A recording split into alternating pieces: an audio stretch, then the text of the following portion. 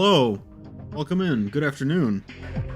Good to see you all, and I'm very excited to review MapLab's Hazardous Waste today. All of the entries are now available through a Steam Workshop collection, and I've just subscribed to them. We played through some of the Hazardous Waste challenge maps on Thursday, and I really enjoyed everything that I played. I played the Inner City 17 Metro Wasteworks channel, I played the Zero Point Energy Cascade, Acid Exchange, and Drain Grain, and I enjoyed every single one of them. I cannot wait to play more. Hi Danskart, welcome. I was just about to say, there are two maps, Toxic Quarry and Intoxication, that I'm waiting for the mappers to potentially show up in chat before I play them. But since Danskart is here, I can actually start with Intoxication, which I've been very excited to play. It's currently 3:20 p.m. Local time on August 15, 2026, and we're gonna play some really awesome maps. Hi Matt, how are you doing today, One Up? I'm doing great. I'm having a really good weekend. It's a little bit hectic because I've got some last minute plans tonight, but I had to kind of say, hey, I'm not able to make it in the early evening because my Map Labs review is the top priority today because I've been looking forward to this actually. But yeah, lots of plans, spontaneous plans happening, but it's been a good weekend. Really enjoying it. Hello. Let me say hello to everybody so far. If I scroll up in chat. Hi Matt. I think I already said hi. Hi Foxy Dude. Hi, you are American. That's correct actually. Hi Danskart. Oh, I missed you earlier, Danskart. Glad you could make it. I can't wait to play your map, Danskart. Hi Foxy Dude. I think I already said. And I think that's everybody so far. Oh, hi Hatem. Welcome. So last time, each time I played one of these maps, well, first I should say, for anybody who doesn't know, Map Labs is a series of challenges for Source Engine games, normally for Half-Life 2, and they put on a limited time challenge with a theme, and map makers need to create a map for the given game in the given amount of time that fits the theme. And this one is called Map Labs Presents Hazardous Waste. It's a mapping challenge for the Half-Life 2 workshop, which is kind of unique because most Map Labs challenges are for a mod that Map Labs publishes that has custom code and new features. So going to the workshop actually counterintuitively means downgrading to an older version of the code, which was very difficult for me because I've kind of fallen in love with all the new features that we've developed over the years. Hello, 63. It's actually you is American. Oh, I'm sorry, I read that incorrectly. Hi, Bogey. Welcome. Bogey, I had a question. I've been looking at the new Disrepair update, and I was curious, is that a... It's called Disrepair, and the old mod that you made is also called Disrepair. Is the new Disrepair a remake or like a remaster, or is it like a sequel? Like, I was just confused the difference between like Disrepair and Disrepair a Half-Life story. And I really want to play it, but I was confused about it. Sorry, I feel like I read something like I didn't read clearly enough. It's been a while since I've been able to catch one of your streams live. Oh, I'm glad you made it, Matt. This is gonna be a good one, I think. I got scared for a second when I saw you at a stream this Friday, and I thought you were playing through my one. No. I waited on yours, Danskart. Yours and Lucia's, I waited until today. But yeah, this challenge is about hazardous waste. So it's for the Half-Life 2 workshop, but the theme for each map is to include either radioactive waste or other kinds of toxic industrial products and some kind of an important role in the map. And so far, the maps have done a really good job with that. A lot of them are themed after Half-Life 2's Canals chapter, but not all of them are. There was one that was more like a portal map, and of course mine was a prequel to another mod that I was working on. It's sort of in its own setting. So there's different takes on hazardous waste, and we'll see that today. Wonder what Lucia's up to. Yeah, I'm not sure if he'll be able to drop by this stream, but I will wait to play his entry just in case he does. The portal map was crazy. I agree. I really liked the vibes. I did get super frustrated with that puzzle though. But I think so far, that's a good segue actually. So far that is my top rated map, I believe. Yeah, I scored that one by the weighted average 91 points. Drain Grain was also really good though. I think all the maps so far have been good. So it's hard to score them against each other. But I was particularly impressed with the 0 Point Energy Cascade just because it has its own unique aesthetic and story. Drain Grain was a really well designed map. I had a blast playing it. It felt very Valve esque. Is Easy VR still on the table? Yes, still targeting end of the year. But it's something where we've had a lot of stops and starts. I've been focused really on map labs lately, so I haven't been able to dedicate a lot of time to it, but I still intend to hopefully finish that by the end of the year. But we'll have an update when there's more news. Right now, it's still kind of on ice.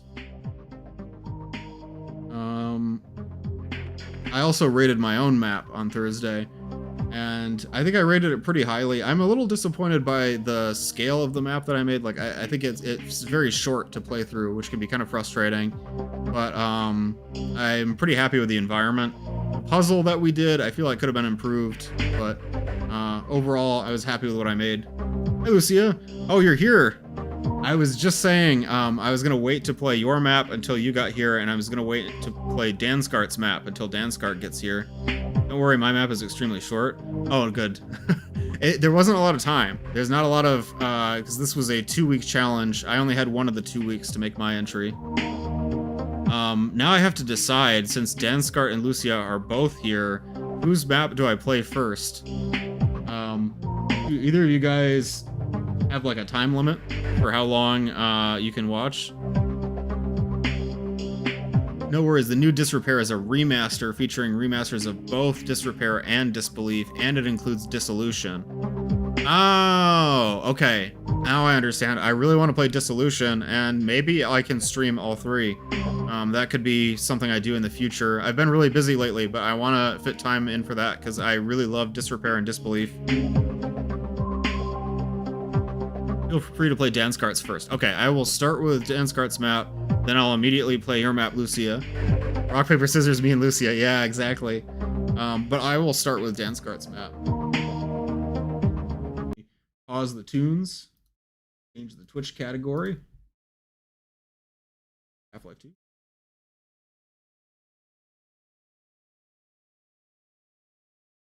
And we'll start it up.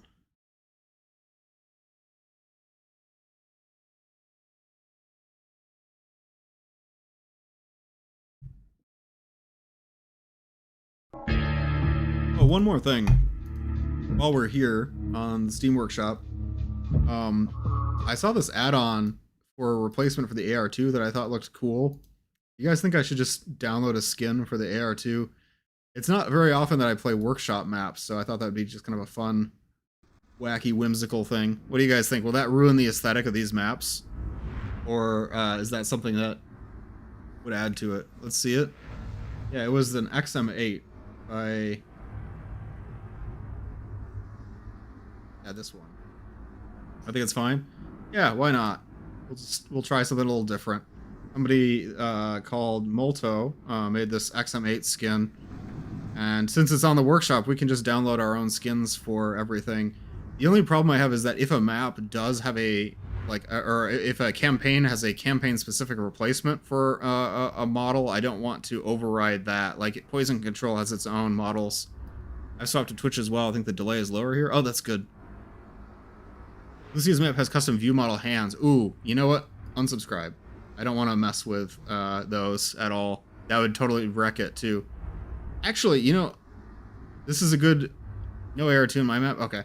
I'm going to do a quick test of something. If I put the add-on at a lower priority than the campaigns, the workshop tab, I think there's a way to do that. This is kind of relatively new for Steam. They didn't used to have this. You can, like, prioritize... this does not work in Entropy 02. Please do not try to mess with priority in Entropy 02. I've had people asking, oh, why isn't it working? It's because that's a newer feature. It didn't exist when the Easy 2 workshop was made. Yeah, I think if I just lower this down to the bottom, then if there are map-specific overrides, they will take priority over that. Ew, what is that emoji? The Discord smiley. I love custom emojis on Discord. Anyways, been enough goofing off, I suppose. Let's see. Here are all the maps we have. Oh, somebody's following. Thanks for following. Thanks, Captain. Oh, Lucia followed. Thanks for following, Lucia. I think that's 200 followers, if I'm not mistaken. Wow. So now I've got 200 followers on Twitch. I'm gonna need to revamp my Twitch setup, because I've been meaning to do that for a while. Appreciate it, guys. Now that we've got our 200 followers, thanks everybody. Thanks Lucia. Thanks Captain Judiculous, and thanks 63. Let's play Danskart's map first. That's this one, Intoxication. Settings check. I'm gonna play it on normal. Settings should be good. Ready to go. Someone says it right the first time? Well, what? How else would they say it?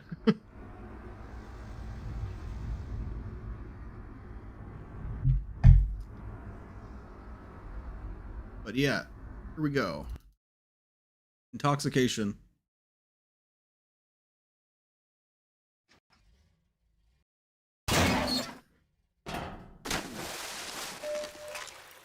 Jump down into the canals. So we can see where we came from in this map. We jump down from this hatch. Citadel. I am supposing that we're probably Gordon Freeman and this is set during Root Canal, but we don't really know yet. Yo, play my map. That's a joke. Nobody can play my map. No, Beef Bacon, you didn't make it in time. I'm sorry to hear that. Hopefully you're still able to finish what you made.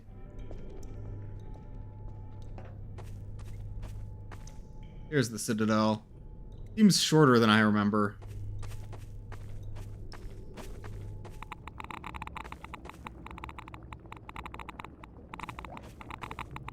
That way. I feel like there's gonna be a zombie. Okay. I thought it was gonna pop out of the water really fast, and oh, he's just taking his time.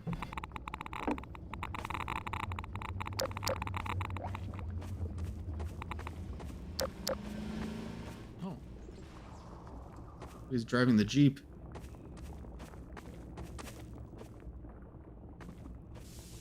Man, I can't quite reach this cache.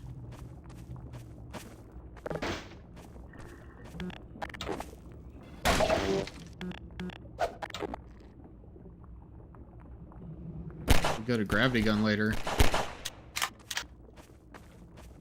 Oh. I see. Understandable. Wonder what happened to this gravity gun user. It was an APC, not a Jeep. Okay, my bad. I misheard the sounds.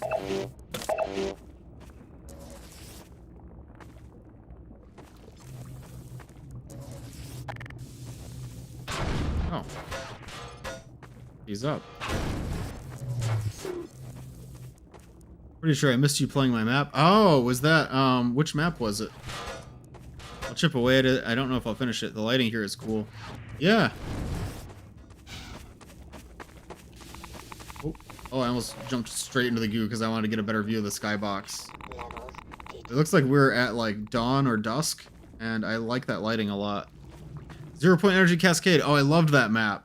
I was actually just saying that was my my favorite one so far. Although it's pretty close between 0 Point Energy Cascade and Drain Grain, which I also really enjoyed. All the maps so far have been awesome.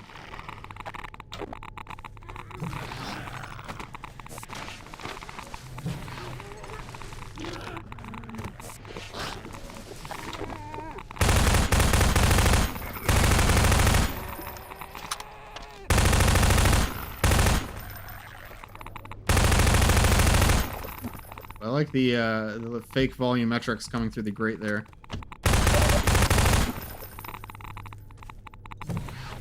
Very atmospheric.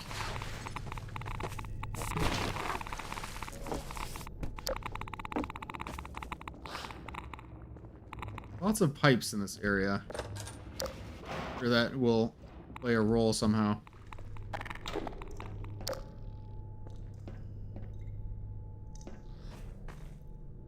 For some reason, this area makes me feel uneasy.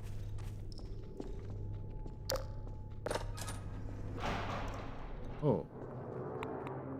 Oh, whoa, oh. Soldiers. Oh.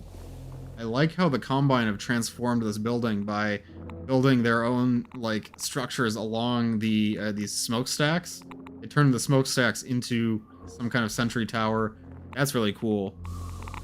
Half-Life 2 Workshop? That's cool, even if it means no map base. Yeah, that's been the trade-off. It is fun using the workshop, but no map base has been really difficult for me, at least, this challenge.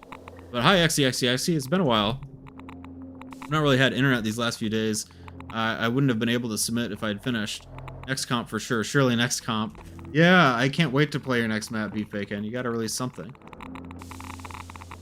Soviet-era smokestacks into shelling devices. Oh, shelling devices. Are these... Maybe that's a spoiler. Are these gonna launch headcrab canisters? No spoilers, guys. I really like this area.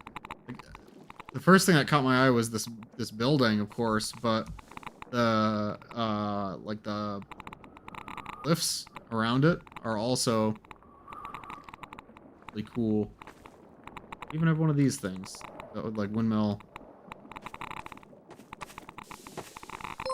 Oh, but he's following. He was American. Thanks for following. That's correct. I is American. Oh.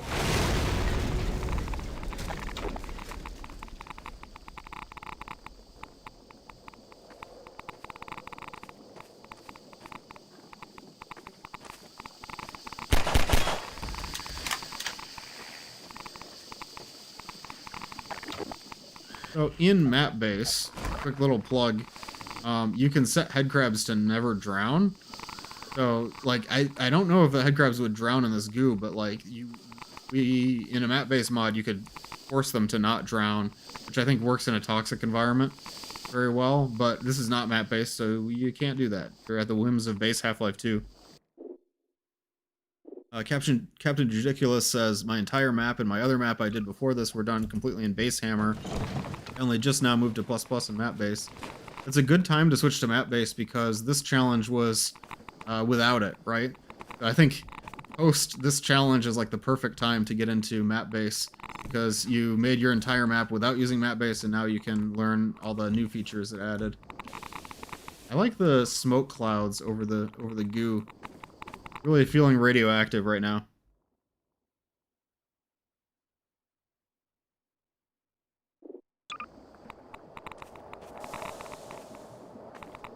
This whole map looks really nice. Looks like it could be from Half-Life 2. Yeah. I also like it looks like fresh water that's being pumped out of this building. And then there's probably toxic water coming out of another part as well. I just get the sense that this is like wasting natural resources. You know what I mean? I can just look at this and be like, yep, that's pollution. Before you even look down and see the pollution. I can't wait to take part in another comp that uses map base. I've only used it in Eye Candy 2 once. There's no chance to use any new gameplay mechanics there. Yeah. It's got so many little additions. It's like, it's hard for me to even kind of remember what is map base and what's just base Half-Life 2 now, because I sort of take them for granted. They're part of my workflow. Like, one little entity that I really enjoy is prop interactable, where instead of having a prop dynamic and a func_ button together, you can just make it one entity that's the prop and it acts like a button. I use that all the time. Oh, the water only looks fresh because there's no non-toxic version. I had that too with water particles. That does make sense. Prop interactable is a dream. Yeah, it's like, it's not necessary, but it just makes things a little bit smoother. It just makes things a little bit more, like, painless. Have a nice day, everyone. See you, XCXCXC. Thanks for popping in. It's good to see you. Evil core looking building, yeah. Oh, I almost missed that jump. There we go. Oh, it's sinking. Guys, we're sinking.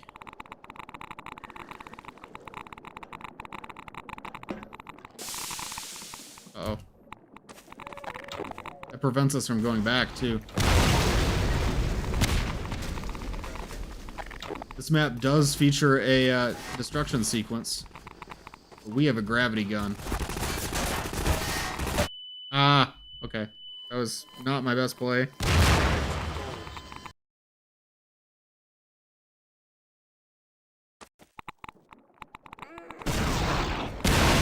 Oh, that's so cool.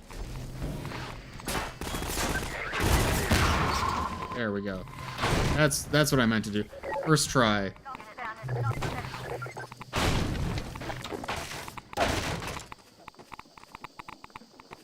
At least you didn't do what I did and accidentally run directly into line of fire in the shell. It's like an anti-speed running prevention. I like how this shell, it looks like it, maybe this was already like this, but it almost looks like it carved out a little crater of goo here. I bet that was already there, and I just didn't notice because of the tower. I love all these, like, breakable structures. I kind of take for granted all the physics in Half-Life 2. That was something I kept saying over and over again when I was playing Drain Grain. But maps like this that have, like, all these, like, fizz boxes to interact with kind of remind me, like, oh yeah, the physics engine was the most novel thing in Half-Life 2 initially. Specific tower was a prefab? Ooh. Like, is that a prefab that's, like, on the Map Labs Discord or something? Base Half-Life 2 prefab. Is it really? I didn't know that. Greetings! Greetings! Hi, Spec Gaming. Let me get over to this cache. Blocked by collision mesh.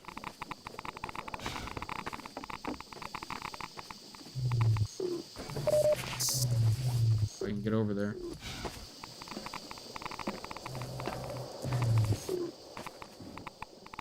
There. Feel scammed.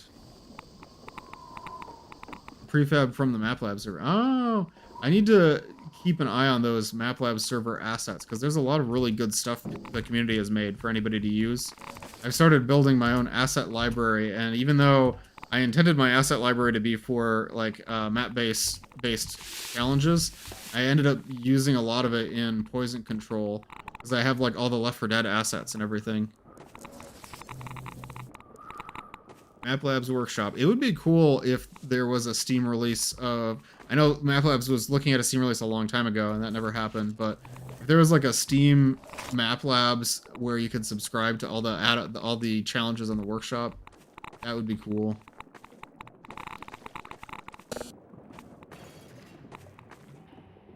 Gondola. This feels like a scene from Left 4 Dead or something. Nope, it's not, because we're not on... Yeah, it is kind of like that, actually.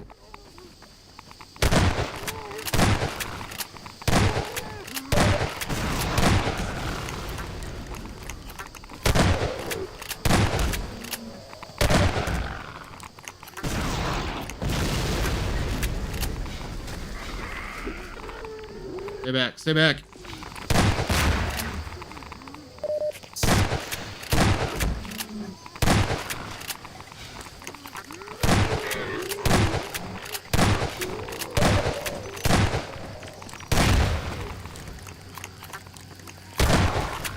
This is fun because there's such a limited area that I can move and no cover. Like the zombies can move through this whole area, but I only have this little hill to stand on.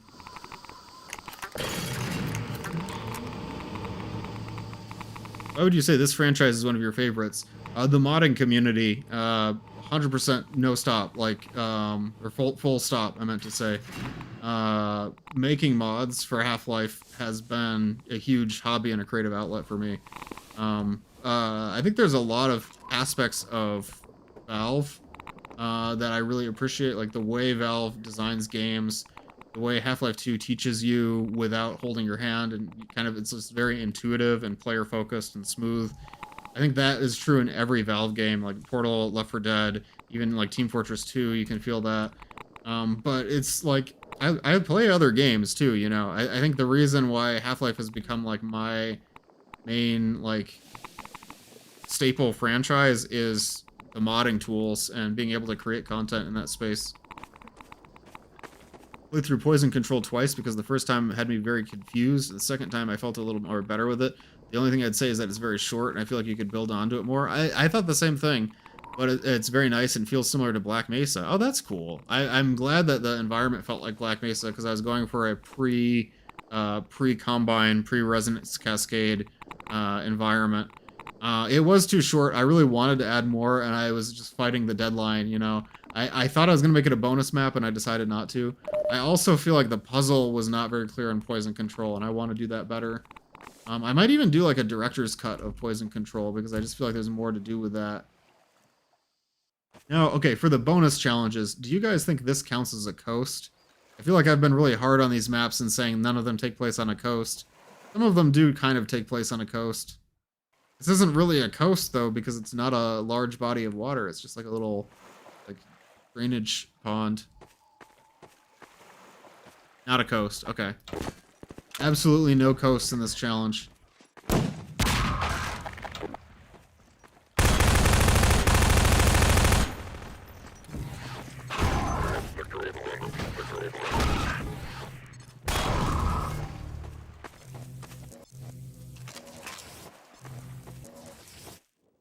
You have a very insightful answer to why you like Half-Life 2, when my answer is I'm almost definitely autistic. I mean, maybe that's the real answer, but that's not the one I tell myself.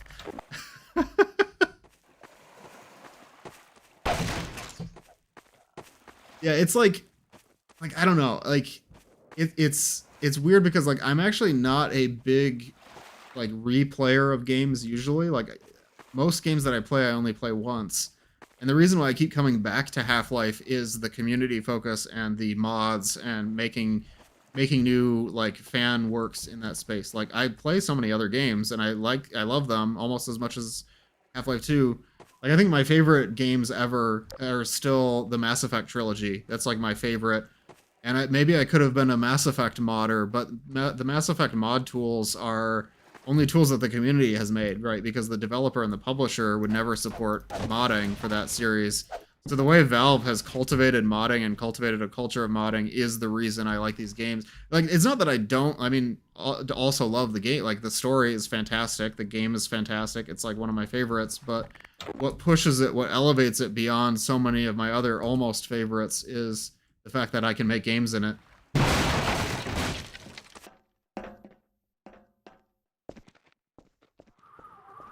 The coast is really lost. It's pretty challenging to implement a coast when you're also implementing huge toxic fields. Can't really make it a toxic ocean. That's true. Unless the map did have a toxic ocean. Thought about that as well, but it's hard to fit it in. Yeah, no, that makes perfect sense. It was a really difficult bonus challenge, bonus objective, I think, for this theme. I'm almost completely inactive on Discord, but I keep coming back to the MapLab server because it's just such a pleasant and creative community. I agree. And I want to be engaged more there. I think I go radio silent for too long at a time in the MapLabs community. Valve was built off of modding. They would hire modders to work on Half-Life, so they entirely supported the idea that people could modify games and build new games. Exactly. That's the reason. Like, oh, I'm stuck. What just happened? That's weird. I don't think that was the map's fault, but something just happened with my game. I don't really understand what that was.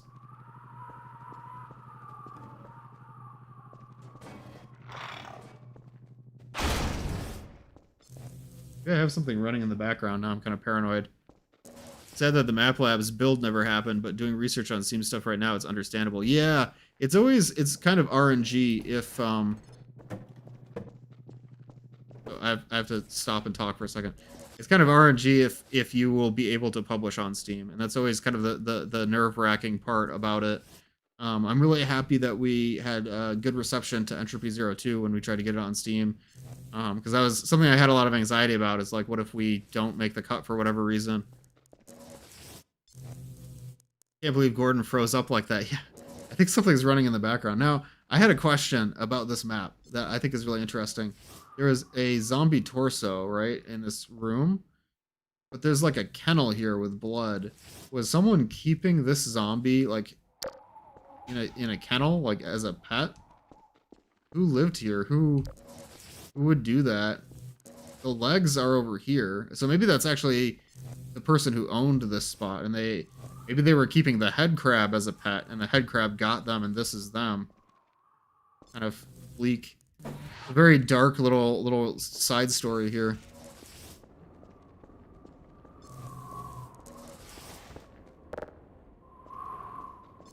That'd be me. You'd keep a head crab as a pet. Half-Life is my favorite games for many reasons. Biggest one is I'm autistic. Second is because it's in New Mexico. Those are good reasons. It's so unapologetically 90s, and I find that interesting because it's a bit of a social study. Yeah, I can see that. Like the first game especially is a lot more stylized, and it definitely was a product of its time. Did the turret just knock over these barrels? I do that. I did that.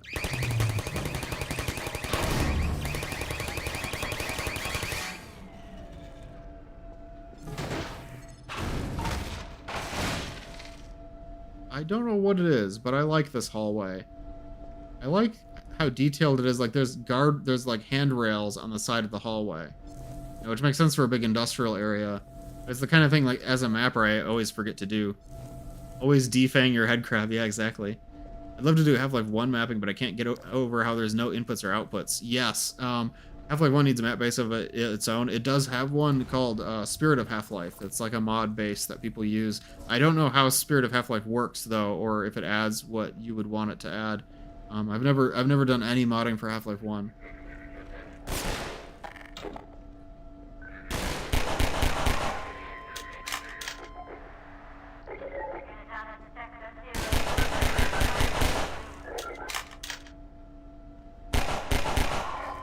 Got him.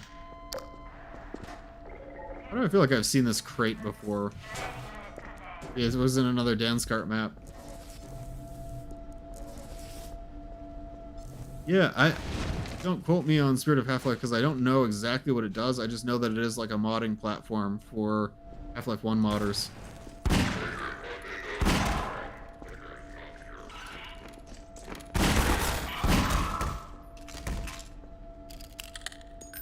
Yeah. Did you use this in any other maps, Danskart? Kind of looks like something I've seen before. Just a fizz box. Okay, never mind. I'm going crazy. I like this area. There's something about the lighting. This is just very detailed geometry too. This looks like it could be in Half-Life 2, like Beef Bacon said earlier.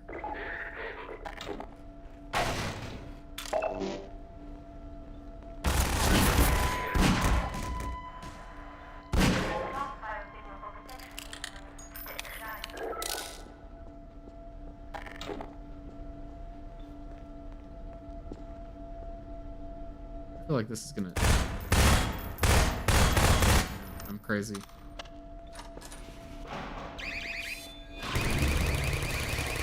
That was a quick draw on the gravity gun. Oh, I feel like I'm gonna have to stand off against waves of enemies in this room. You ever just get that feeling you're like, oh man, I'm gonna stand off against waves of enemies? I can feel it in my bones. No, I was wrong. They're actually coming from ahead of me.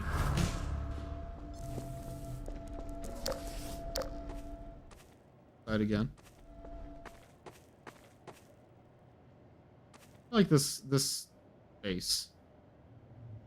Dude, there's the little subtle sprites from the light from the windows. The geometry of the building with like contrasted with the cliff face. Like, I don't know. This map just has vibes. I'm trying to like put it into words, but it's really, there's just a feeling of like immersion that I'm getting from this. It's all the little details.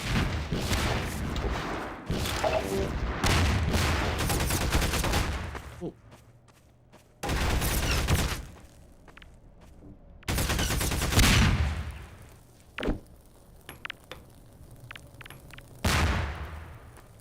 I think I carried enough grenades with me.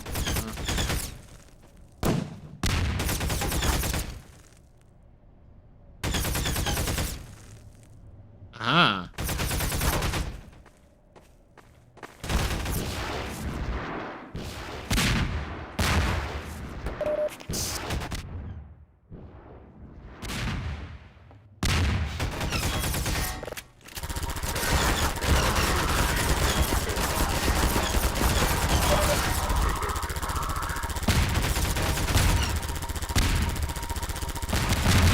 There we go. That's a fun use of the airboat gun. I don't usually see that in maps.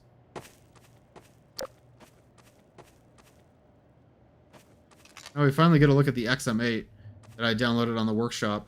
I feel like this might have been a mistake because the problem with it is that the AR2 has such a distinct silhouette.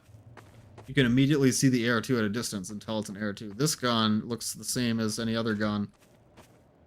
Kind of. We'll see. We'll keep playing with it. I just wanted to do something different since we are on the Half-Life 2 workshop and we can just subscribe to random add-ons.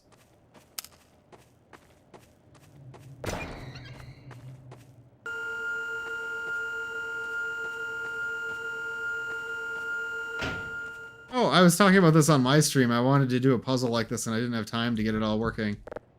Kind of fun.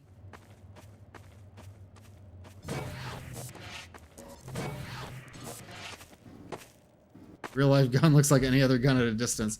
I mean, it does in you know, on paper you'd think that the swooping silhouette, the fish shape would make it look different, but compared with the AR2, the reason the AR2 is so distinctive is because it has that big like shield shaped magazine on the side of it. It's like you can't miss it. Versus you, like if they're not holding an AR2, you can tell right away.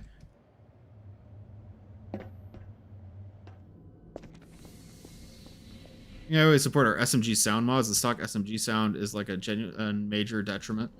Maybe I should get one. 'Cause, yeah, I think some of the gun sounds I don't like as much in Half-Life 2. I just thought it was because it was blue. I mean, that too. Also blue. For some reason, every time I hear this track now, I expect there's going to be trip mines. Trip mines here.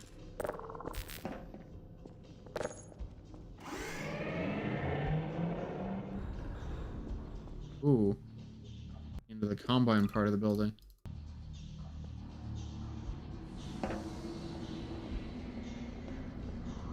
They don't see me yet. Sneak up on them.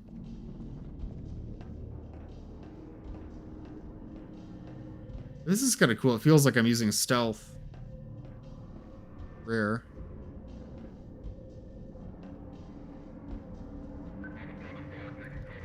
They already saw me. Okay, never mind. More stealth.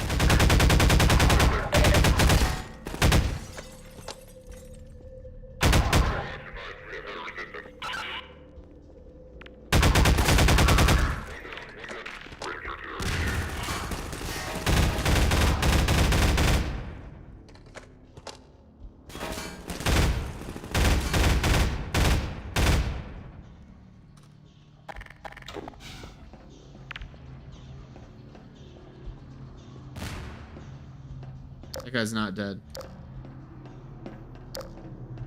Build over here. I'll have to get through there later. Lock. Place.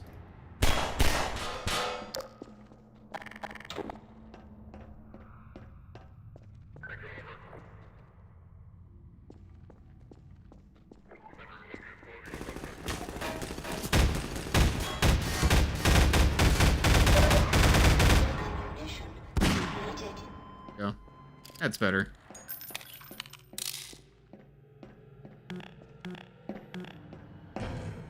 Oh, that was weird. Ladders are just so janky in Source.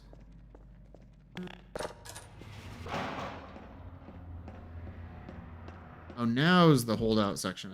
I jumped the gun. No, maybe not. I think I jumped the gun on the holdout section.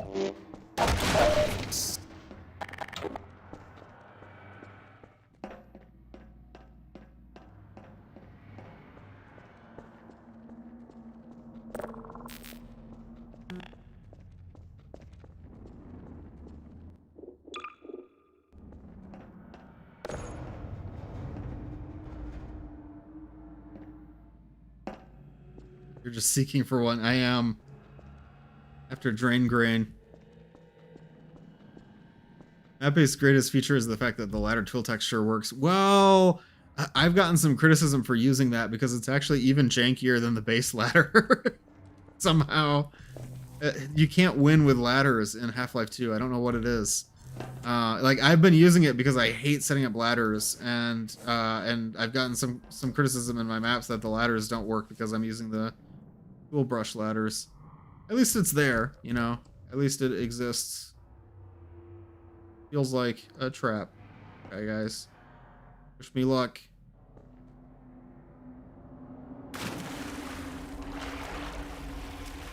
Never made a ladder in Half-Life 2 Hammer. I always try to use the prefab, but like the prefab sets it to a very specific height, and you need to like adjust it to get it to the right height.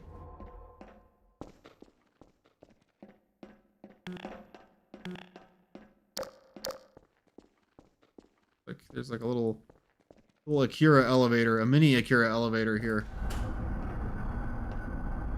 Why would I need that? What would this be for? Like, what would that do? For show? Cool thing?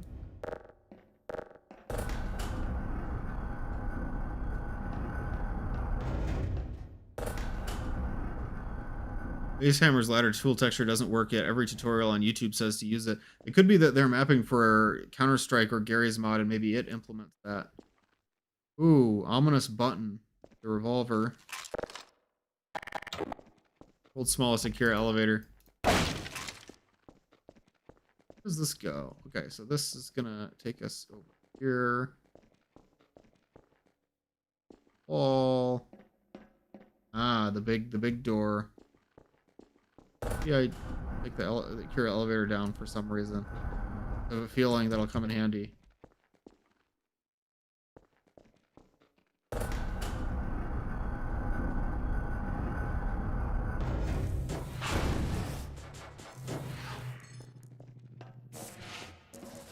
Oh, button. Ooh. Oh, I love that.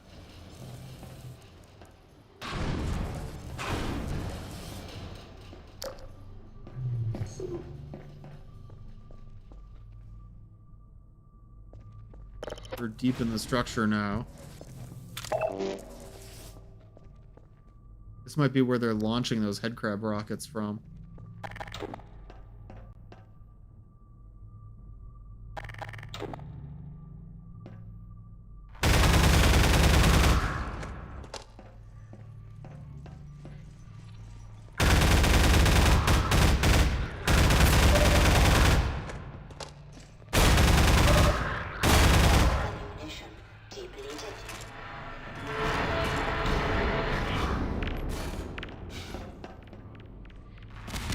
Feels like a really fun Combine Soldier encounter. Good. It's kind of like almost like a multiplayer arena design. Angles. There's always like flanking routes too. The goo. Found the source of the goo. What is this? Some kind of Map Labs presents Hazardous Waste challenge?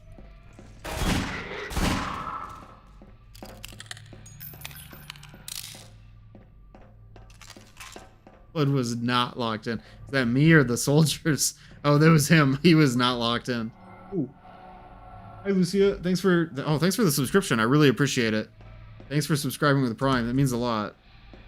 That's awesome. So these are the tubes that they keep the pollution in to pollute the lake.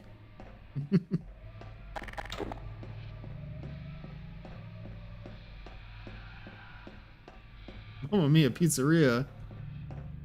Gotta be something else here. Or let's see. Oh, locked in.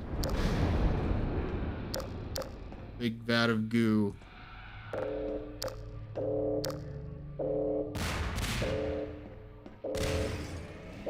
okay, we're draining the goo. Where did it go? I hope we didn't just dump it into the drinking water.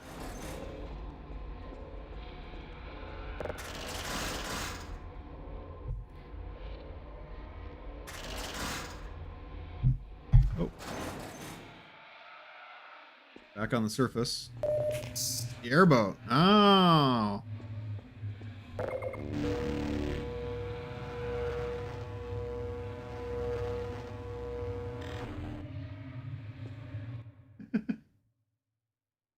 pumpkin soda zoom. I need to get more pumpkin soda for this fall. Drink it on stream. Last year I got pumpkin pie soda. Not quite the same thing, but you know, close enough. The real world equivalent. Oh.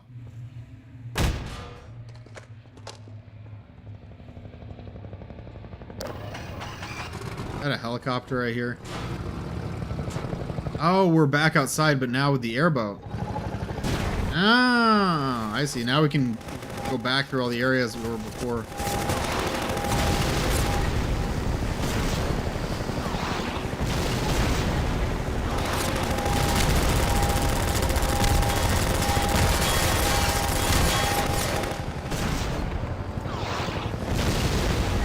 Where I am, there's a place called Rocket Fizz that has pumpkin soda. It's probably the equivalent of Jungle Gyms.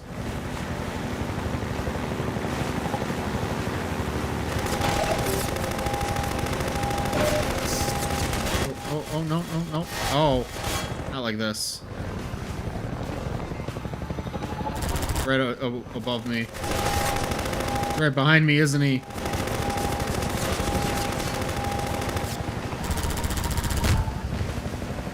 I wish I could, like, shoot these down, you know? Cool.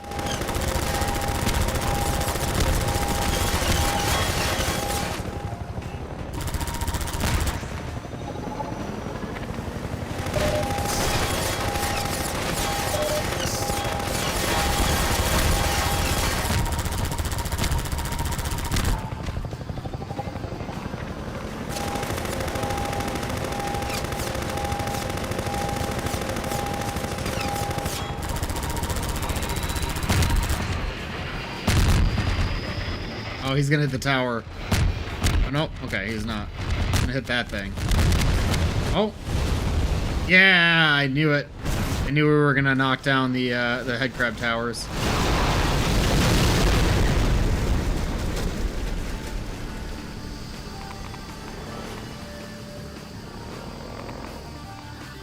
That's the last of the headcrab canisters.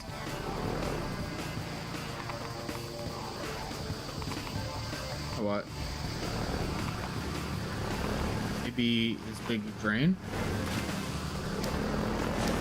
Ah.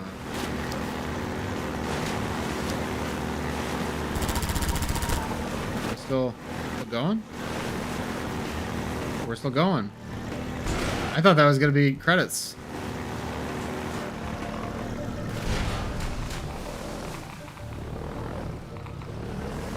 Oh, there's like nothing over here, is there?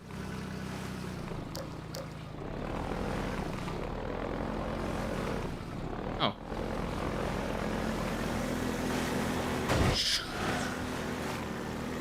Oh. Awesome. Made it, guys. On to map 2 of this entry, no way. No way. Oh. Guys. My arch nemesis, the toilet. Crash target for the heli is so jank I had to improvise. Yeah, no, it worked out great. I was like, is it gonna land? Is it gonna land? I wasn't sure. Okay. Gotta take this guy with us.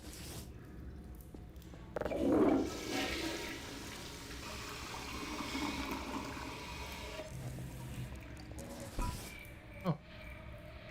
Secret door.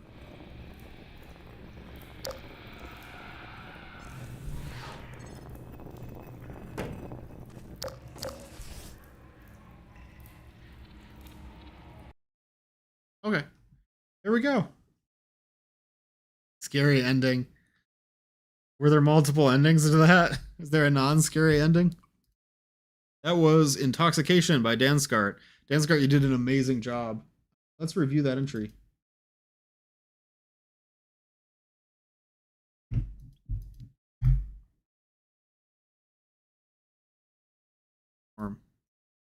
My format.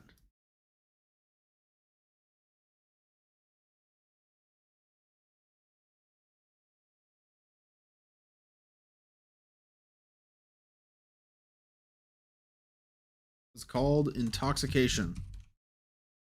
I've been giving out a lot of 100 scores for presentation this challenge, but I think they're kind of deserved. Like, I think if a map is able to perfectly reach Valve's standard of quality of visuals for Half-Life 2, I don't think the presentation can get much better than that.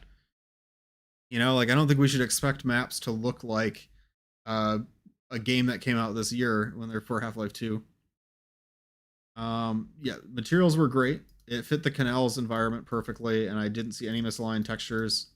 I mean, like if I had to nitpick, I thought it was a little weird when there were planks that were like metal beams that were like glued onto a doorway. Like normally those were fizz boxes, but normally I would use like the planks prop, but you couldn't because you needed it to be gravity gun specific. That's why. But they could have been like the metal sheet metal props again. Paris, not a big deal. The lighting was great. I loved the outdoor lighting because it was like the sort of dusk lighting, and inside there's a lot of like cool lights.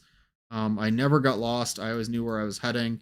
I also liked the combine environments too. Like there's a good switch up between the exterior, the interior, and then the combine part.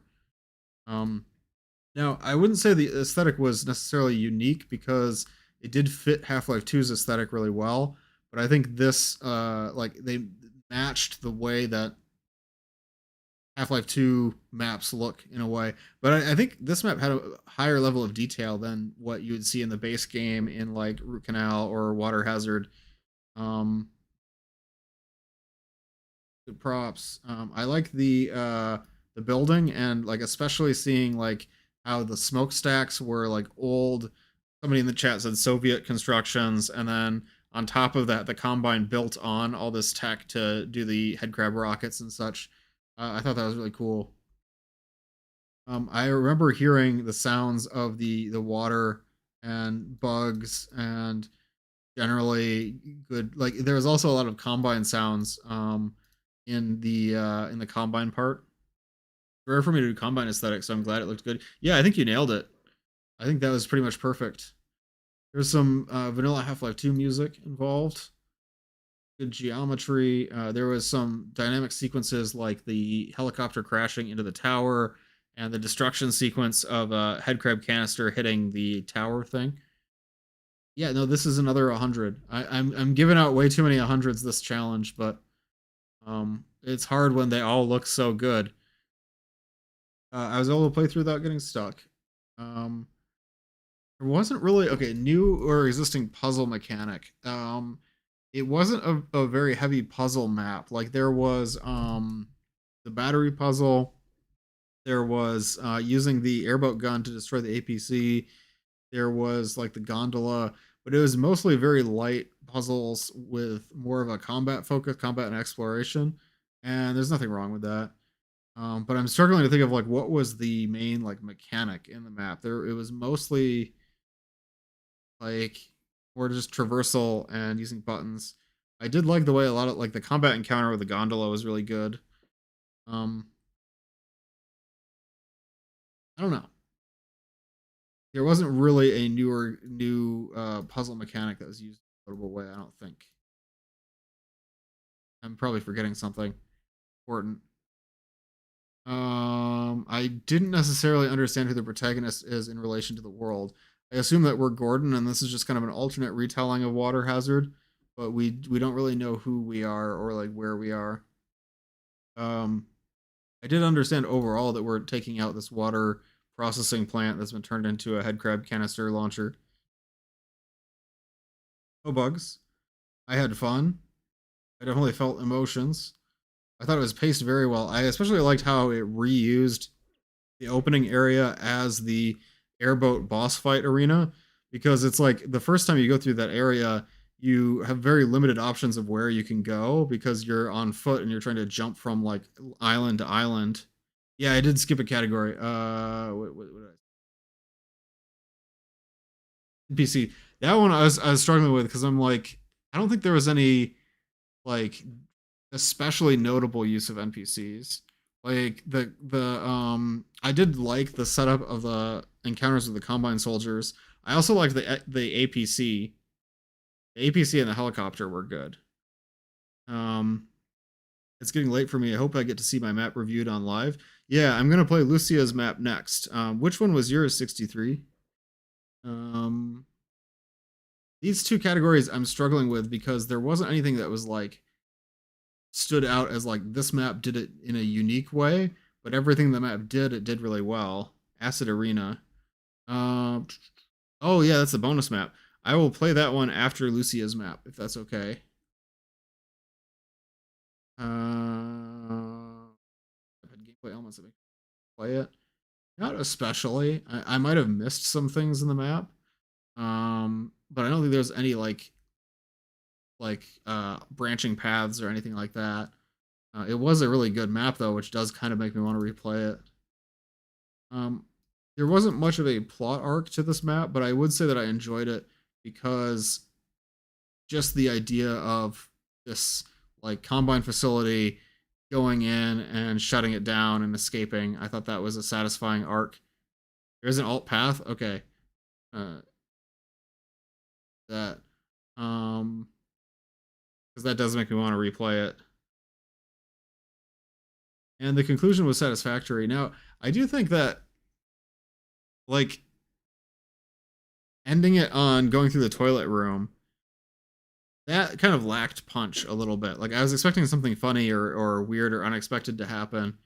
And I felt like it kind of robbed the ending of a little bit of the emotional like high of like, oh, we took out the helicopter and we escaped, but like going to the bathroom and then like going through the toilet door and nothing really like it just faded to black and there wasn't like a even like a music or text or anything. I think that kind of robbed it a little bit of the conclusion that it could have had. If no, like taking out that helicopter was so satisfying. Yeah, so asterisk, but I will give points for that. How unique was this map? It had the airboat and a helicopter and an APC.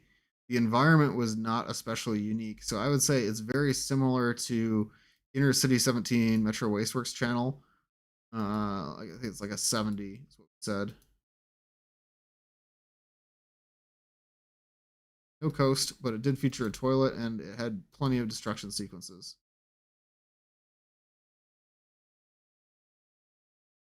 Turn on some music. It's kind of uncomfortably quiet. I still need to implement Vizzy's tutorial for that thing called, I think it's called Fubar. It's a music player. Right now I'm just playing music on YouTube, but I'm hoping for streams in the future to have a nice music player like what Lucia uses. What was my favorite thing about the map? I liked the level of detail throughout.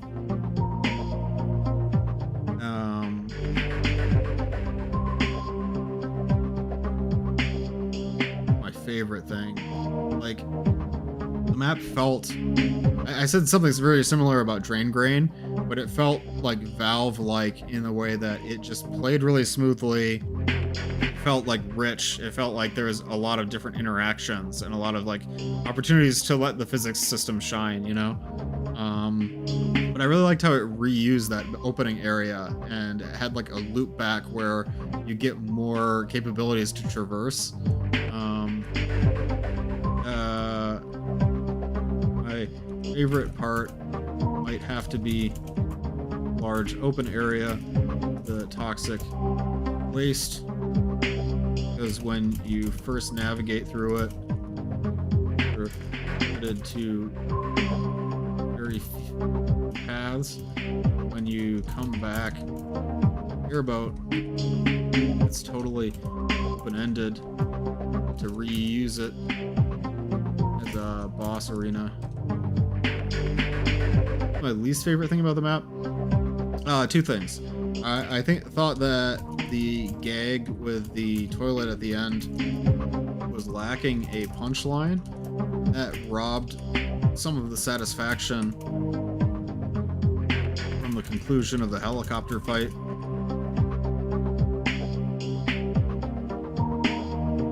I think anything else to add a little punch to that scene,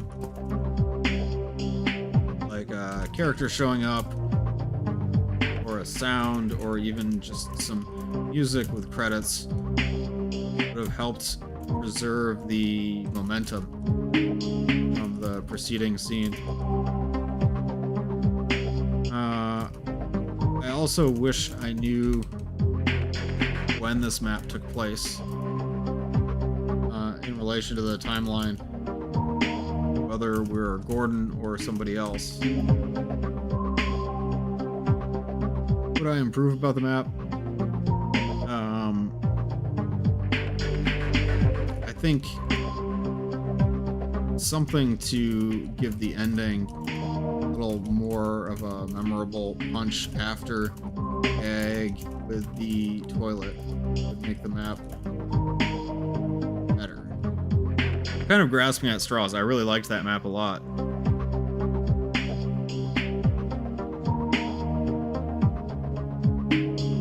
Look at ours.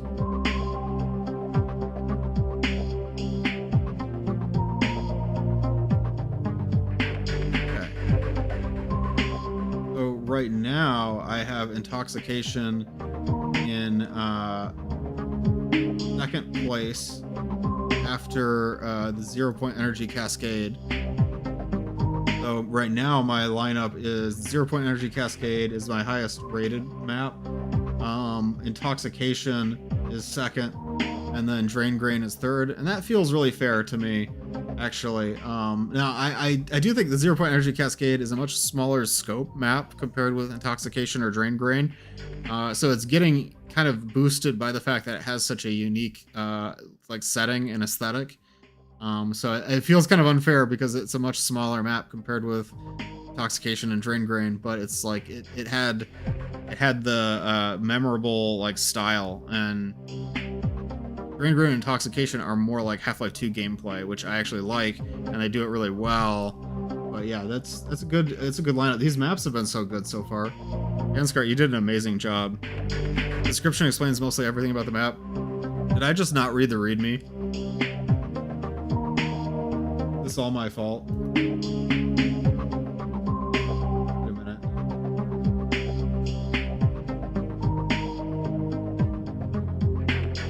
I was going on and on and on about how there's not enough context. It's probably a me problem. What if Gordon found his way to the main structure, an old industrial factory repurposed by the Combine that made the whole canal inhabitable and shelled all the nearby rebel bases with headcrab canisters? Oh, so this is the place that the headcrab canisters in Root Canal and Water Hazard came from. That's actually really cool.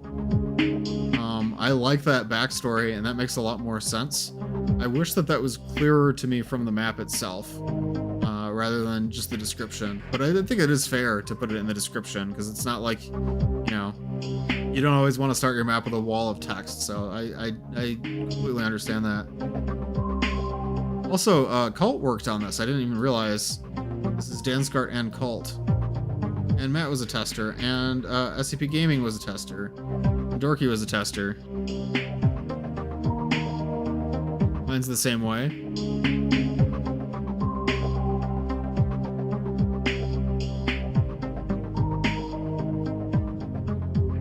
Yeah, but I think that was actually explained in the map itself, too, you know? Like, there's nothing in here that isn't also, like, in the map, in the dialogue, or, like, in, like, the textures and stuff. And I do like that a little better. I don't know, I feel like I'm being kind of hard on Intoxication because it was so good that it's like I'm trying to find the criticisms that I have when it was just such a smooth experience. So next on our list is Toxic Quarry. I think I'm gonna take a quick 5-minute break, stretch. We don't need to run an ad, but I am gonna run an ad just because I'm gonna quick step away. Then as soon as I get back, we're gonna play Lucia's map. I will be right back. Stay tuned.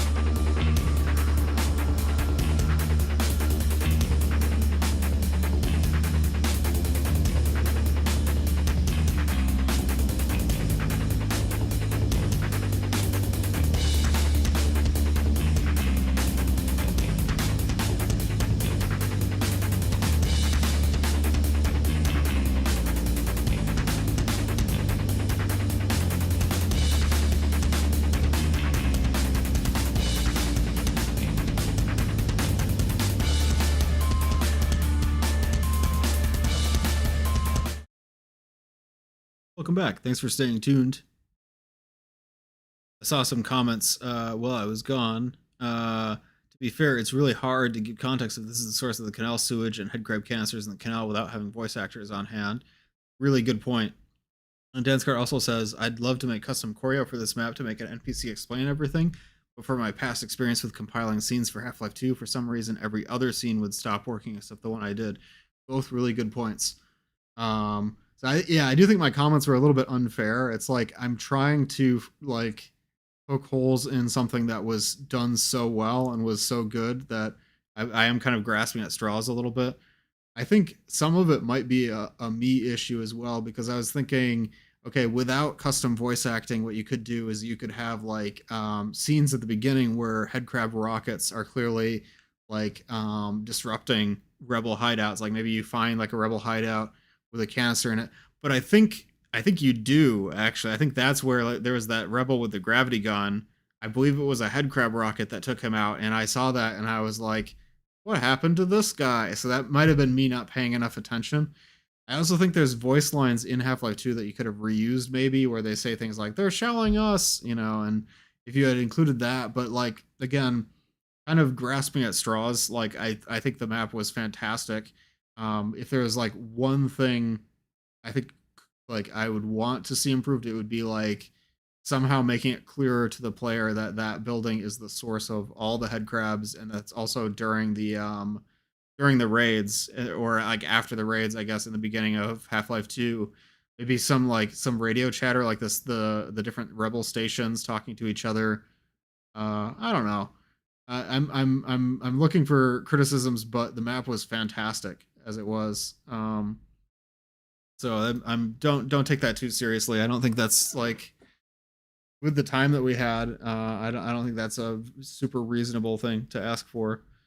Um, let's try Lucia's map next.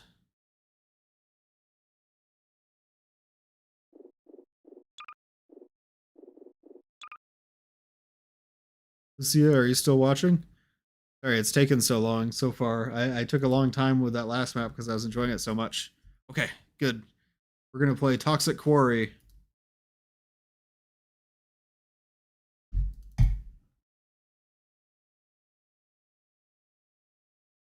Oh, I had another thought. Disable captions to avoid subtitle errors. Let me do that. while I'm disabling captions to avoid subtitle errors. You're absolutely right about the scenes thing, Danskart. I would worry that overriding scenes.image might not work properly in add-ons.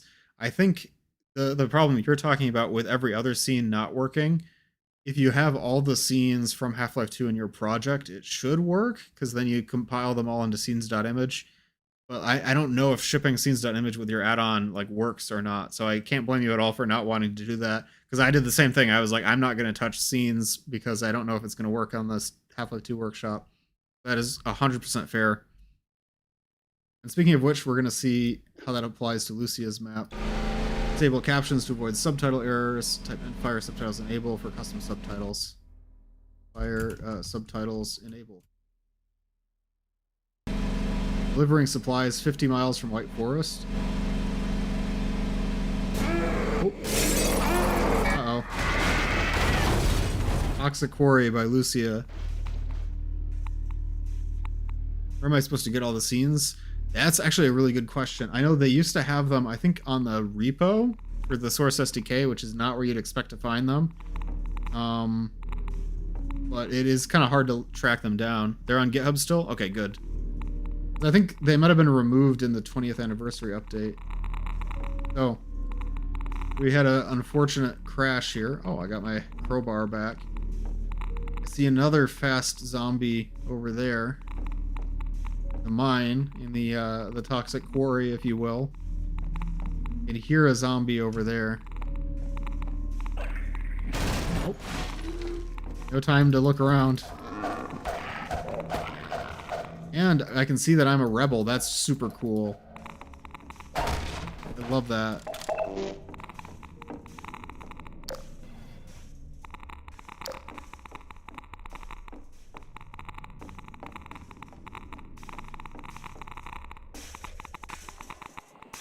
Ooh. That zombie got halfway dissolved. We need a new Arkenlander video explaining why this zombie dissolved in the goo. This one was very fun, but gives me nightmares because I woke up to my brother watching Lucia stream this out of nowhere, even though he never watches Half-Life related content. I wonder if it's because you're on the same network, if he got a YouTube recommendation based on what you watch. I wonder what this switch is.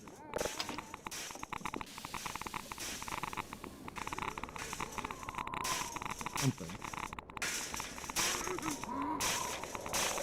Minutes to authorized personnel only. Confined space, hazardous atmosphere, air supplied respirator required for entry. This guy is not really bothered. I can just leave him alone, honestly. He's not gonna attack me.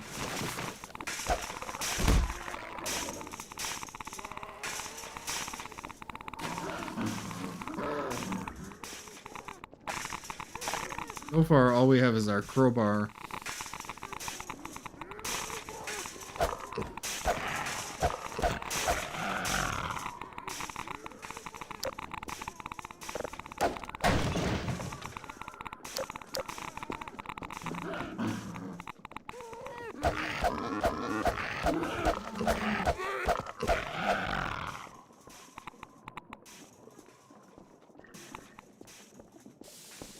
So, I see. I think maybe the reason that switch didn't open the door is because we need to power something on this side of the cable. Looks just like the episode 2 mines.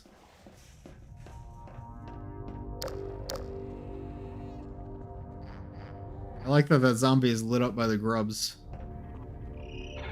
Those grubs don't cast any light, though. One's been disassembling zombies over here. 1 bottle of beer. That guy's not dead. Feeling that if I take his beer, he's gonna attack me.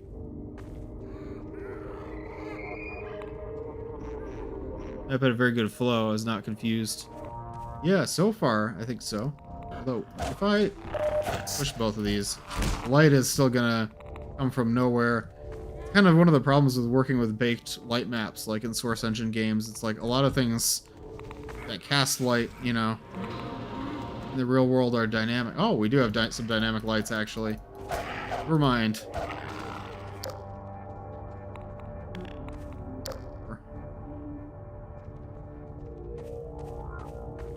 Is that guy only gonna attack me if I, like, take this ammo or something? Yeah, okay. I'm on to you. You can't fool me.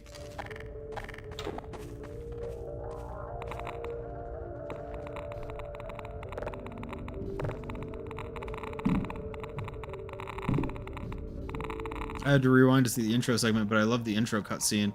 Yeah, and I love the idea that the Resistance is using normal civilian cars as well, besides the rickety ones. Yeah, some of those cars have got to be working, right? That was a head crab in a box. Terrifying. The fast zombie behind the bench would have also gotten up from further away after you got the second battery. I'm sorry, I was wizened up to him. We got a pistol. Second battery.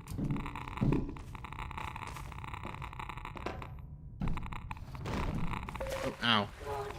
Hazardous radiation levels. First two batteries were pretty easy. But where would the... I guess this is where the third battery is. Yeah, this one only requires 2. Get our first SMG.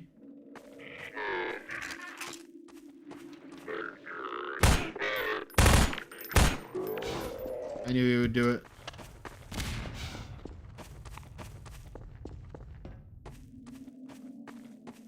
Ant lions. Gotta love video game radiation, how it works on the 5-second rule. Yeah, it's only a little bit of radiation, you know? Forgot about that fast zombie slump animation where he jumps up like that. It's scary.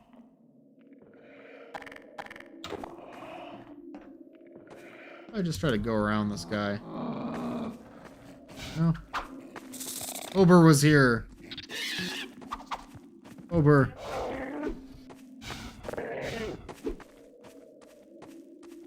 What if I kill the poison zombie? Something's gonna happen.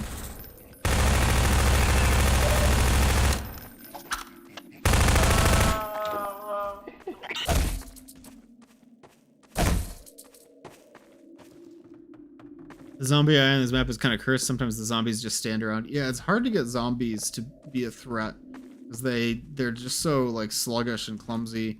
Even the fast zombies, they're not great at finding the player.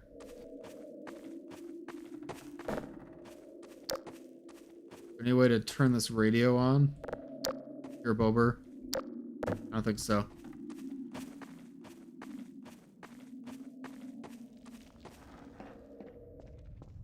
I wouldn't say nodes are that tedious. Once you know like a good pattern, it's pretty easy to like drop nodes throughout your maps. Bober mentioned in a 1UpD stream was kind of crazy. Of course, Bober was here. We got all the batteries. I guess we can open the gate now. Ravenholm has a lot of scripted sequences to try to force the zombies aggro. Scripted sequences, I feel like, are kind of a double-edged sword because... Oh, look at the devil. Sometimes, you know, if you don't properly plan for where the player is and what they're doing, a scripted scene can make the AI dumber because then they can't go off their script, you know? Like if it's playing an animation in one place, but then the player goes somewhere else. Nodes for zombies are indeed tedious. I had to spam them in every corner, but that doesn't appear to be the case for the weird zombies in my map. I'm not going to do it right now, but I'd be curious to open up the, well, no, I am going to do it right now, actually. We do developer 1, I debug system UI. Is that not here? Oh, no, it's just debug system UI. Node graph, nodes, go connect. Yeah. So zombies can travel here, but zombies would not be able to navigate like through this goo, for example, unless the player is standing in a direct line of sight. Then they can use local navigation potentially. Zombies also wouldn't be able to go up and down this slope. But again, if the player is like here, the zombie is here, it might be able to use local navigation to see, okay, the player's directly in front of me. I'm going to go off the grid. But if a zombie is standing here because there's no nodes, it's just going to be like, he'd probably just stand here, to be honest. Yeah, and I'm not going to do this for the whole map because that's kind of cheesy. Like, I want to actually play through the map, like, properly. But nodes, I don't know, nodes are kind of tricky to learn, but once you understand kind of like how the node graph connects and stuff, I think it can be not as difficult to troubleshoot as people say. VMF review, yeah. I don't want people to review my VMF. I was very sloppy with poison control because I had so little time. I was very like copy and paste with that.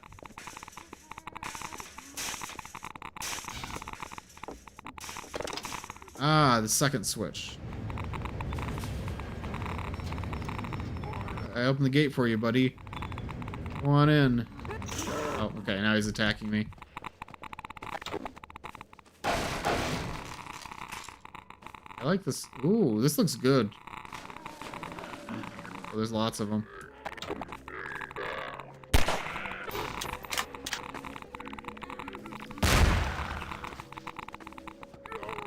I really like how this building looks in particular. It's got the little crawl space underneath and the variety of textures. The trees, too, are really cool. The radio tower is like a landmark. I bet we're going to have to go there.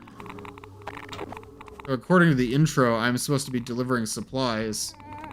But I think my supplies are probably left behind in the car.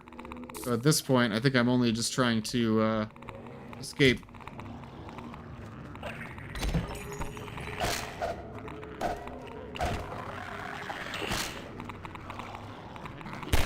Oh, I'm not doing so good, guys. Oh, not like this.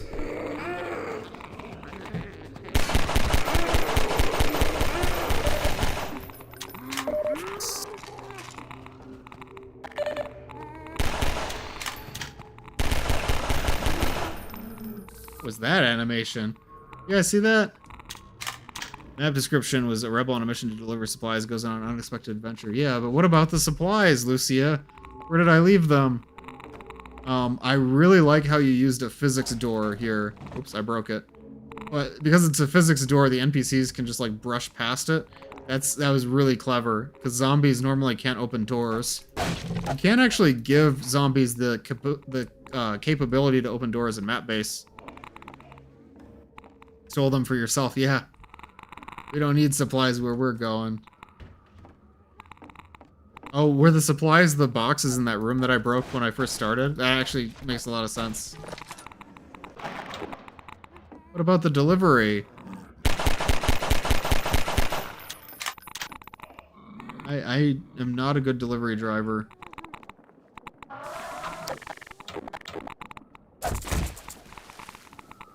Over here.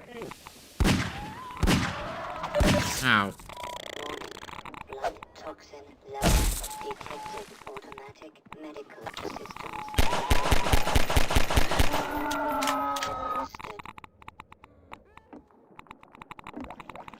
This is where we started.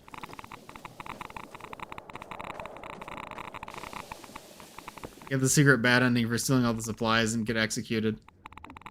I want to make a sequel to this in future comp. I had a ton of fun taking part in streaming the process, and my viewers liked it too. I really enjoyed your mapping streams. I didn't get to watch all of them, but what I was watching was very fun.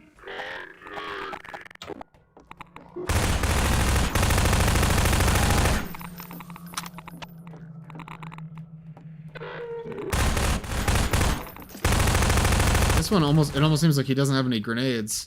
I like that because I get so used to trying to bait the zombine into pulling out their grenades.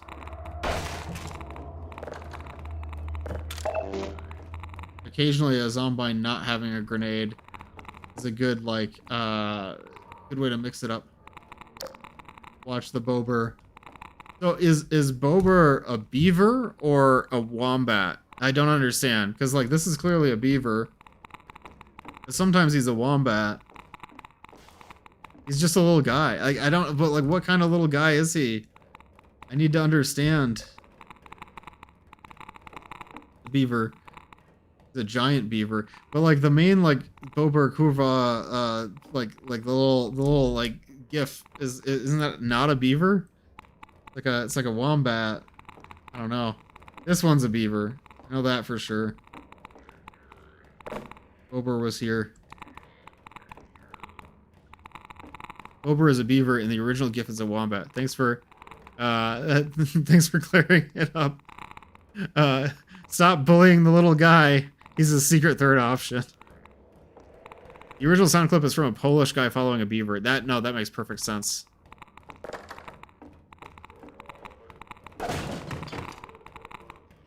Gotta be really careful where I land here.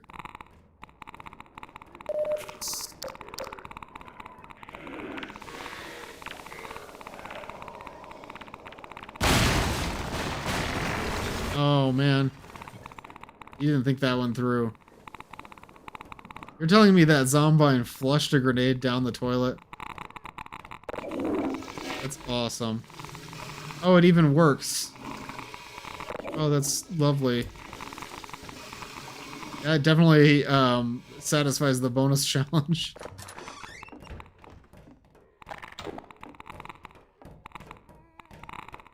Zombies really want to get into that building in particular.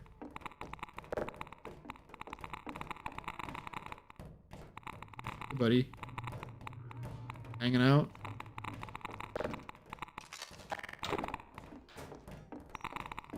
I could go this way. Or go this way.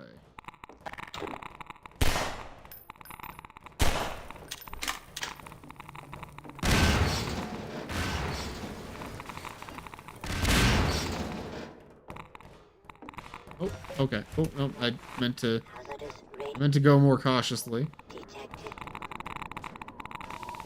I have enough things to stack to get that way.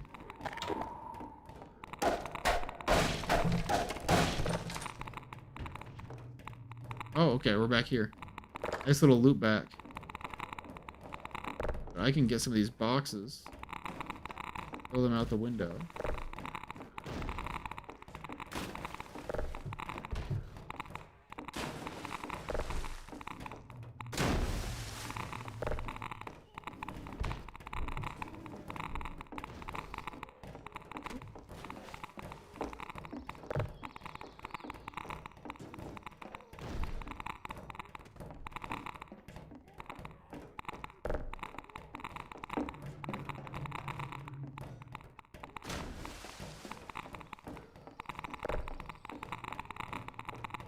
You guys even come across Bober Kurva to make so many references about him. I only know him because of the game on Steam. There's a game on Steam?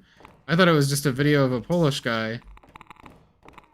Like, I didn't think there's more lore to this.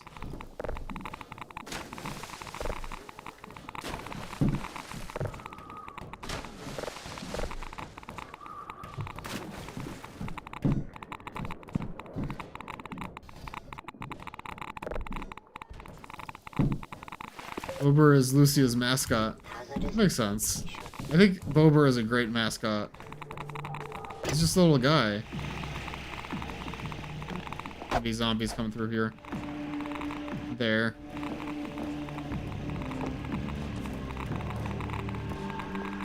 Something is in that building that they want. And that is very intriguing to me.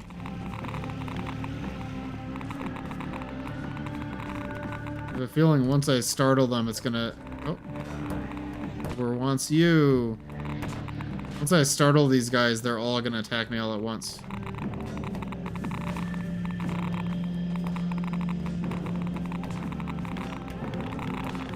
Can't do anything with the generator yet. Okay, we have to get past this guy. Let's just try to run through the door really fast. You're not opening the door with all this crap. Greetings! Uh-oh. Greetings!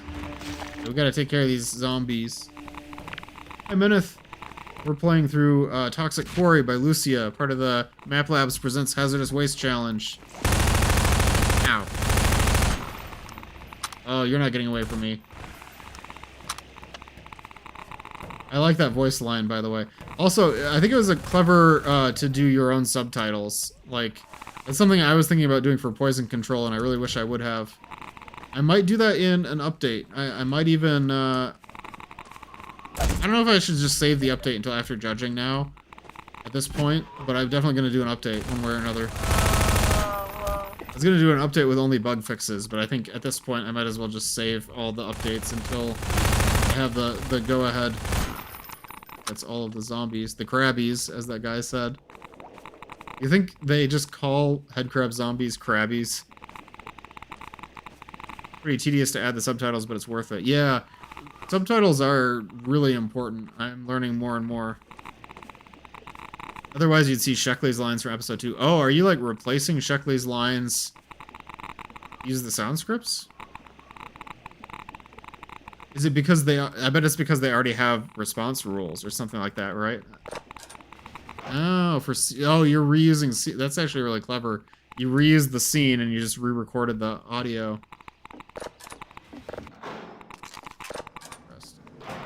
Another toilet. Boy, this one doesn't blow up.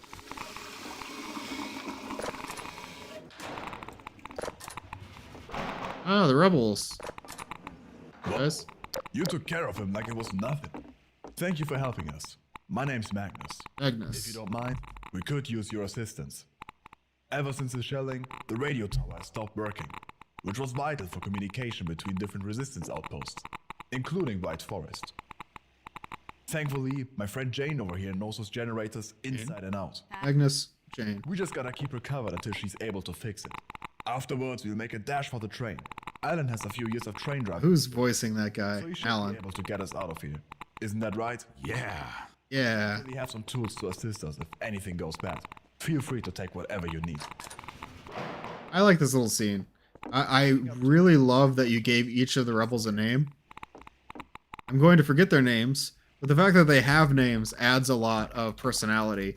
It's not just, you know, citizen number 1, citizen number 2.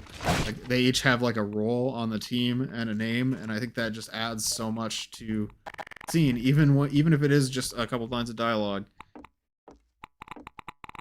The voice acting is only strange because I recognize the voice like the back of my hand. Yeah, I think you did a really good job with the voice, Lucia. I know how hard it is to do voice acting on like such a limited amount of time. Now my entry only has like a handful of voice lines in it. This seems a little bit more elaborate, but it's really it's really hard to do voice acting within the amount of time that you have for a challenge. Generator's not gonna start it. Let's get going. I actually kind of like the style of subtitles. I like that the Half-Life 2 20th anniversary update made all the fonts bigger in the game. I'd kind of gotten used to Half-Life 2 having teeny tiny fonts for subtitles and things like that. But the bigger UI looks a lot nicer, more readable. So, got some of these up. Okay. Alright, Jane. I think we're all set. Good luck fixing that generator. Friend is incredibly efficient. He had the whole thing done in a day. I had a very similar experience. I sent some lines to one of my friends, and thankfully she was able to get all the lines in within like a day. But it's hard to do because there's, you know, normally you'd want to have like some amount of back and forth about the lines.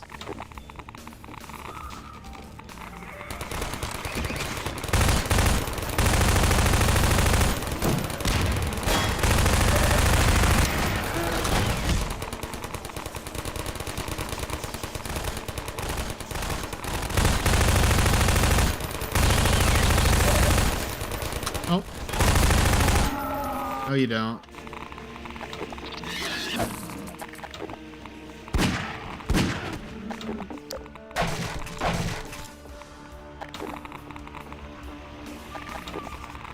Got this, Jane? Oh, she's using a welder. Oh, that's actually sick. Whoa. I don't think I've ever seen that. An NPC using a welder during a holdout scene. Make good use of it. I got a quick break to loot the rooms. This is fun.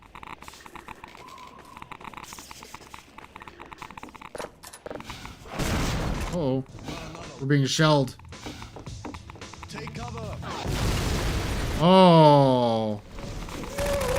I remember seeing you putting that together on stream, Lucia. Where did all this come from?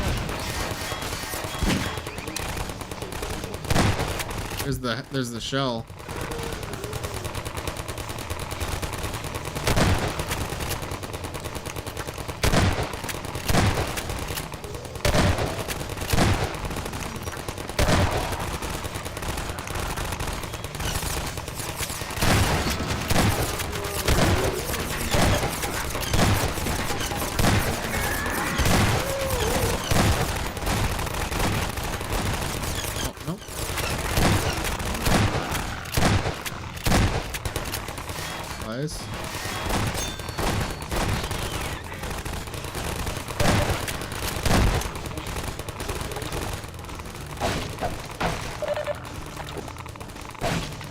I love destruction sequences, just watching fizz boxes go flying everywhere. Yeah. It's like I've been saying, like the physics in Half-Life 2 were a big part of what made the game so special. I don't use physics enough in my maps. I gotta do more with that. I'm sure that wasn't the last of them. Already got the ammo out of here. Let's see if there's more rooms that opened up. Over here. Health.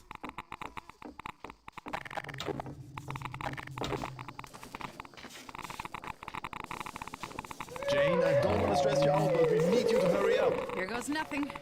Goes nothing. I wonder if it's a game over state if any of the, my friends die, or if the game will just continue without them. We lost our turrets. Oh no.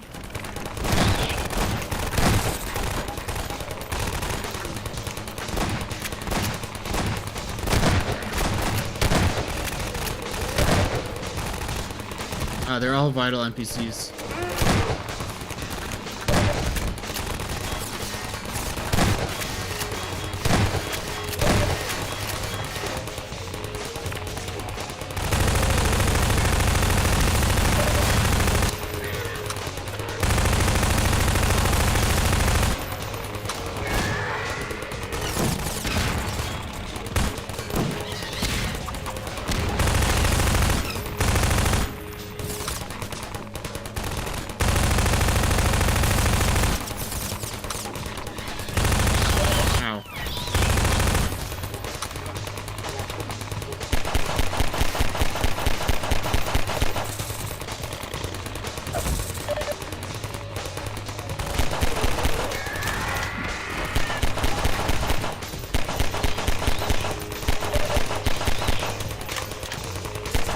Agnes and Alan are harder to kill than Jane. Oh, interesting. Can you change their... I think you can change their health in base Half-Life 2. I know, like, set max health, I think, is a map-based input. Quick, everyone, to the train. The train. Didn't know there was a train here.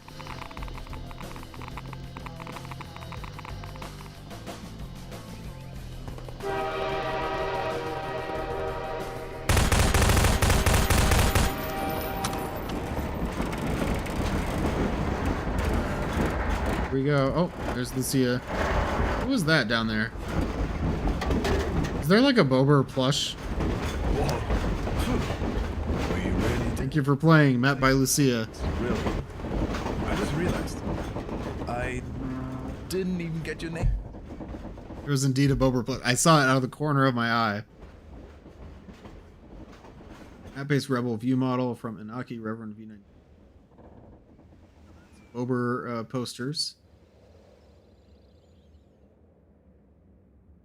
So many. Hi 19T, welcome. We just played Toxic Quarry by Lucia.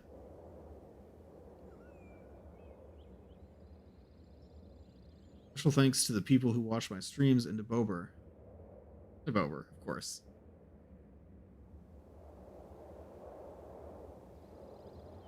What a great entry. That was a lot of fun. I liked how streams were a part of it. It makes me want to stream more mapping myself. I really enjoyed mapping for poison control on stream, and I enjoyed watching your streams for Toxic Quarry. I think it's nice because Streaming is a good format for it because it lets you sort of involve the community in the process of making the maps. Like you can get suggestions from people, random comments and ideas like that.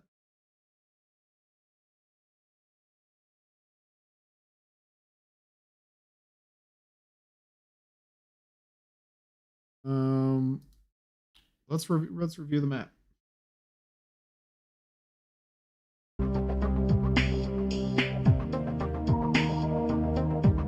Toxic Quarry.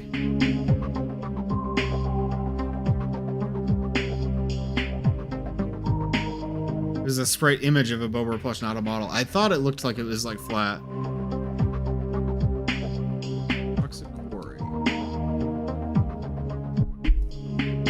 Materials were good. I like the variety of the materials in the buildings, like the side buildings. I think this is another good example of like using detail geometry where it counts. Some of the side buildings I don't think they had a lot of detailed geometry. It was mostly just like rooms, but they didn't need to be very detailed because most of the player's attention was on the exterior area. I liked like the antlion grubs cast green light, and you turn the lights on when you get the batteries. I didn't have any trouble finding where to go. This is mostly like an episode 2 styled map, like the Outlands area, I guess, but it had that sort of, it was like dusk lighting.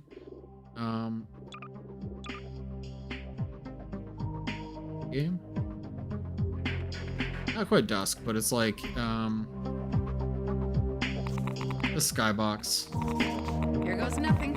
I like the way the outdoor lighting looks. A little bit different from episode 2, and I think that makes it stand out.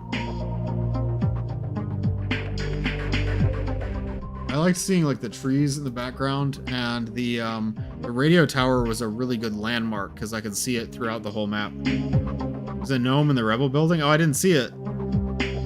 Wait, seriously?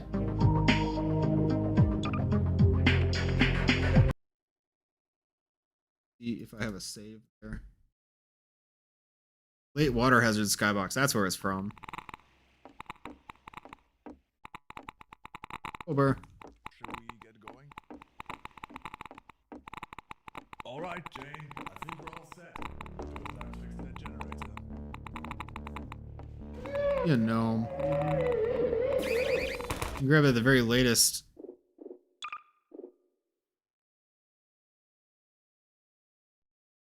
Okay, let's try that.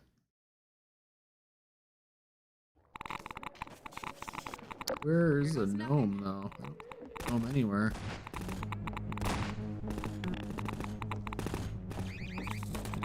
It's in one of the other buildings. Up. Oh, no one's ever gonna see that. It's hidden behind, like, ah! There it is.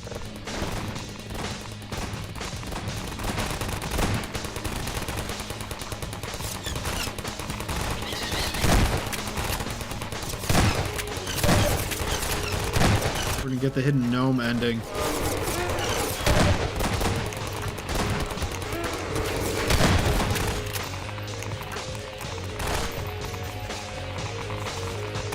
I don't know how far back this save is. It can't be that far back.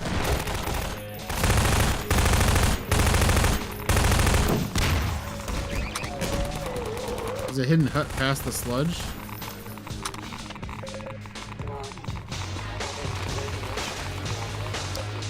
Oh no.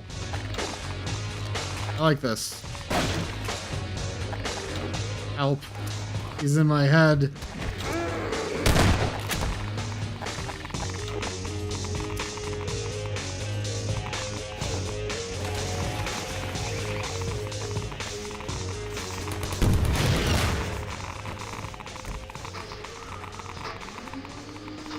There we go. Quick, everyone, to the train!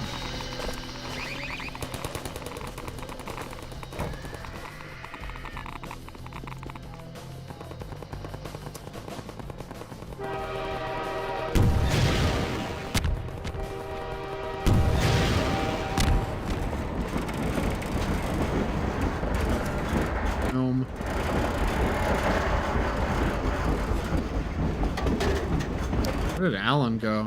Whoa. We really did it. Oh, he's driving the train, isn't he? Really. I just realized. I didn't even get your name. Alan's driving the train. Yeah, that makes sense.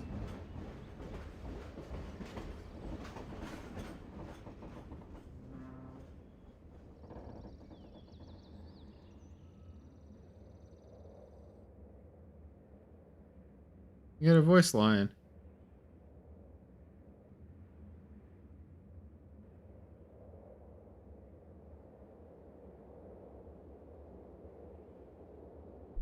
Special thanks to the people who watch my streams and to Bober. Another thing. Why did you feel the need to take the gnome with you? Nice. That's great. Sound design was good. My Geiger counter was going off the whole time. I heard like some of the outdoor episode 2 style soundscapes. Good music.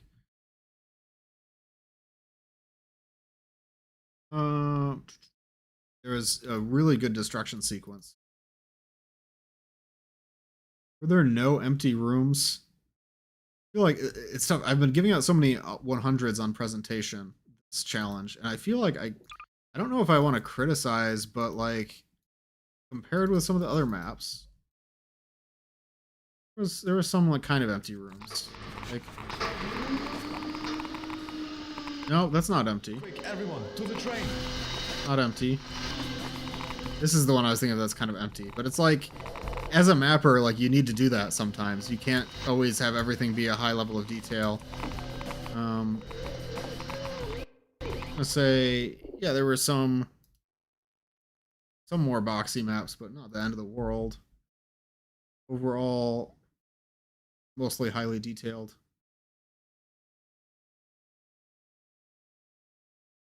I was able to play through without getting stuck. The map used newer existing puzzle mechanics in a notable way. Most of the map was that holdout sequence, and I really liked the progression. So it wasn't puzzle focused. The puzzle mechanic was the battery puzzle, which a lot of maps use that. I don't think there's like a specific puzzle mechanic that was new to this map. But I don't know. This is a hard one for this map and the last one. I'm struggling because I'm like, there wasn't really like a new puzzle mechanic. The NPCs were the citizens and the zombies. I thought the zombie placement was done really well. I liked a lot of the interactions with the zombine. There was a zombine flushing a grenade down a toilet. Technically, it's not the NPC doing that, but like narratively, it's the NPC doing that, right? I really liked that. I also really liked the voice lines for the citizens, and I thought having a citizen weld something in combat, it was novel. Like, I've never seen that before. I understood who the protagonist was in relation to the world. It is very simple. It's like you are a guy who is delivering supplies. It's not complicated, but I do think that that adds a lot to maps when the map shows you or tells you, like, here's who you are in relation to the world, because then it gives you a goal. I was thinking, I was like, wait, but if my point is to deliver supplies, like I'm not going to reach my goal because I don't have any supplies left to deliver. Maybe it's like a Death Stranding kind of thing. Maybe he has a backpack with extra like medicine on that we just don't see. Or maybe he just fails. That's also more likely. I understood the story. No bugs. I had fun, especially with the last part. Definitely evoked an emotion. I liked seeing the rebels. I thought that was a good like respite from the tension, and I really liked the grenade scare. You definitely failed in delivering supplies, but you did get that radio tower working again. Yeah, you know, it's the small victories. Maybe the sequel will feature you delivering supplies. There you go. You can redeem supply delivery guy can redeem himself.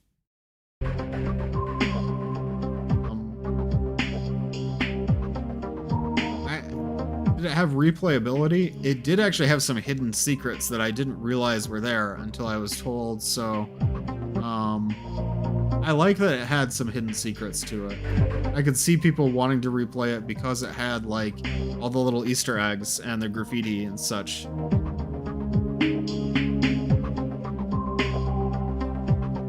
I I thought it had a good arc. I liked being introduced to new characters and escaping with them.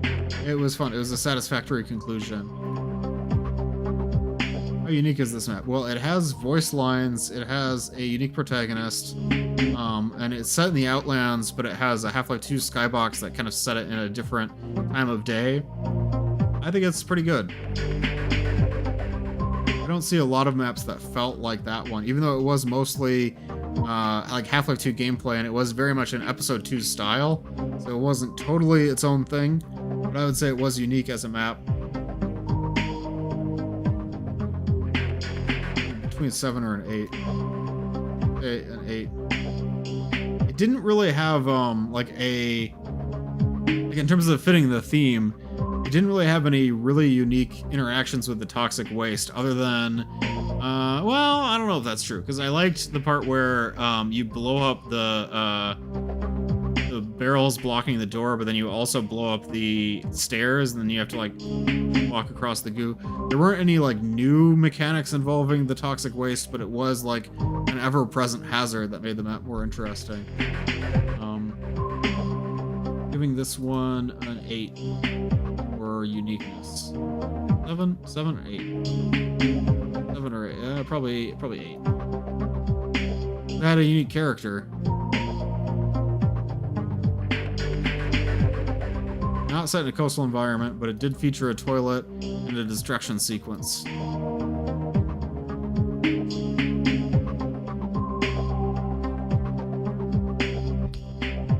What was my favorite thing about this map? I liked having a team of rebels, voice lines, and unique names. Made the encounter feel more personal. Also liked that we had a defined character and goal, even if it was pretty simplistic. Rebel delivering supplies. My least favorite thing about this map? I don't really have a least favorite thing about this map. There was nothing about it that really bothered me or hindered the experience. I was criticizing the node graph, but that was only because we were talking about the node graph. Like, there weren't any instances of the AI actually failing in the map that I found. Foxy Zombie Spawn Room 3.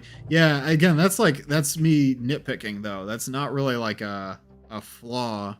Like, one thing that I'm starting to realize more and more with maps is that you kind of have to pick and choose which rooms you want to detail or an art pass and which ones you don't. Like, if you want to have like a really like big, rich environment, there's always going to be little areas that are not detailed because ain't nobody got time for that, you know? I don't think that was my least favorite thing. I think I have a really silly answer to this, but I think it's the fact that I didn't deliver supplies. Like,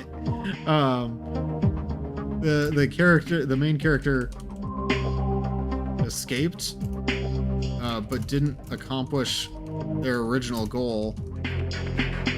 So they do feel a little aimless as a protagonist. We managed to turn on the radio tower, but that didn't actually accomplish what we set out to do. So what would I improve about this map? I actually have an interesting answer. I would say the main character's goal should have been fixing the radio tower all along. Maybe we're delivering supplies, but this radio tower is out of commission, and so we're swinging by to fix it, but then get trapped. So I think that the story would have been better if we knew that the radio tower was down and we said, okay, we're going here to fix this radio tower. So we see the radio tower as we're driving. We're like, okay, I gotta fix that. And then you crash. And then you're like, oh crap, I'm trapped. But you already know that you need to go to the radio tower. It seems like I'm kind of nitpicking, but the reason is that then the player knows exactly what they're trying to do. Like, I think if the player has like a specific goal in mind, like, I'm trying to do this, and then you go do that thing, that creates like a little dopamine loop of like, I did the thing that I set out to do. Again, this is like hyper nitpicking because, you know, I'm trying to find something to criticize about the map, but that's just like one little change that I would suggest. I think the music was a bit much. It always fit in, but bass is mostly quiet with important or semi-important moments of music. This map has it almost always playing. I didn't really notice that. I did notice that there was like the one of the teleporter songs played when we powered up the 3 batteries. I thought that was a good little reward for solving the goal. There was also music playing during the holdout sequence. There's probably more music in between that I just didn't notice. I think I don't really mind when maps overdo it on the music because maps are like more short-lived compared with if you're playing a whole entire Half-Life game. Because I know Valve is known for not overusing music in Half-Life, but I don't know if that should always be like a goal of mappers. Like I think using a little bit too much music is better than using not enough music, in my opinion. But you know, different. That's highly subjective. I completely understand what you're saying. So let's see where our scores are at. And just as a reminder, I'm not a judge. I'm only scoring the maps for my own understanding. So these are my subjective scores, just for fun. They don't mean anything.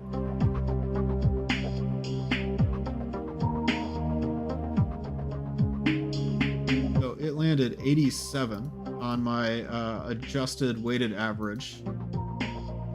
I feel like I might have overpointed the 0-point energy cascade, even though I really liked that map.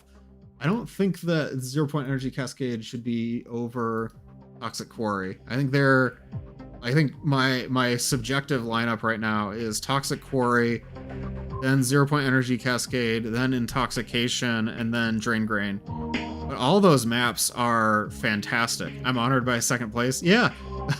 I appreciate it. I think I want to put you in first place though, like because I think that was the most like holistic, rounded map. It's like part of the reason why 0-point energy cascade scored higher for me, I think, was because it had voice acting and it had like a story.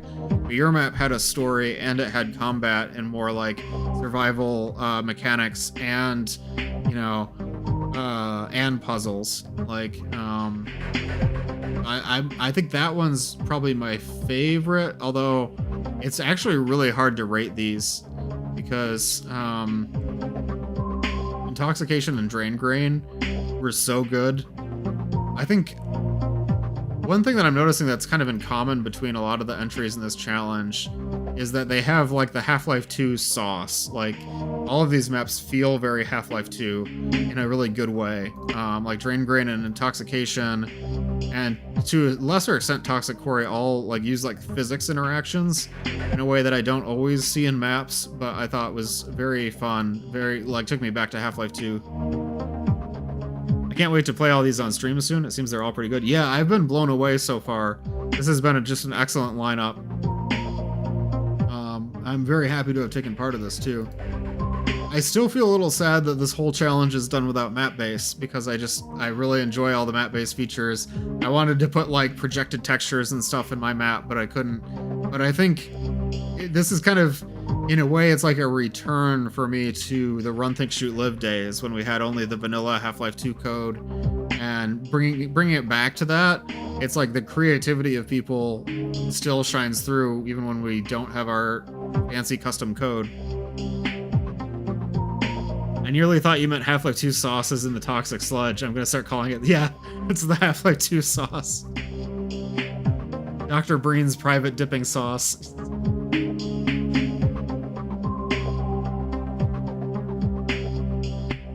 Well, that was Toxic Quarry. What's next on our list? Let's see. I know 63, you were patiently waiting for me to play your map.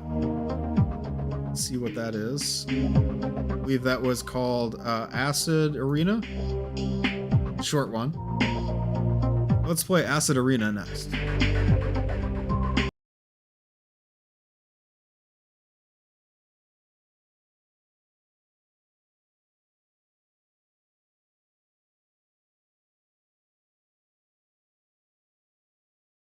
Okay, so Acid Arena. I'm nervous. No need to be nervous. All good vibes here. I'm gonna head out. I want to say unspoiled for my own stream. Completely understandable. Have a fun stream. Thanks, Lucia. Thanks for watching. I really appreciate that you stopped by and that I could play through your map with you in chat. And thank you so much for entering in the challenge because I really enjoyed your map. Hope you have a good night. You, Lucia.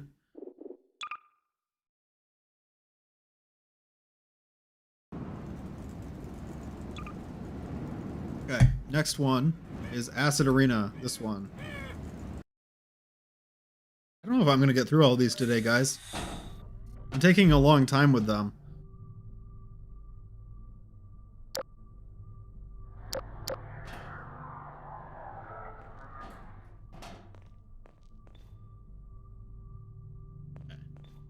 In a combine facility of some kind. I like the detailing so far. There's like a lot of variety of textures, like shapes. I think we killed this guy.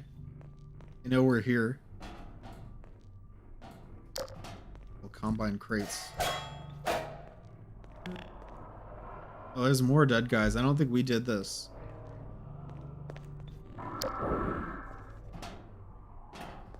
Ant lions did this.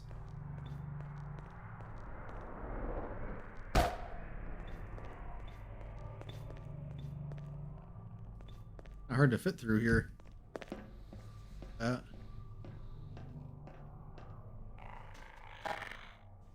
Of guns.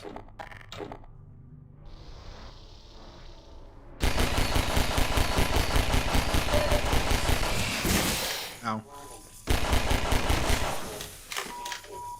Warning. Blood toxin levels detected. Combine door. Are dropping. Got a thumper here, but it's not active.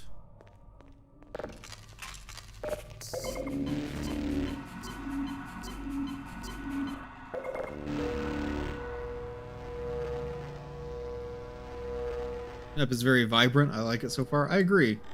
I like this take on the Combine style. It's really hard, I think, to do Combine maps. I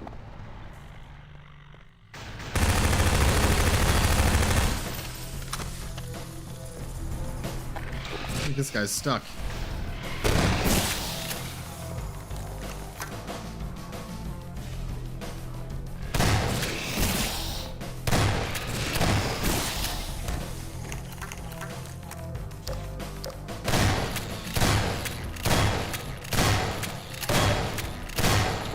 Wasting all my shotgun shells. There we go. Ominous white panel for the lighting. Lion usually comes out. Might be a node graph issue or something else with its AI, like its schedules. It's hard to tell sometimes. I bet I can climb up. Nope. Climb up there.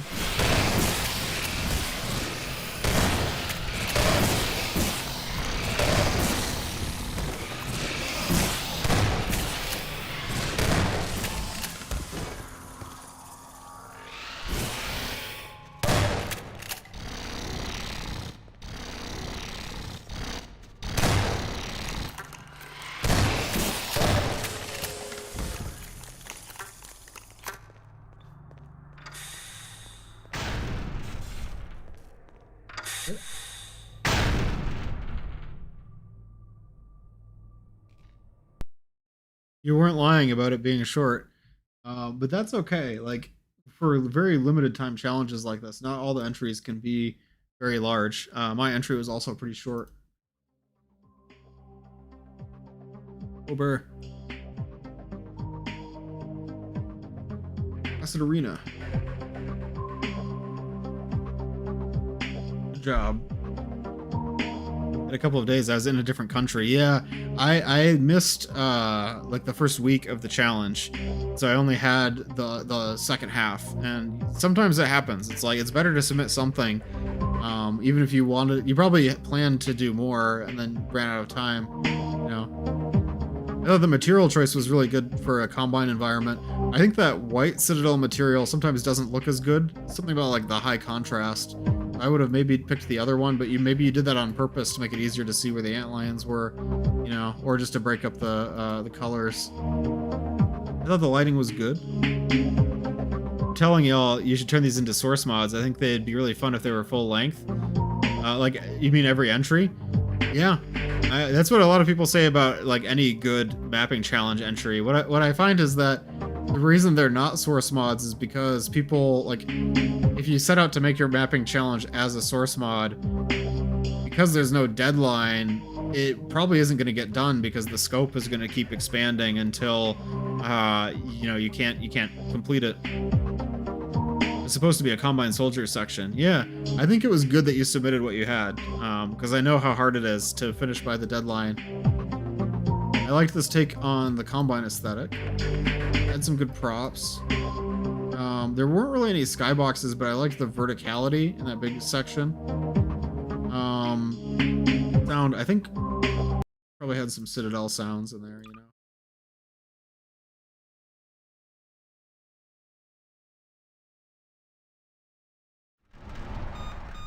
Vital signs are dropping.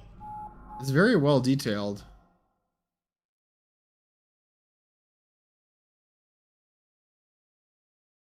There was some music. There wasn't a lot of music, but there was music. Weren't really any dynamic sequences. There was the spawning of the antlions and doors opening. I did like that big Combine door that opened in sections. I thought that was really cool. Detailed well. I was able to play through. No puzzle mechanics. In fact, that's one criticism I have, is that I don't like being locked in a room when I have to, and having to fight enemies. Usually in Half-Life games, you have some kind of objective that isn't just killing all the enemies, and I think that makes it more interesting because more like you have to do something and the enemies are slowing you down from that objective. But I think in most Half-Life maps, you can, in theory, just like sneak around all the enemies. Nobody actually does because it's not a stealth game, but I thought the use of antlion workers was pretty cool, especially because I was wondering at first what had caused all the destruction, and of course it was the antlions. No idea who the protagonist is. There wasn't much of a plot. Now, I think if the map had been longer, I think it would have made more sense as far as what was going on. I thought the premise of you're in a Combine facility that's overrun by antlions was fun. No bugs. Enjoyed it. I didn't feel like any particular emotion because I don't think it just had enough room to breathe for me to get really surprised by anything. The final antlion area was made in the final day. I overstepped how much time I had. Yeah, it's tough, and I completely understand. I thought I was going to submit mine as a bonus entry.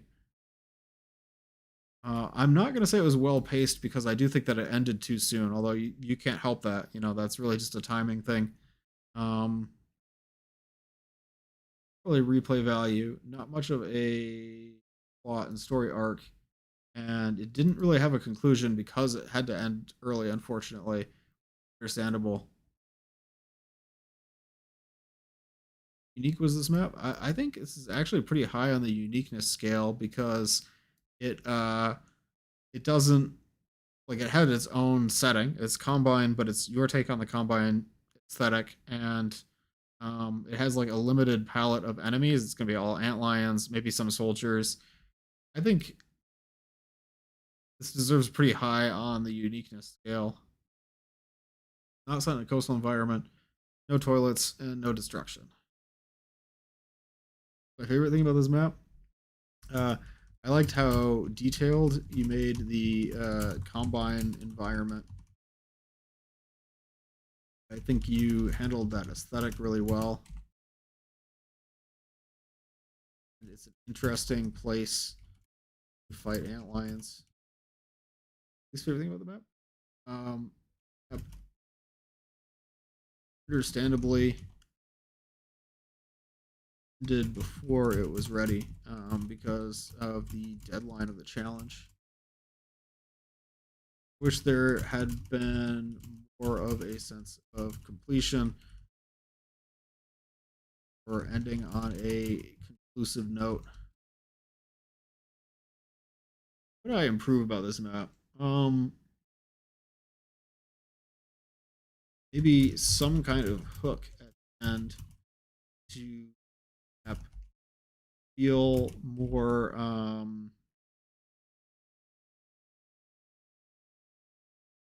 to make up for the small scope of the map. Like a story beat or a character sort of creates a cliffhanger. Keep the map in mind.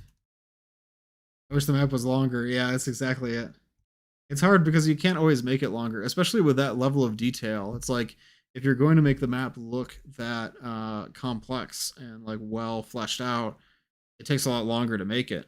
So it's like then you will run out of time more. And if you make it less detailed, then you can make more of it, but then it's going to look less detailed, less interesting. There's definitely a trade-off there.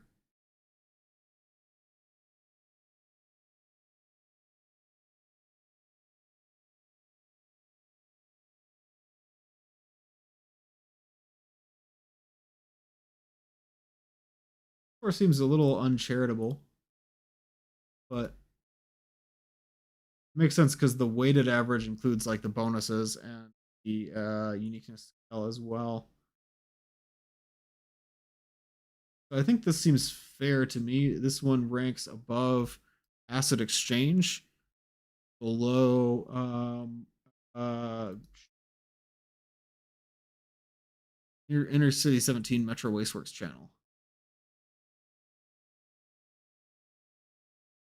Good job. I'm glad that you submitted 63. I think that was a fun little glimpse, and I want to see what you do next because you are really good at detailing environments.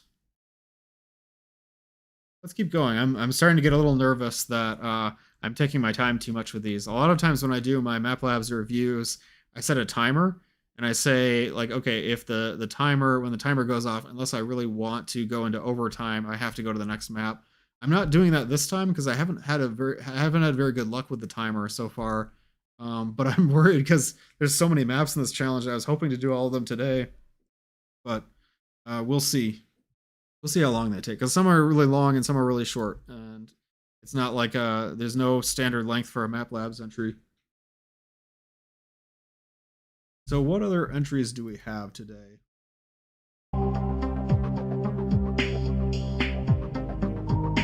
If there's anyone in chat who submitted who wants me to play their entry, let me know and I can switch to yours right away. We played the 0 Point Energy Cascade, Intoxication, Inner City 17 Metro Wasteworks channel, Toxic Quarry, Poison Control, Acid Exchange, and so we have left the Sinking City 17, Facility North Forest. I'm a head off now. It's 12:30 a.m., but it was a very fun stream. Yeah, thanks for watching. I appreciate it. Hope you have a good night. And Booger Monster.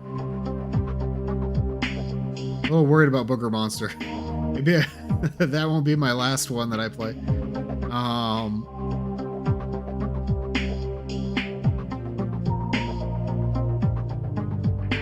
This one looks really... Oh, wait, this is by Suboxylary?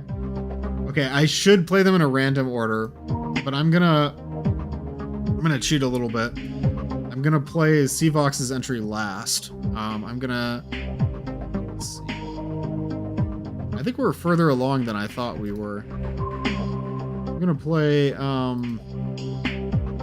Facility North Forest and Booger Monster first, and I'm gonna play Sinking City 17. Is that all of them? I feel like I'm missing some. I think that's all of them. Wow, we're further along than I thought we were. That's good. Yeah, next up on our list is Facility North Forest.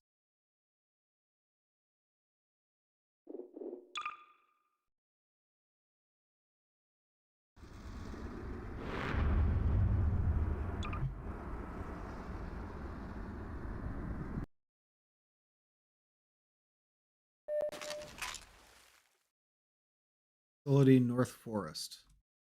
Toilet right off the bat. Stop the pollution! So we started out on this boat.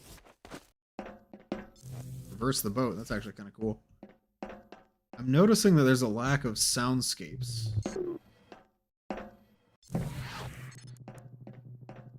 We're on a coastal environment, which is one of our bonus objectives. Ooh, we got a magnum. I like this coast. If you look in this direction, the water cuts off a little bit too soon. So I can see the skybox. It's like, it's very clear that we're in just a little like cube of coast. But I like the idea of starting off on a boat that's beached. And we have to stop the pollution, apparently.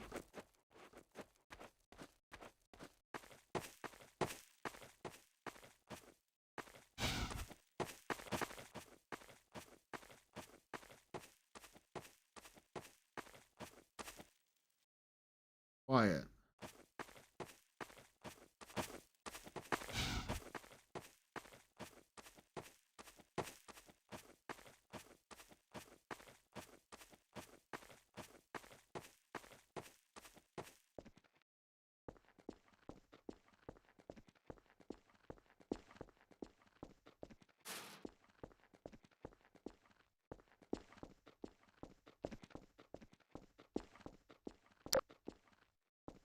This thing.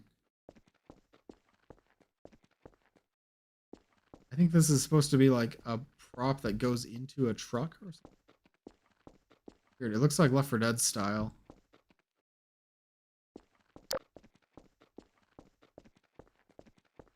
Jump trucks. Building. That's a Left 4 Dead asset if I've ever seen one. Maybe it's Counter-Strike, actually. Hard to tell.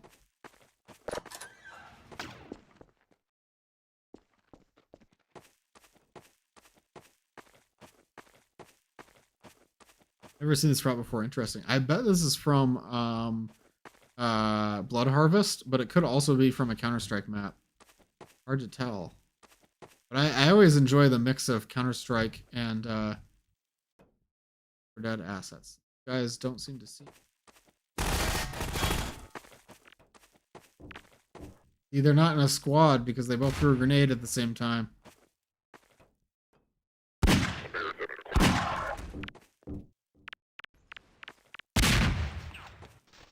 Throw another grenade, I dare you.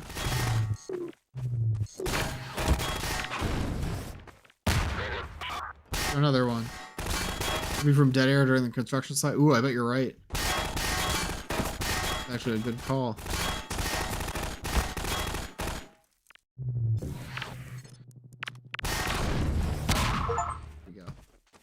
The Combine Soldier with his own grenade. I feel embarrassed that I'm getting achievements. I'm a fake fan, guys. I don't have all the achievements. I like this cube of trash that's being dropped into the landfill. Landfill? What is this exactly? It's just a big metal trash compactor or something. In reverse, because the trash is already compacted and then exposed. I don't have all the achievements. No, right? I'm a fake fan. The streamer is a poser, a fake. He has never actually played Half-Life 2. Let's get out of here and find a real streamer. I'm sorry, guys. I let you down. I'll never recover from this. Okay. Seeing these, like, regular Half-Life 2 textures and this, like, clearly, like, Left 4 Dead kind of, or Counter-Strike or whatever it is, trash bin, it does feel a little jarring at times. Just because the room feels so sparse, you know?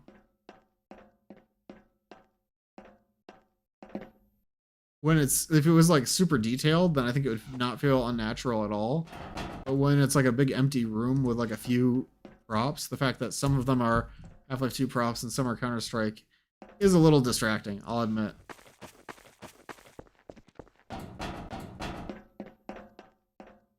I should just use the gravity gun on these, honestly. I don't know what I'm bothering trying to jump over there.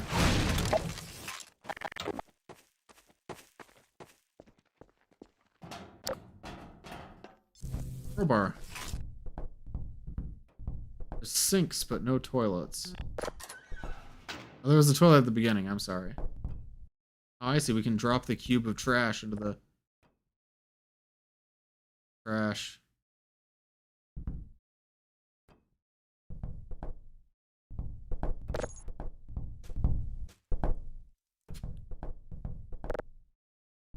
wait, it's like a claw game kind of thing.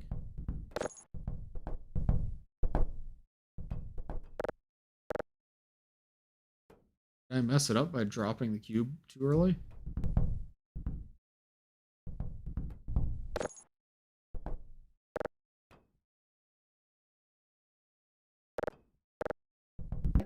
Probably not.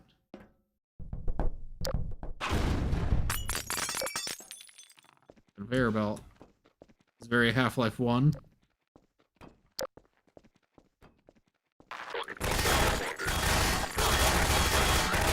Can't escape.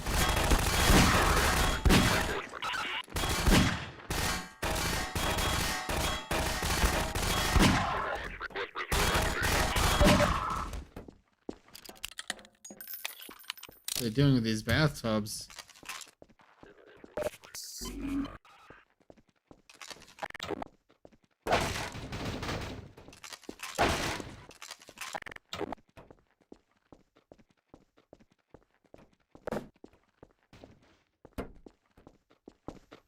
I go into the void.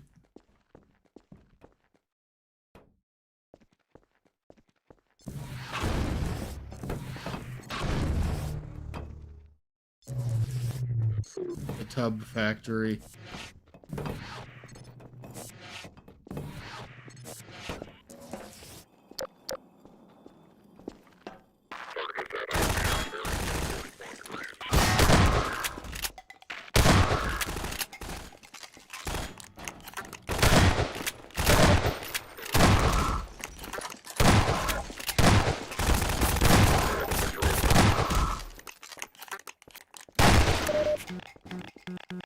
It's not an interactable.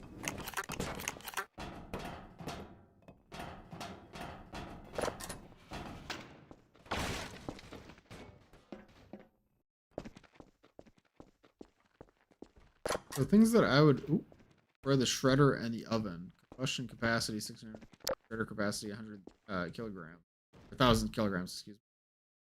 Two things that I would improve about this map. I could improve this map. Be the lighting and soundscapes. Having soundscapes would make it feel. Oh, something just happened. Having soundscapes would make it feel a little bit less uncanny because it's very quiet, and I should hear like a hum of like vents or air moving through the concrete, or the just soundscape things. The lighting is very flat. Well, it makes the spaces feel like even more sort of boxy than they are. Because this isn't a bad room at all. Like, you jump down over the railing. We got a little ramp here, but if the light was more like directed downwards, it'd feel a lot more natural. We have to destroy the shredder and the oven.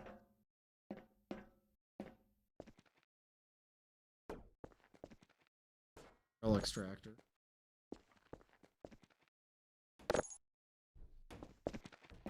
This is actually really interesting, but I don't know what it's doing. But that must be the oven, and that must be the shredder down there.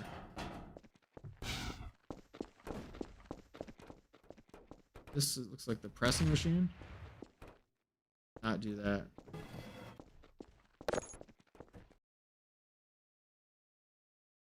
Loaded a safe.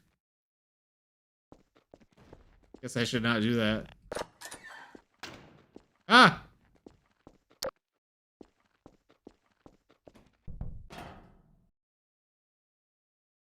Guys. What just happened? Button. Button that makes errors.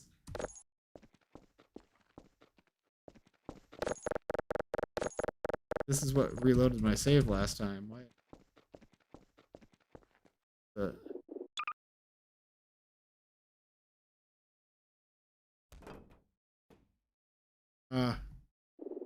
I'm gonna. One way to stop the pollution. I think this is a Half-Life 2 workshop thing, but that never happened in my entry. I don't know what's going on here. Not the error factory. Let's try this again. We're gonna load the save. Oh no, it got worse. Help! How did we mess up the error.mdl file?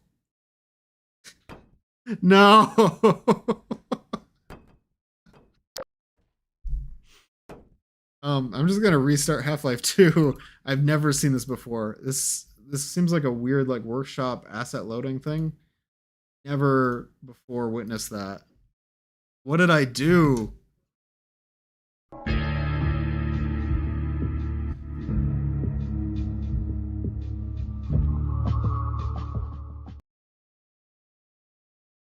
I want a GIF or clip of the missing texture error factory.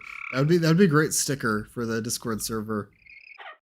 Okay, we're gonna load the map.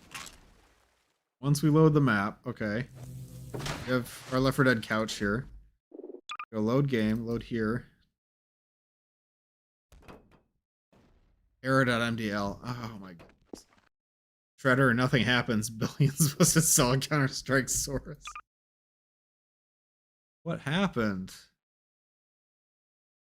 What happened? Like, I've never seen this before. It's so messed up.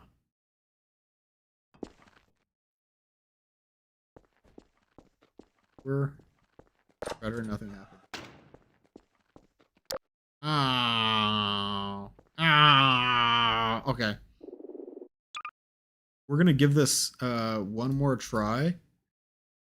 I've seen this happen to me with Half-Life 2 mods before, but a restart fixed it.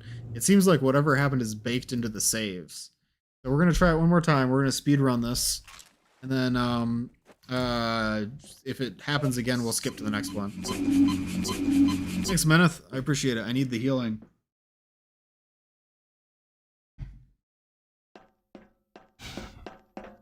The error factory. Got it last time. Half-Life 2 Workshop is cursed. I have to admit, I have a bit of a bias against the Half-Life 2 Workshop, just because working with map-based for so long and seeing, like, the Workshop kind of has this expectation that, like, players will want everything to be on the Workshop. And I don't like that because source mods can have custom code, like map-based, but also like other custom code. And the Workshop cannot have custom code, and you're limited to only what's in Half-Life 2. So to me, the Workshop feels more like a restriction than like something that gives you more freedom.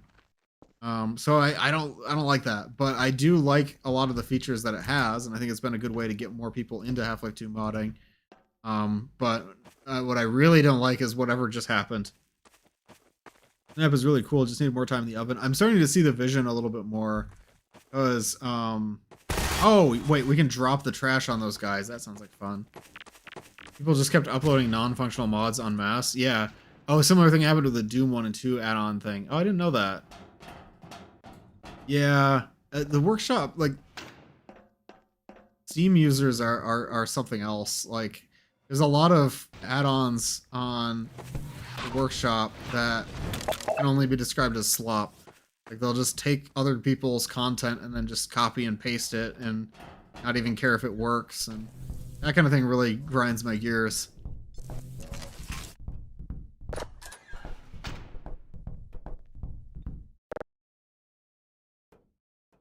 Really cool for vanilla Half-Life 2 stuff, but I've been asked many times to port my mods on the Workshop. Yeah, and the thing, that's the thing, it's like you can't, you know, it's like you made a mod, you didn't make a map.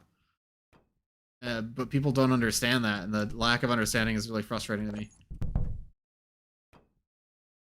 That was so unsatisfying. And whatever.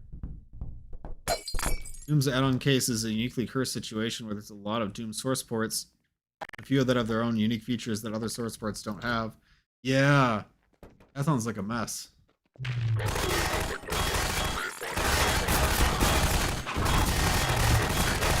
Bathtubs. Bathtubs. This isn't working, guys.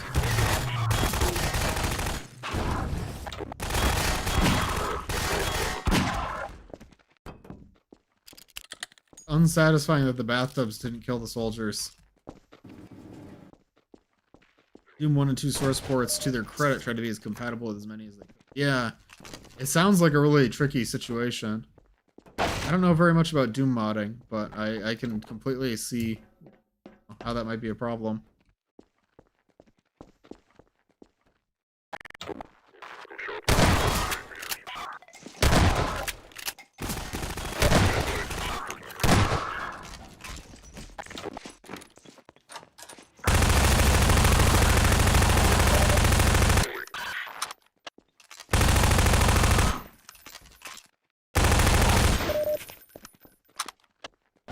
I really wish they made the Half-Life 2 20th anniversary code public and allowed us to put custom code into the Half-Life 2 workshop. I can completely understand why they wouldn't want custom code on the workshop, though, because that sounds like just a massive security vulnerability. What if you just put any code you wanted into the game and then added it to the Steam workshop? I think they'd be very worried about bad actors like that. But it makes me sad because obviously I like custom code. Steam would be liable then because they wouldn't be able to auto detect it.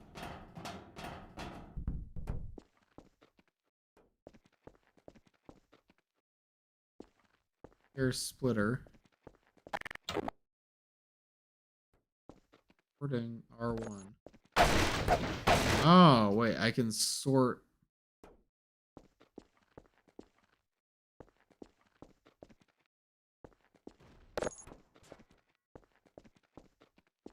Sending it that way.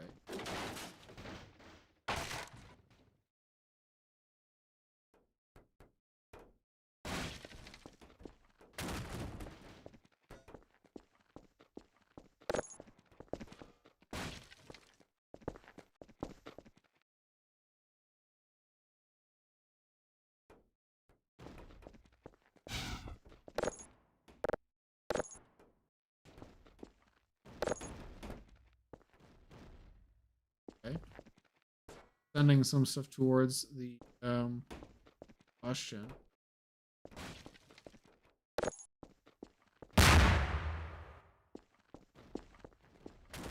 Not do that. Okay.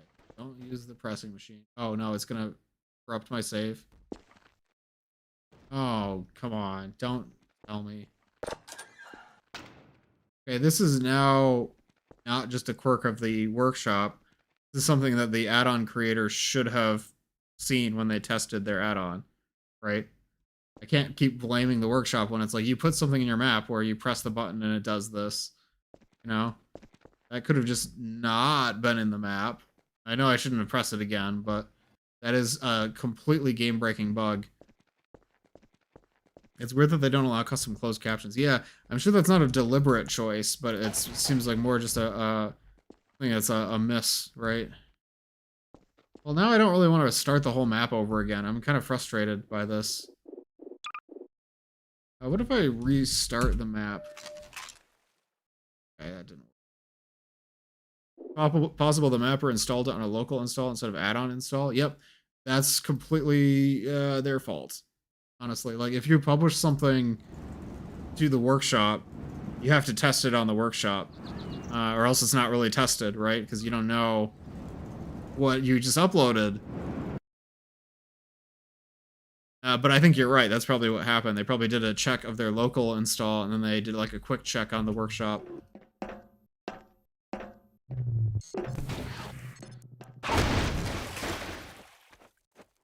Okay, we're gonna try to speedrun this real quick to get back there.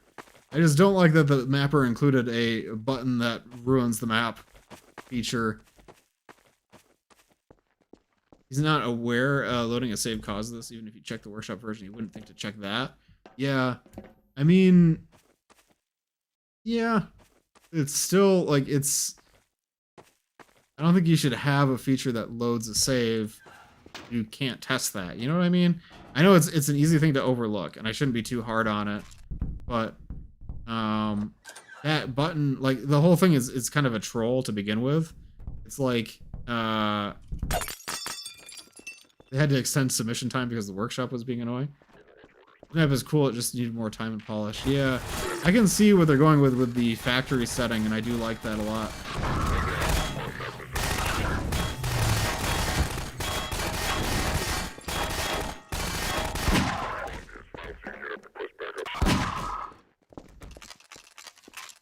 Also possible that it was last minute and he didn't have time. It's still a bug. Like, I mean, it's true, but we're only like explaining why it happened. Not, it doesn't. It's not justification. It's just kind of what happened. I'm trying to be too defensive. It is a massive issue. Just playing devil's advocate. I completely understand how something like this could happen.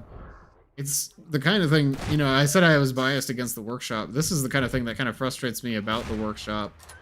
It's like, if this was a source mod, the person making it would have tested it in the same environment that it was targeting, and then it would have worked, you know?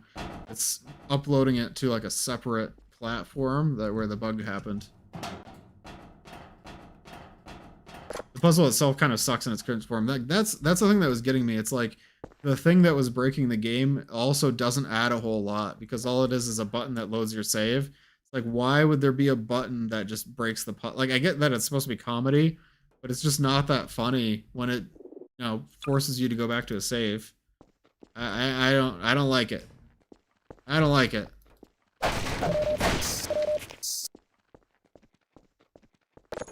Like, it's just, if I hit this button, it'll say, I shouldn't do that, and then it kills me and sends me back to the last save. That's just not nice. Like, I just don't really like that, you know? The goal is to destroy the shredder by pressing the button that blows something up as a game. Yeah, exactly. It doesn't really make sense. I'm gonna turn on the splitter. Splitter do. I see, now it's gonna go in two different directions. I think the whole point is gonna be that I need to set it up so that I get some things into the shredder and some things into the oven. I think I need to use this contraption. Oh, that's the barrel extractor. Okay, let me turn on the barrel extractor.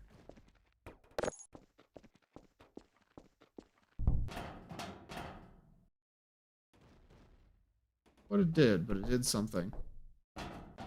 I do like the concept of this puzzle of like having a conveyor belt and you have all these different options to like move things around and you have to figure out how to get it to work. Like I see the vision. I do actually really like this puzzle.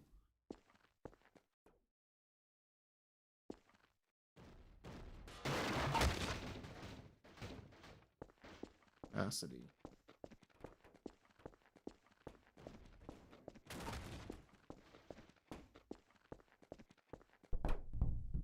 Good concept, but needs a bit more clarification of the goal and shouldn't have an instantly die outcome. Exactly. Yeah, it's hard for me to give the mapper the benefit of the doubt with that bug when it's they put a button in the puzzle that just kills you. Why would you have that? You know, it's like there's no devil's advocate when it's like this. They didn't need to put that there. Shredder, nothing happens as this map's many enemies. Many enemies.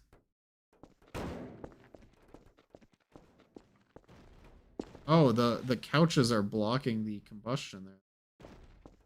Maybe I need to that and then like close that. Yeah. Combustion, nothing happens. The sofas stacking up. Yeah, they were. But it's okay. I pushed them in using this flapper thingy.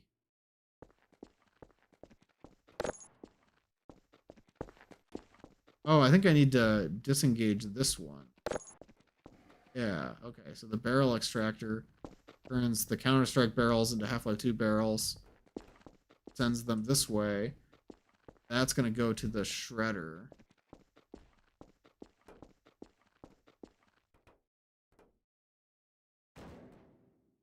Oh, that's falling through the world, though.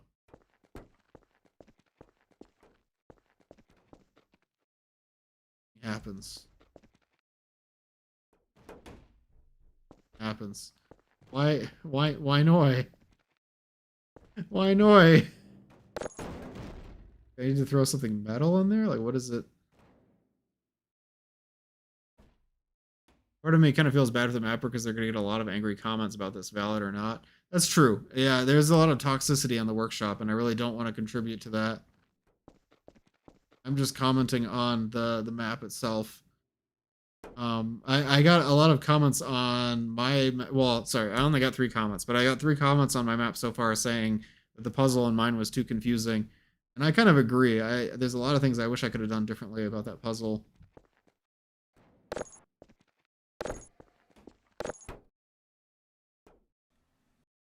It seems like I need to press the button that kills me. You guys seeing that? Kind of getting the vibe that I need to press the button that kills me. But I just feel a mix of, yeah, this sucks and I dread the comments. Yeah, I know what you mean.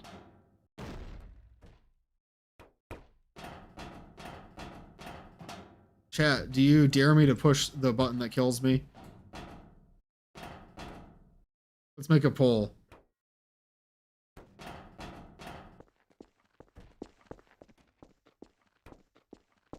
Okay, so you're thinking that the slider explodes if it hits a barrel, but not if it hits something that's combustible. Oh, okay.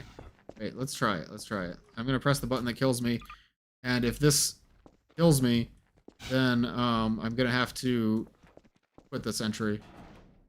Oh, I see. We're trying to avoid. Oh, I get it now. So we're trying to avoid the barrels getting into the crusher. So the button doesn't just kill me. The button activates the crusher, but if a barrel touches the crusher, then it kills me.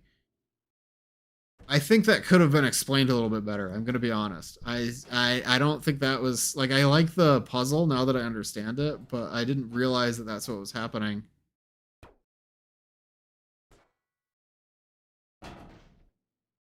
It doesn't seem like it's working though. I don't understand.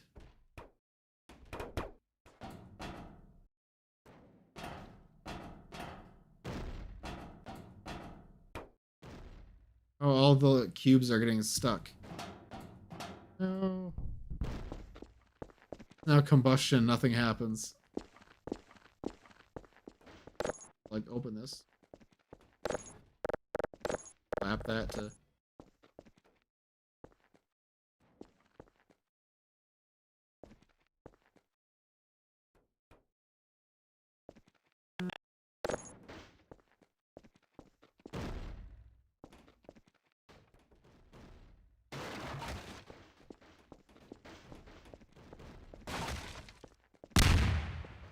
Oh, I think we did something. Something happened.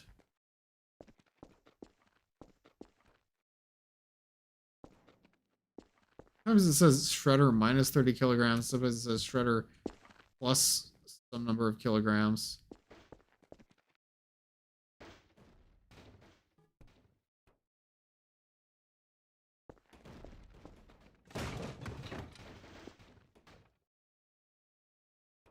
Don't understand.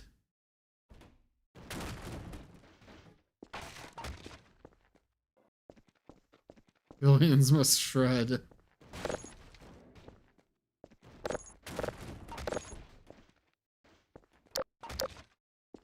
Nothing happens.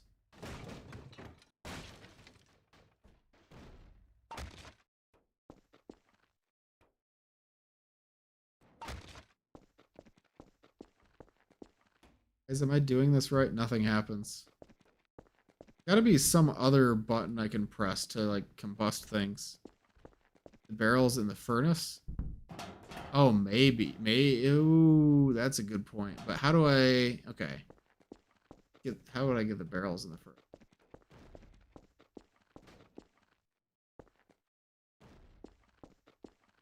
I'm scared to hit this button, because if that barrel goes in there and it stops the crusher, that will permanently soft lock the game and corrupt all my saves.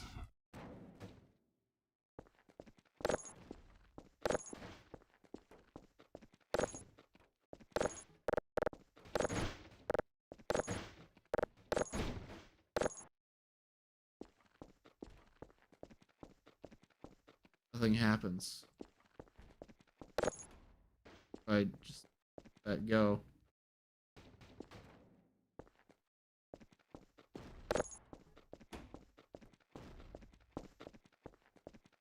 Turn off the crusher before you redirect the barrels. Oh, wait, that actually might be a good idea. Wow, man, that's a really good suggestion. I just gotta make sure I hit the right button. So, the extractor is on. Pressing machine is off. Turn the pressing machine off. Then I send the barrels through the crushing machine.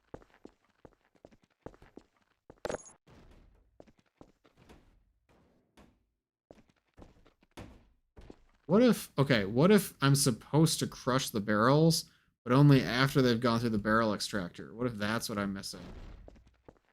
Scared to try it, because that could just, like, end the whole game. Since I'm kind of out of ideas, I think I should, try it. I'm gonna press the button.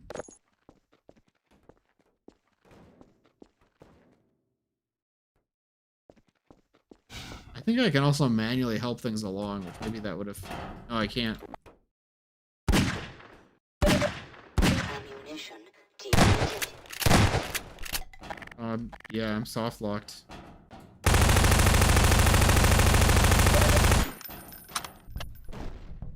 Guys, I'm completely soft locked.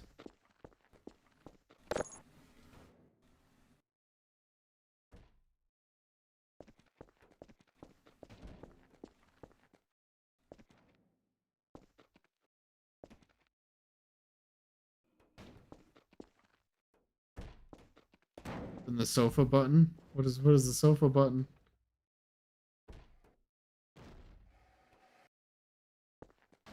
Nothing happens.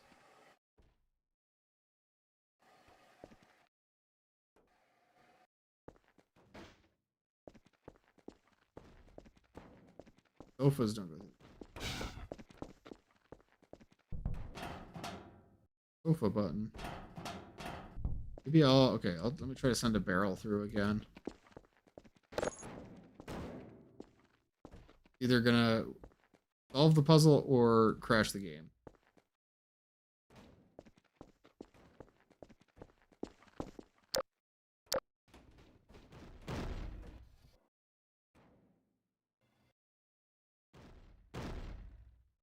Or nothing, or neither.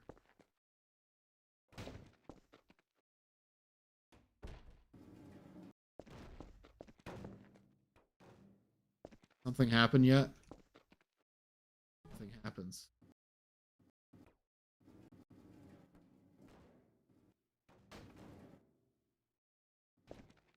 Oh, it's all falling apart.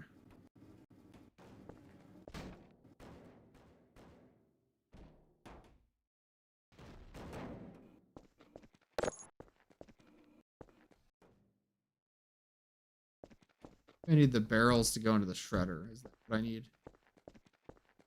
Oh, I think we're...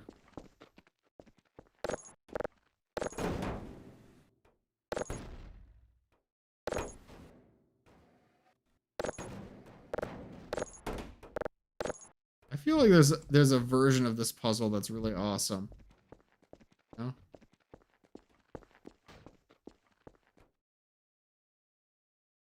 Maybe this is what I'm supposed to do.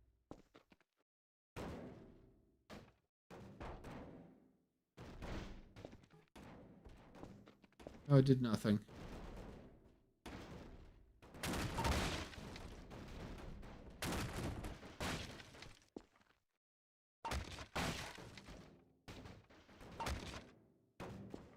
The sofas are what are supposed to go in there.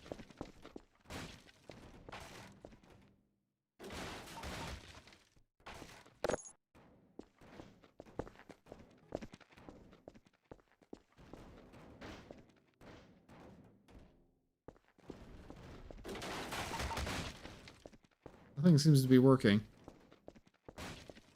Oh, Meneth, when you said open the sofa button, this is the button you were talking about. I'm sorry, I'm way behind. You're 10 steps ahead of me. That's the sofa button. Okay. Sorry, Meneth.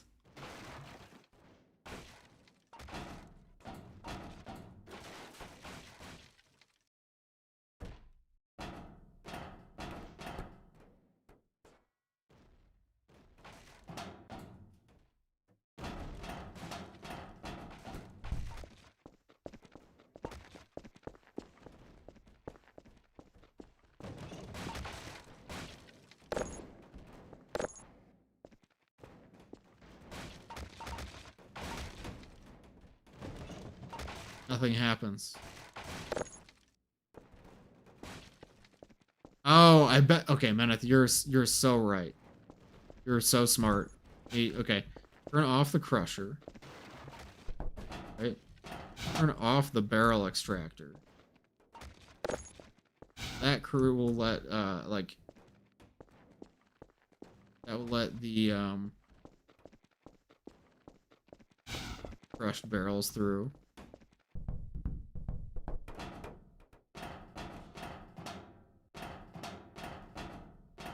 Yeah, there's an explosive barrel.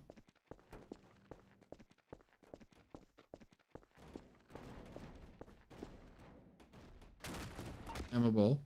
That's what I don't want to be in the crusher. Through the crusher.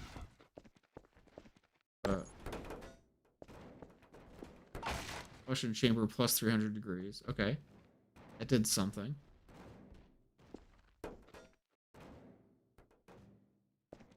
Combustion chamber plus 300 degrees. Okay, we're getting somewhere.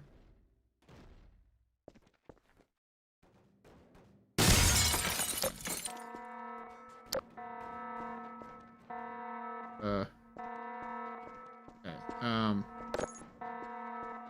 Now we need to... Did we do it? Did we do it? Vizzies, no. Did we do it? I don't know if we still have to do something else.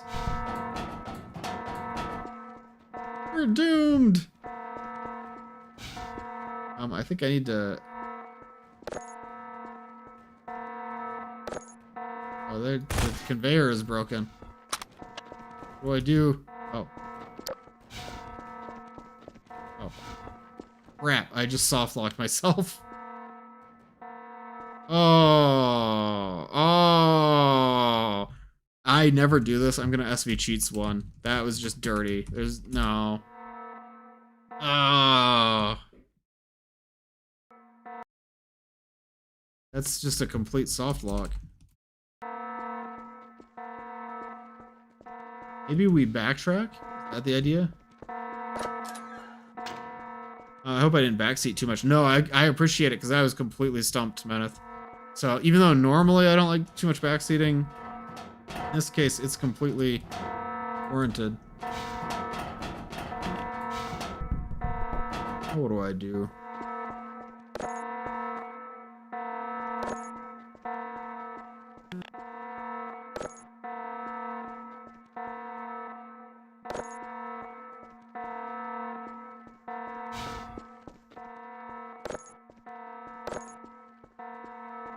Maybe I'm supposed to jump here. Okay, I see how it is. The shredding machine is down here, and I just fell into it. Okay, I'm in the shredding machine. Machine that shreds you.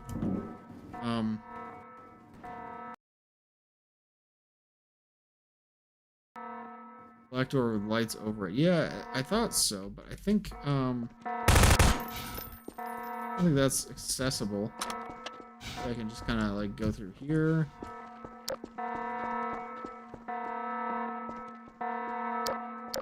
Go through the furnace.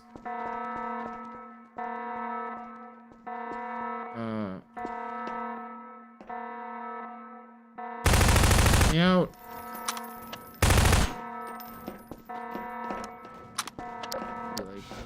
I feel like I'm gonna get soft locked again.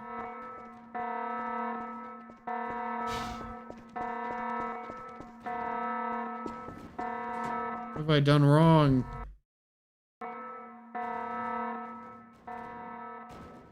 I think the crusher still needs to be destroyed, but like I already stopped the conveyor.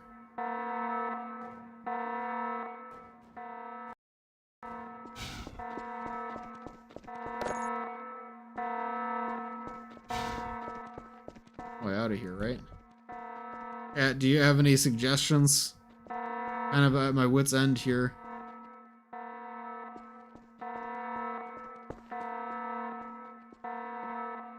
Perhaps down here?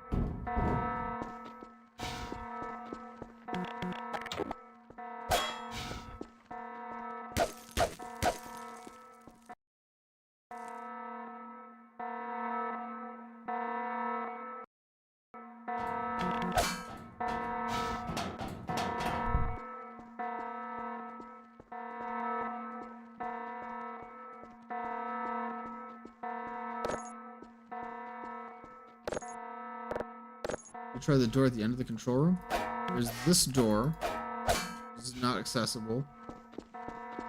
And there's also this door over here, which is not accessible. Is there another door? Might be.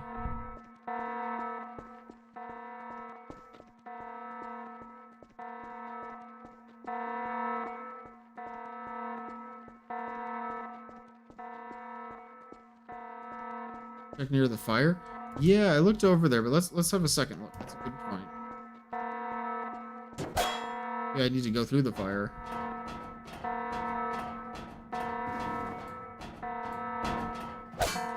Oh.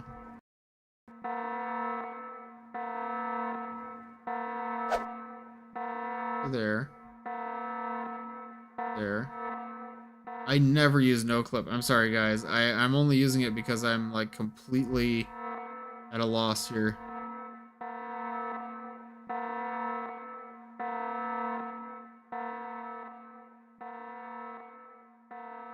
Did it say that we were trying to break the shredder without breaking combustion or something? Is that the goal? Or we're trying to get through? Like, I might have to skip this one, guys. I'm completely at a loss. Yeah. If we're completely soft locked, we might have to move on. I feel bad. I don't like to skip maps, but I think we've given that a fair shake. Give it a review. That one was called Facility North Forest. I think there is a puzzle in there that is very good. But the puzzle needed more player direction. It's kind of similar to the puzzle in Poison Control, ironically. Normally I'd be less harsh on a map I never finished, but that puzzle is so poorly designed.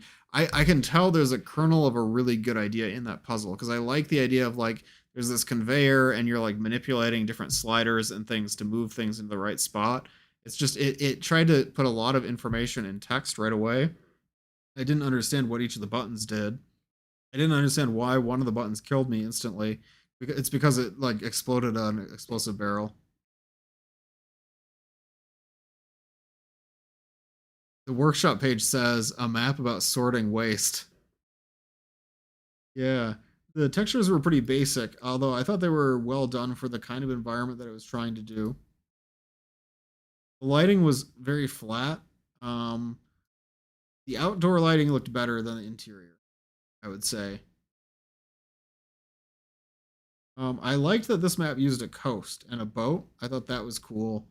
But the warehouse section does feel a little bit generic to me. Missing a skybox. No soundscapes. I don't think there was music. There might have been some music. It does have some like dynamic sequences, like dropping the trash on the Combine soldiers. Yeah, overall, I wasn't super impressed with the presentation. I was not able to play through without getting stuck. It did have a new or puzzle mechanic, and I actually really like the concept of sorting as a puzzle. I feel like even having some kind of information panel explaining the sorting mechanism could have gone a long way. Yeah, that was something we wanted to do in Poison Control, although we ended up not having as much information in the post panels as we intended, but that's okay.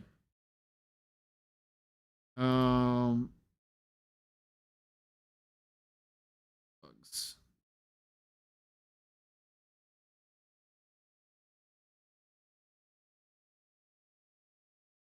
I think the pacing was probably pretty good. I wasn't able to finish the map.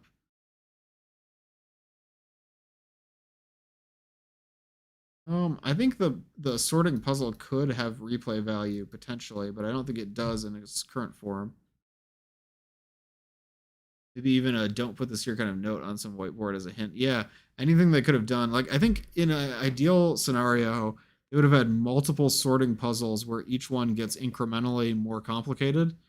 Like because this sorting puzzle had the idea of the barrel extractor, the flippers, the combustion, area and the shredder all at once. And so I feel like that's kind of information overload where you kind of need to break the puzzle down into parts more. The sorting puzzle versus the main goal of the map feels weirdly conflicted. Yeah, it's like you're helping with the pollution. Stop the pollution. How unique was this map?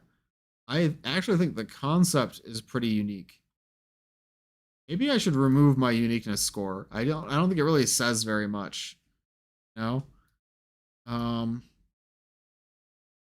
give this a 6 because I thought that the I'll bump it up 1 because I thought the sorting mechanic is a really clever addition. It actually was set around a coastal environment. There was a toilet, but it didn't really do much. It was just sort of a way of like showing the trash being dumped into the environment. And it did have a destruction sequence of sorts. It was good on the bonus goals. My favorite thing about this map. You can score could maybe be an optional field. Yeah, I think I'm gonna remove it. I have it mostly because I'm trying to imitate the way the challenges are judged, but uniqueness has always been really hard. I've heard some judges say that uniqueness is actually how uniquely does it take the theme, which is maybe a better question to ask. Maybe I could have some more objective like questions about that. What was my favorite thing? Oh, you only gain points by uniqueness. That's actually a really clever idea. So like uniqueness could just be like this map is unique, and then it adds a bonus, so it could go over 100. Kind of like that. My favorite thing about this map was the concept of the sorting puzzle had a lot of potential for an interesting map. Even though the implementation frustrated me, left me stuck. Encountered a game-breaking bug, breaking save load bug, and also got stuck during the puzzle. I became very frustrated because I wasn't able to play through the map. What would I improve about this map? I think the sorting puzzle needs to be broken down to smaller elements and then iterated on by one so that the player isn't overwhelmed with new puzzle mechanics.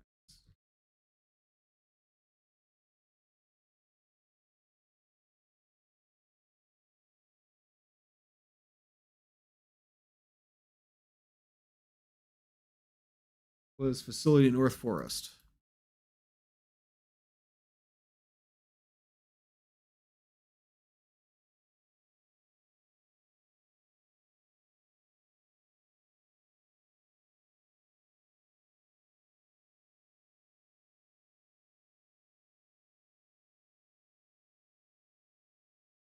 Sort them.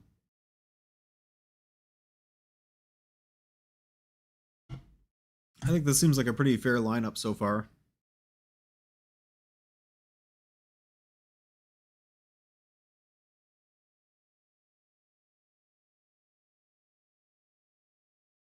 The next one. So we have 2 more maps to play. Sinking City 17 and Booger Monster. I'm a little nervous about Booger Monster. I'm going to be honest. Not super excited about it. Let's play a Booger Monster. Then what I'm going to do is I'm going to probably take an ad break, and then we'll play the Sinking City 17. I had thought about playing some extra maps during this stream, but I think I'm going to just finish the challenge and leave it after that. Got some plans tonight. I think it'll be good to just kind of round off the challenge and then talk about our scores.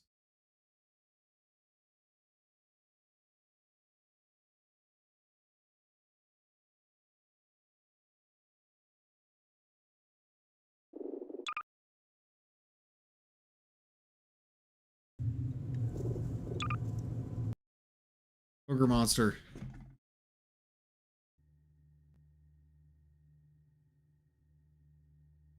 This is not what I was expecting. I'm gonna be honest.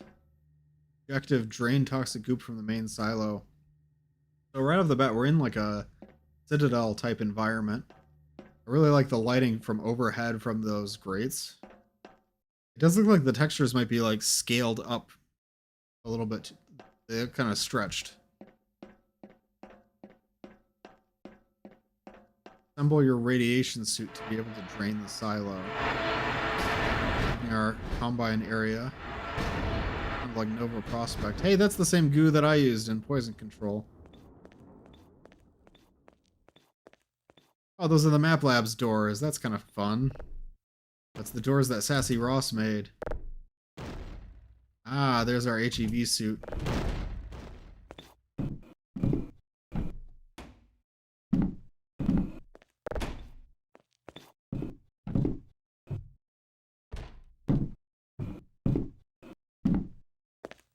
Did this actually use hotspot texturing? Texturing on this little bench looks really good. I like the details on it. Alright. I picked up the suit, but I don't think it's working yet. Go back. I don't think the lighting was finished on this.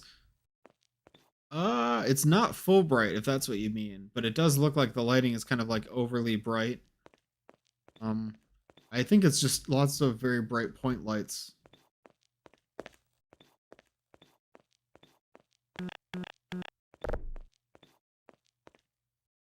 Like that goo texture. There's a lack of soundscapes in this map that does make it kind of disconcerting to play through. The goop looks really bad in this lighting. Yeah, I think that could have been... Okay, here's how I would have handled that. These lights should be a lot dimmer, and then you should have green lighting over the goo. Like the goo should emit light. Not actually emit light, but have like lots of point lights around the surface of the goo.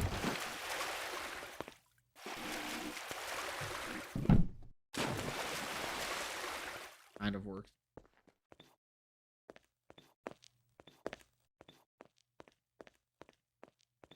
I think these crates are by Xblaw, maybe? Maybe not. I shouldn't say that. They look like custom crates. Suit does nothing. Poison head crabs in the goo. Thankfully, they don't see me. That one sees me. Okay. Pipes. It does kind of look like there's hotspot texturing on some of these surfaces, and I really like that. The lighting is too bright and a little bit flat, though. I think lighting is kind of dragging down the visuals here, where like the texturing is actually done pretty well. Oh, there's the vat of goo. The button doesn't seem to do anything, though.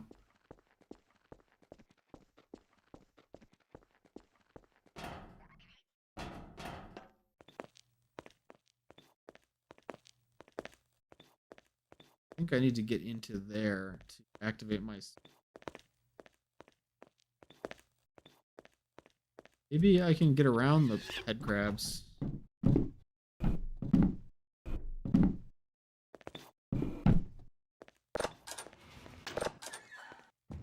Okay. Get our HEV suit charged up.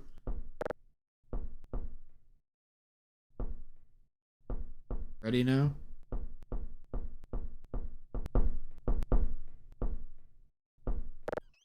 Okay. We have our HEV suit. Ooh. Little backtracking door. Don't have much health, though.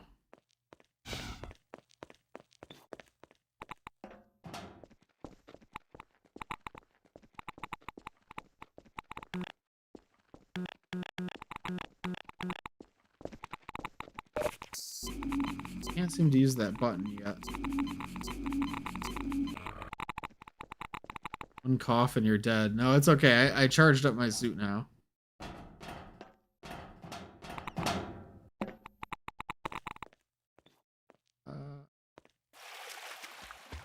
Oh, wait. I can just go straight through the goo now that I have my suit on. Neat.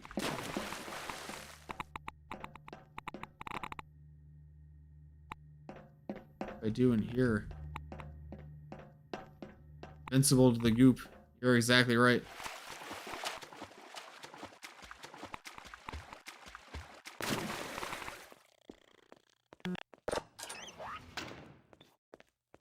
Excuse me, head crab. Wait, is this one different? Like it's like green.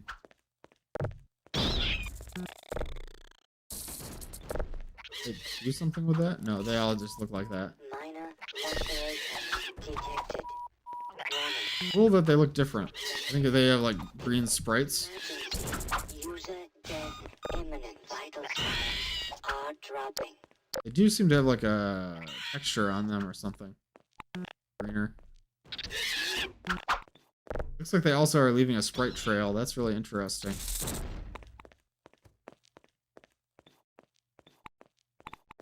Go flip. Out of here. Extra poisonous. Yeah, they've got that hazardous waste.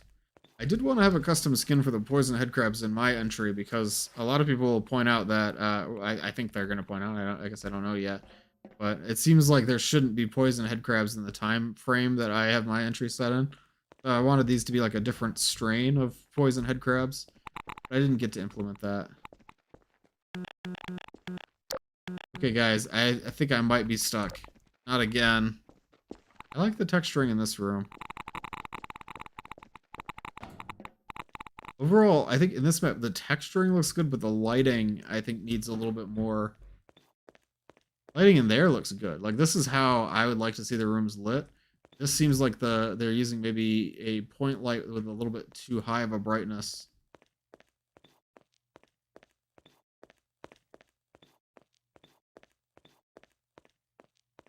Oh, I don't know where to go. Wall of computers. I think those are just detailing. I don't think there's anything over there, but I can check it.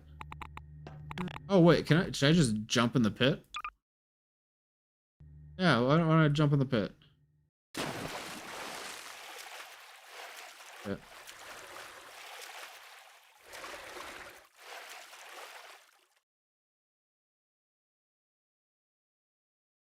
Bottom. Ominous. I don't really like this. Guys, I don't like this. Oh, wait, there's something here.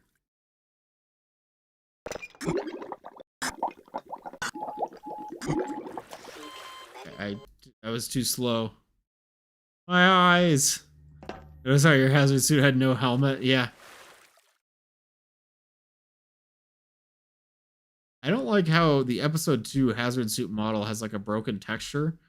Like in this map, it would have made a lot more sense if the hazard suit had its texture.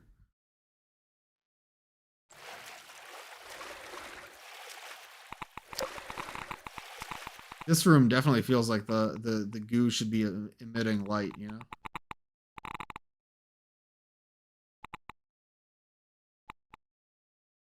I like the underwater parts though.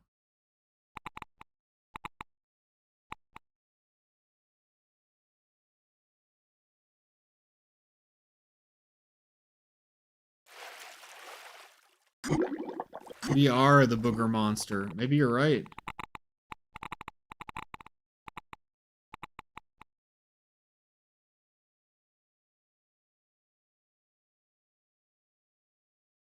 Oh, wait. Hey, almost didn't see that.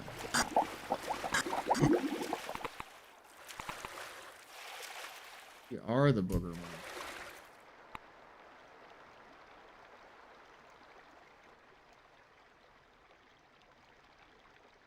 Draining the goo. This big drain.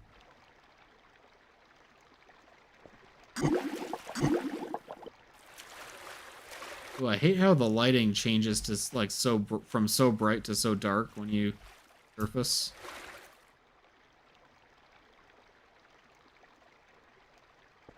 About as low as it goes. What am I supposed to do with that though? Here. Maybe there's more valves for me to turn. That would make sense.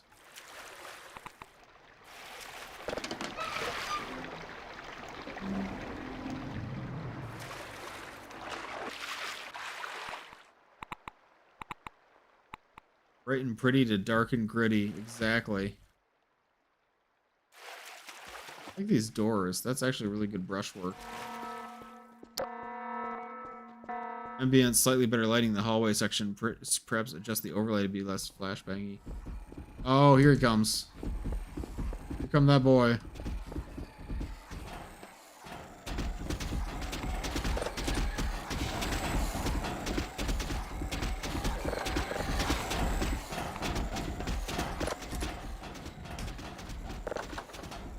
I'm gonna burst through these stairs. I can feel it.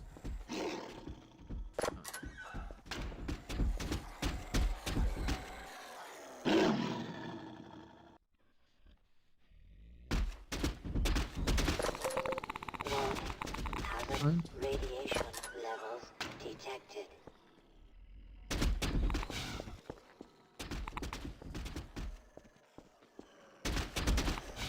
Maybe I can like bait him out here.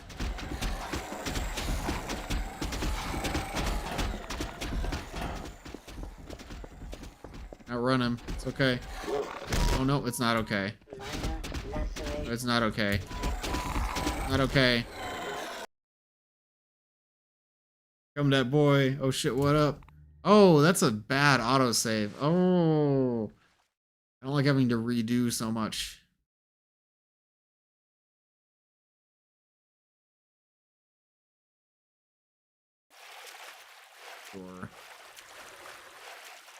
Or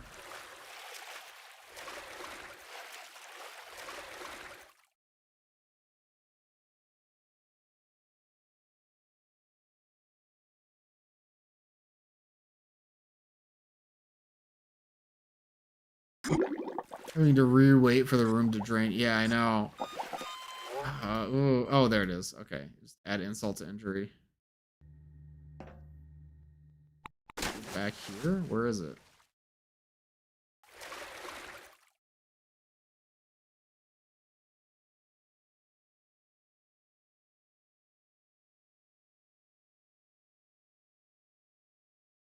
Making me feel kind of nauseous, I'm gonna be honest.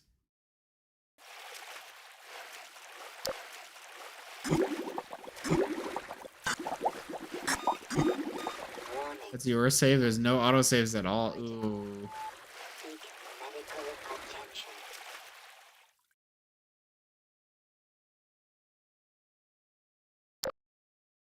These deaths are a different worker in the Combine or just throwing people like lemmings at this goop problem. That seems very Combine. Oh, I'm gonna run out of oxygen. Please. Please let me through this door. Please, I don't want to run out. No! No! No!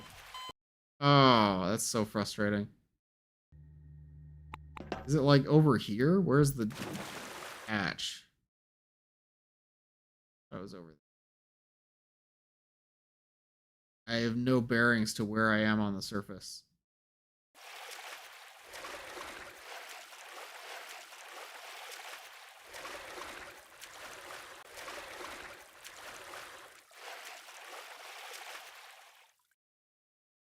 Should we include oxygen tanks with the suits? No budget.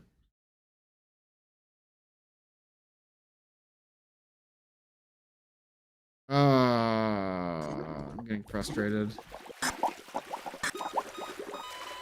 There. Oh my goodness. It's actually on this side.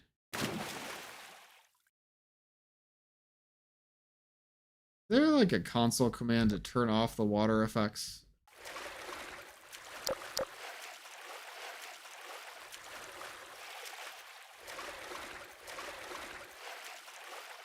This is just actually making me feel nauseous.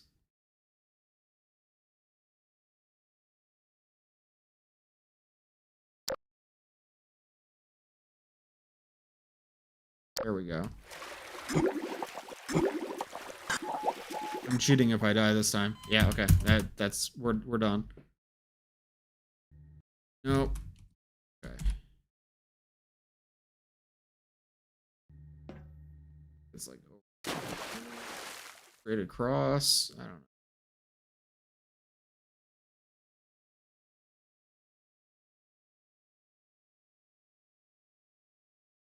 Buddha is not a cheat. It should be a cheat because that prevents you from dying.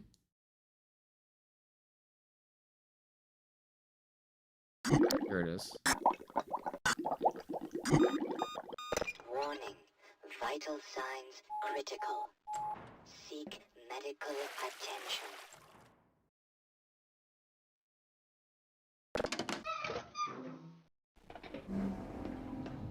Barely see 5 feet in front of you. Oxygen takes forever to refill. Yeah, that's exactly what's frustrating me. The underwater section is too big for the amount of oxygen I have. Overlay is painful. Yeah. It wouldn't be so bad if I was only dealing with stuff that was directly in front of me.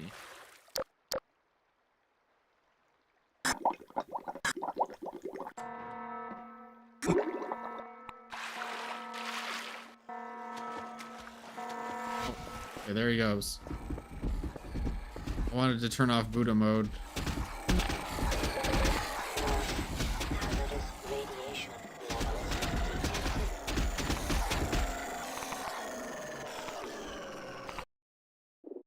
Off Buddha. Alright, that's a little unfair that I used cheats there. I was just getting a little bit fatigued.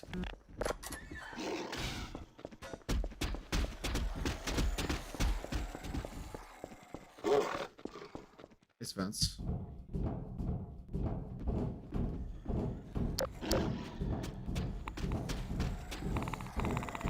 Oh, spooky.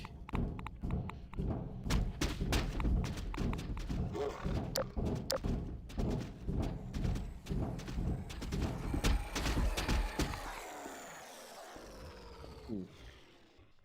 We're on an elevator with the Antlion Guardian. It's actually kind of spooky. It's like Jeff in Half-Life Alyx.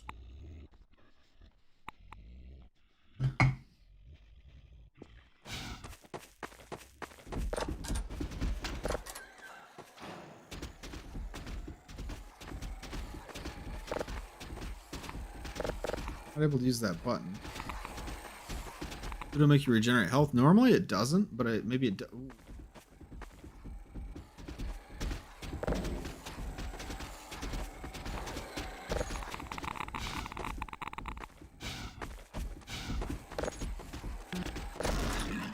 What those buttons? Oh, I can change the force fields. hazardous radiation levels detected.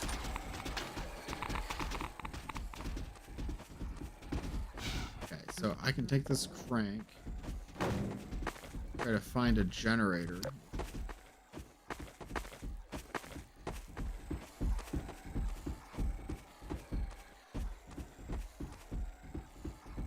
There.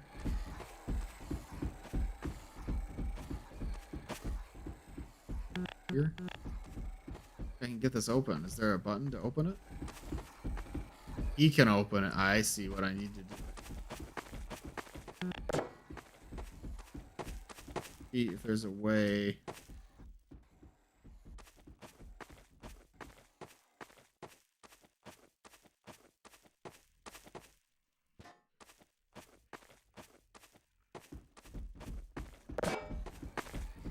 Making a new map because my old one broke. Oh no. You definitely should keep backups when you're working on maps.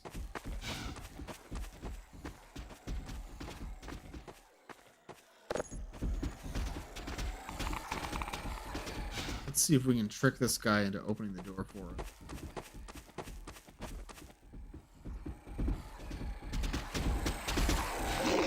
Warning. Hazardous radiation levels detected. Warning. Yeah, I wanted to- Toxin.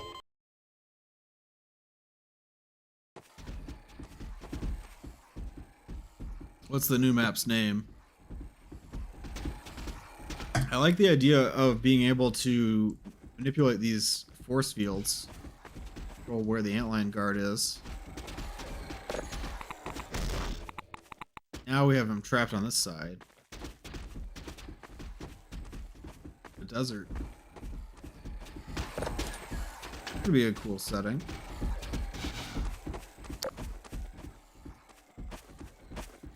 See, this does something. Come into going here.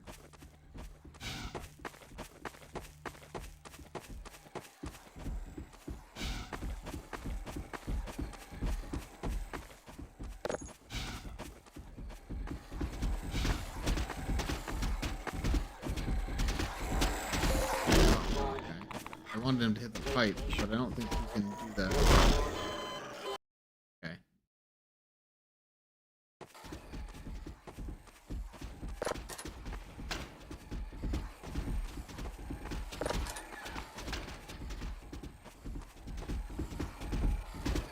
Pretty tough. I don't know what I'm supposed to do here.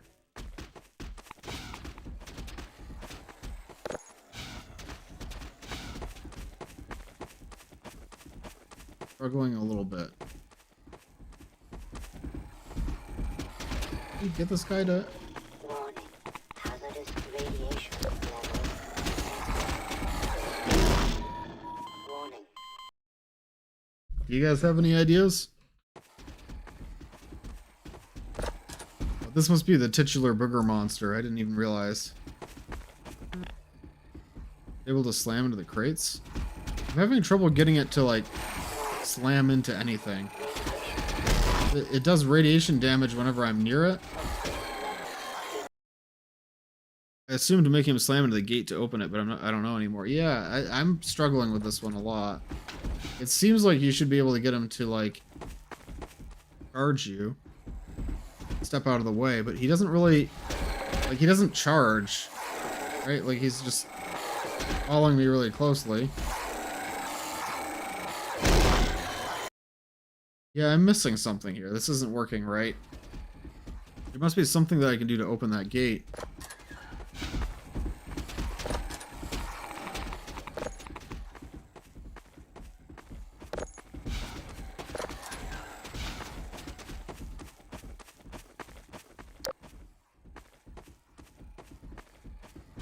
Console interactable? No weapons. Levels detected. Minor fracture detected. I don't think we can interact with this console. This button do that. One seems to be completely locked.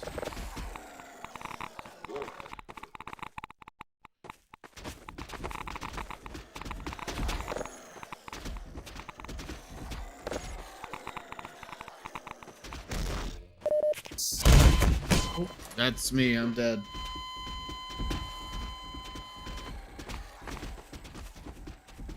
Oh, I thought I had him trapped on...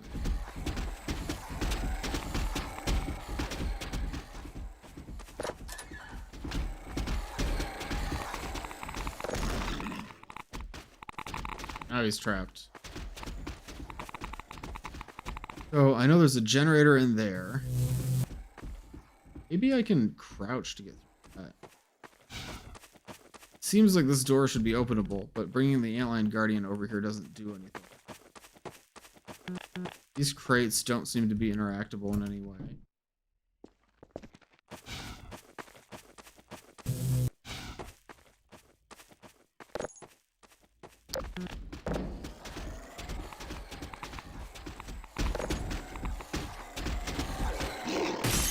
Oh, that's kind of scary.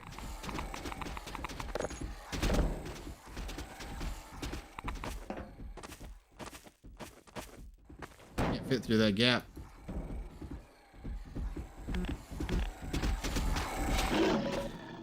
You can't hit that gate.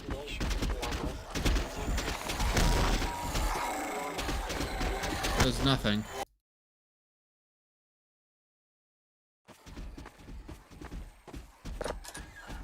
Might be stuck here.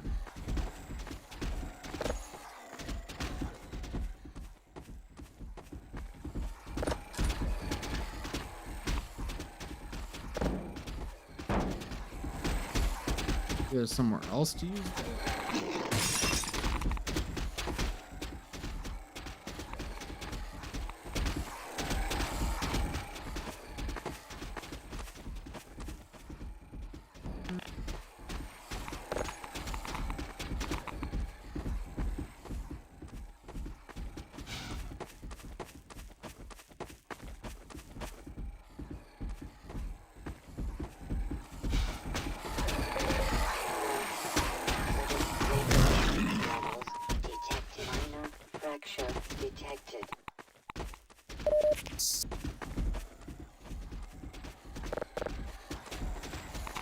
Notice there's two cranks. One is on the crates outside. Oh.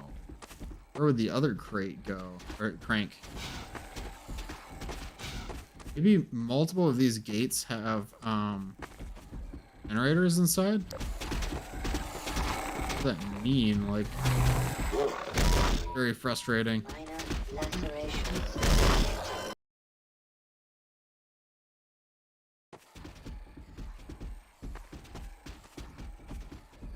Breaking the glass seems scripted, so it seems like that could be a mechanic. But at the same time, I can't get him to break anything else. Wonder if you need to trap him on the other side after he breaks the glass. Oh, that's a good idea. Oh, no, I think you totally got it.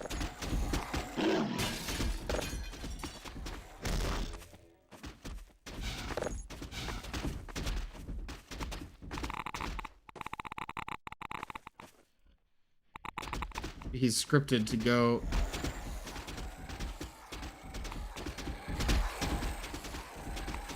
That was a really good thought, Captain Haxter. I don't think that actually was it. You had me convinced for a second there.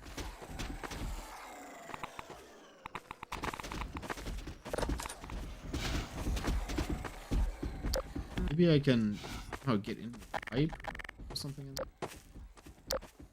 Any items? Trap him away from the broken glass? Okay, so the opposite side. Try that.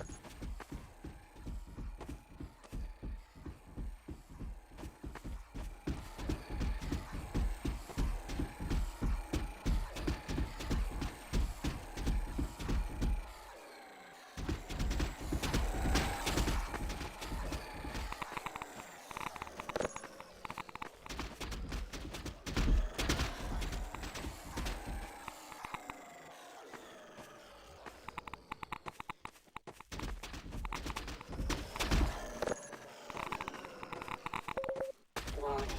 Hazardous radiation levels detected.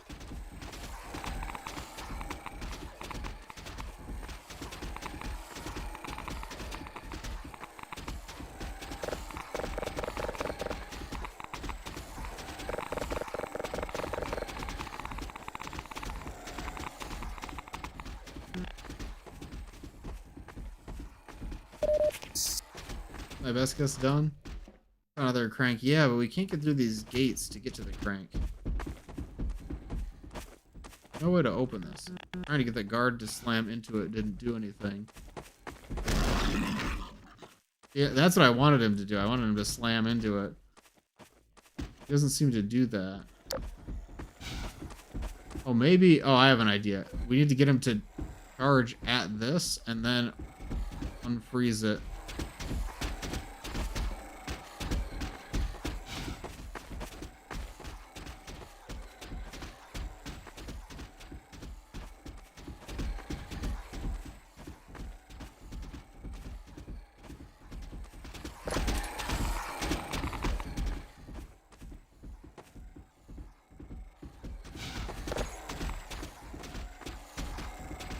That didn't work.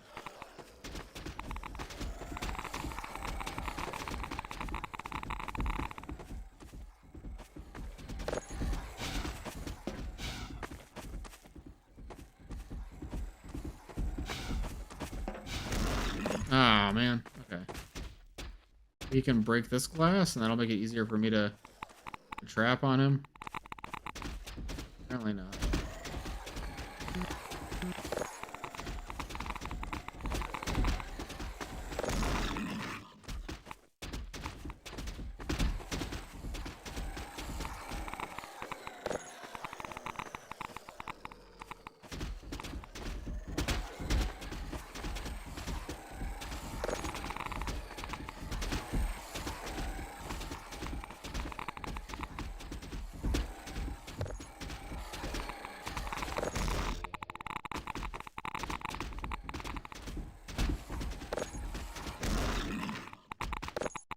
Doing damage to... Like, I don't know what I'm doing anymore.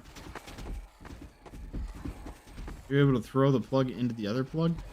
I don't think so, because they'd be facing the same direction. I mean, I could try it, but that just doesn't quite seem right.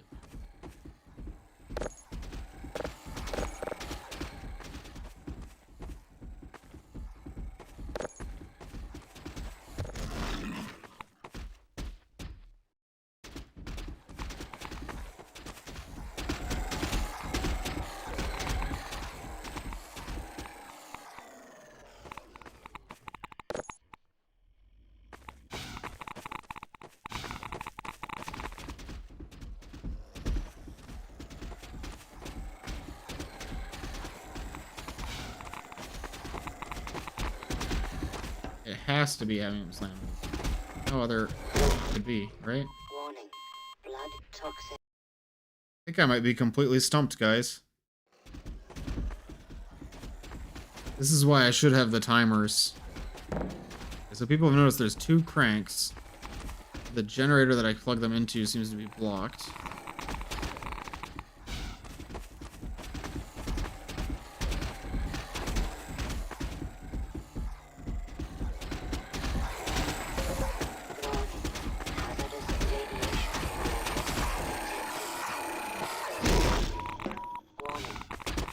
Maybe... Detected. Seek medical attention.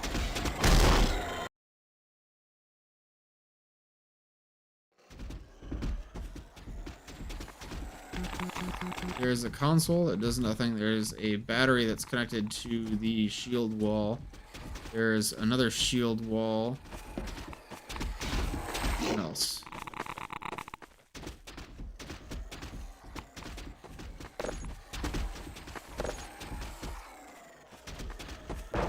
Take this. What if I just like throw a crank into the goo? Why? That would do anything. Okay, I've appeared to have soft locked myself.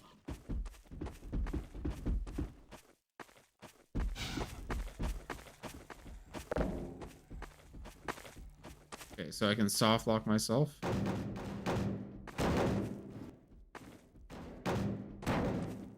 Okay, we are now soft locked. Good job.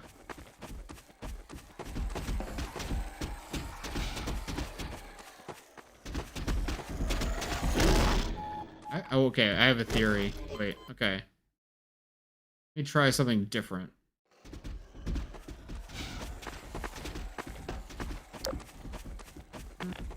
What if I take this plug and I put it like... Okay, nope, nope, nope, I'm dying. Hazardous I radiation. think I throw the plug in there. Warning. Blood toxin levels detected. Automatic medical systems engaged. Morphine administered. I throw the plug in here. I'll power it. I don't think that works. I don't think that was the intended solution. Vital signs are Maybe something to do with the battery? Like, is there like a plug in here? You touch the plugs. Okay, that was already suggested. That's a really good idea. Let me try it. Try it one more time. If this doesn't work, I might have to call it and go to the next one. I'm sorry. I did my best.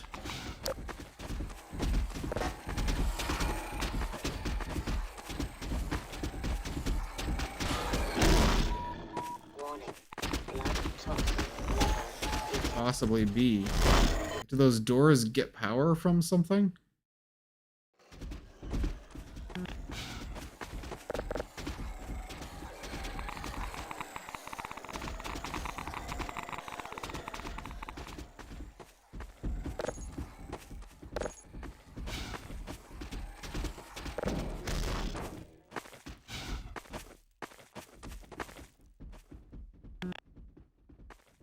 By plugging it into the tall, there's no plug.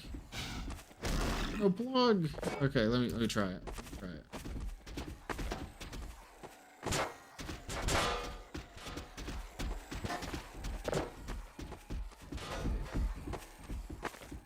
Maybe try the other plug.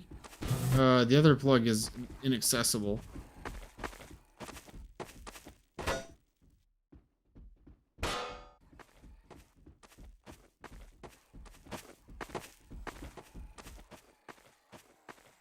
Yeah, that would make sense to have the window broken, but it doesn't make sense for the plug to extend this far.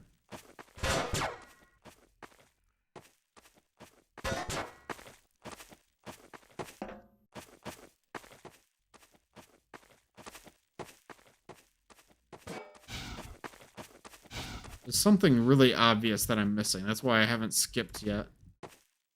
What is it that I missed here?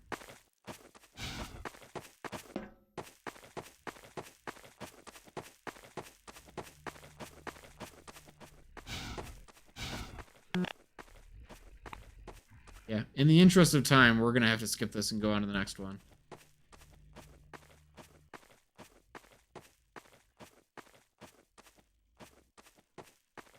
I really want to know, though. That's the thing that's frustrating me. I'm like, I want to understand. Maybe we bring the plug into the goop? That doesn't... It seems like whatever it is that we're supposed to plug this into, it should probably be we plug it into something on the other side of this door, right? Because you wouldn't have a plug stretched this far. That doesn't really make sense.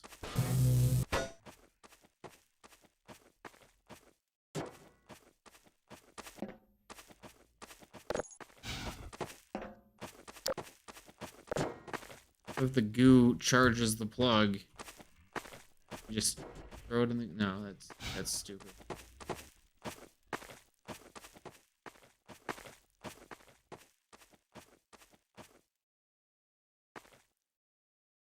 I think I'm out of ideas completely.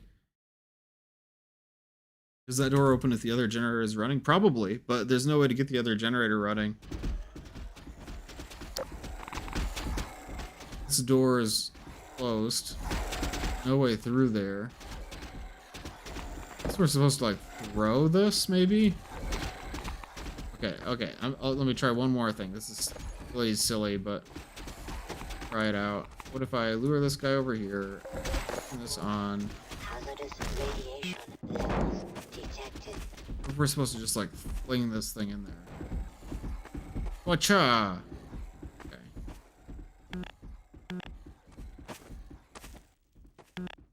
Need to use the crank to open the door? The crank doesn't interface with anything.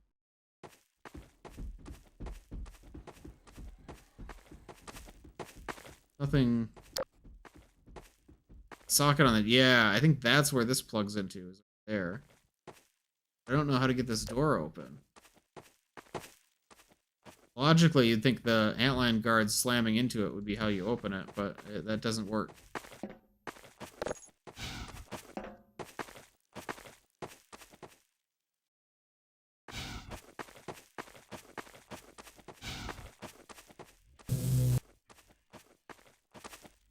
Nothing for the crank to attach to in the rest of the room? Nope. The generator is the only thing.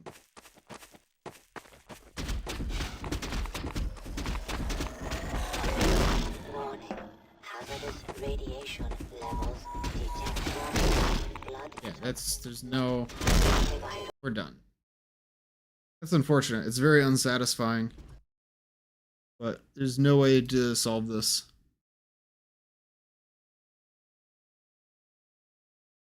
Monster.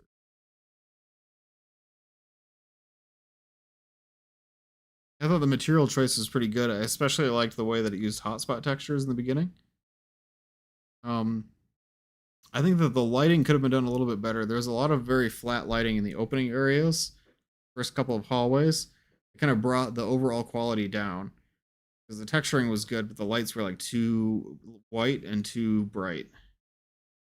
I did appreciate that this being like a combine work area with toxic goo felt kind of Black Mesa-ish in a way that I enjoyed. Had some good props. I thought it was cool how there was a big pit of goo. I did have issues with diving through the goo because I couldn't see. There were no soundscapes, which I think really brought the map down quite a bit. Not being able to hear like the ambient sounds, make it feel kind of uncomfortable to play. There were some rooms that were detailed pretty well, and there were others that were more empty. I would say overall there's pretty good geometry, but there's definitely some like low detail environments. I do like that the goo would rise and lower. I was not able to play through without getting stuck. I could not play this. It did have new puzzle mechanics with the goo lowering. That was interesting, like pulling the valve to lower the level. And then also this new puzzle with turning shield walls on and off. I think that's pretty cool. I just can't understand what they're trying to accomplish with it. Because I can't get that door open. Really seems like the Antline Guardian is supposed to open the door, but it's not working. The Antline Guardian is a good choice for a map about toxic goo, I think. So I think that was it was an unexpected addition. I don't really know who the protagonist is in relation to the world, other than that we work for the Combine, and we have a hazard suit. Overall, I understood the story. There were bugs. I don't know if it's a bug or a design flaw. I'm going to say that there were bugs because I think something might be stuck. Could be wrong. And so I didn't really have fun because I got frustrated. But I did think there were some good scares and some good like moments that startled me with the antlion guardian and the poison head crabs. Um, I got a lot of fatigue playing, but it wasn't really fatigue from the map's pacing. It was from lack of autosaves, frustrating mechanics, puzzle that got stuck. No replay. I don't really know if I enjoyed the plot and story arc because I don't really know how it ended. I wasn't able to beat it. I think this map had a somewhat unique environment going for it, and the choice of enemies fit the theme really well. I think pretty much all of the maps are about the same on the uniqueness scale. Not set in a coastal environment, no toilets, kind of a destruction sequence, but not really.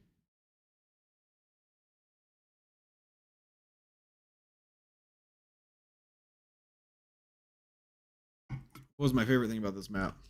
I like playing as a Combine worker, clean up the toxic environment. It's a fun theme.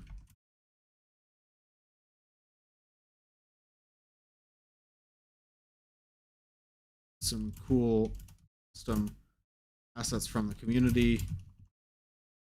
Ross's doors. Hotspot textures. Leave this. I think that was very on theme for Hazardous Waste. Had interesting mechanics. I got stuck in the section with the antlion guardian, the two Combine shield walls.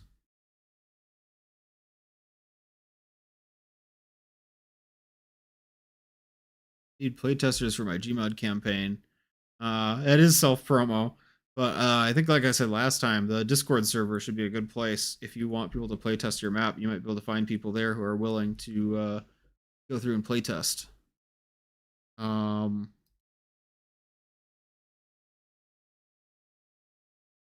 Guardian, my shield walls. I couldn't figure out. Open the large hazard doors for the generators. Thought the antlion guardian was supposed to open the doors. He seemed to charge at me in a way I could avoid.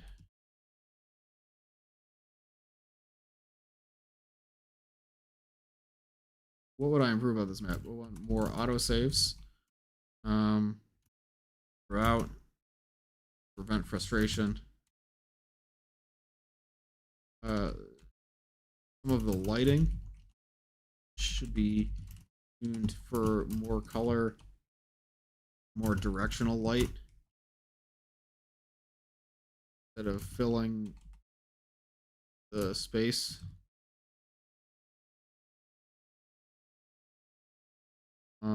Fix the improve or fix the puzzle with the antlion guardian. Players don't get stuck.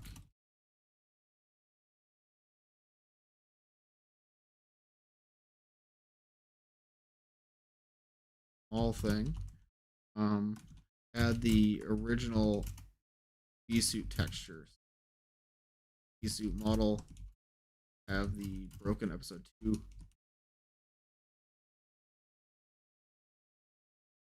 It's really frustrating me that I didn't finish the map. I feel like we were really close. Maybe there was a scripted sequence that was bugged, and I should have loaded an earlier save. That's another thing that I didn't even think about.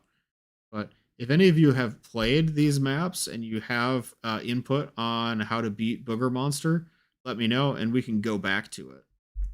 I think for now, I'm going to take a quick break and then we can play through Sinking City 17. And that might be our last map for today.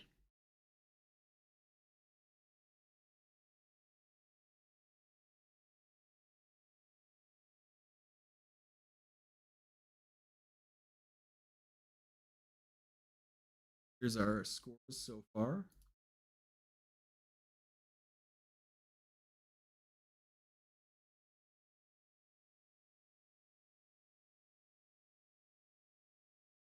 And I'll be right back in just a couple. Stay tuned.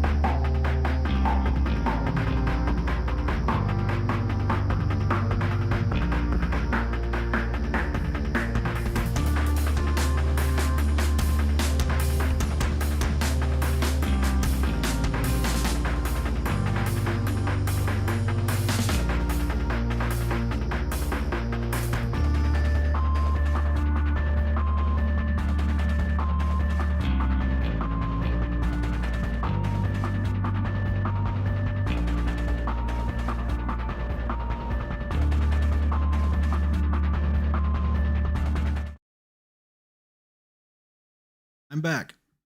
Sorry about the delay, guys. It looks like my stream might have restarted while I was away. Sorry about that. I am still live, and I'm going to finish the challenge today. I've been having this weird problem with my streams where whenever I go to my BRB scene, it seems like my Twitch stream resets. I don't think it affects YouTube necessarily. But thanks for staying tuned. Appreciate it. We just played Booger Monster, and next we're going to play a map called Sinking City 17. I do feel very frustrated that I wasn't able to finish Booger Monster.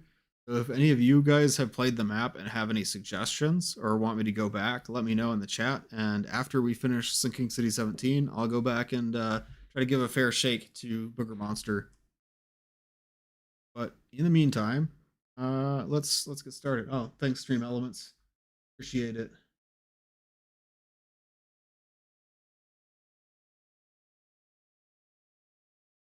Oh, my friend Akira is also playing Hazardous Waste, which is awesome. We will be able to give her a raid after this. There's a few different people I want to raid, so we'll see which streams are live.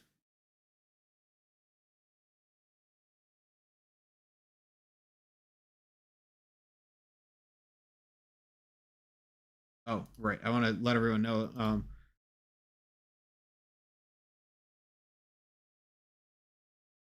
Stream seems to bring BRB. Okay. Play this map.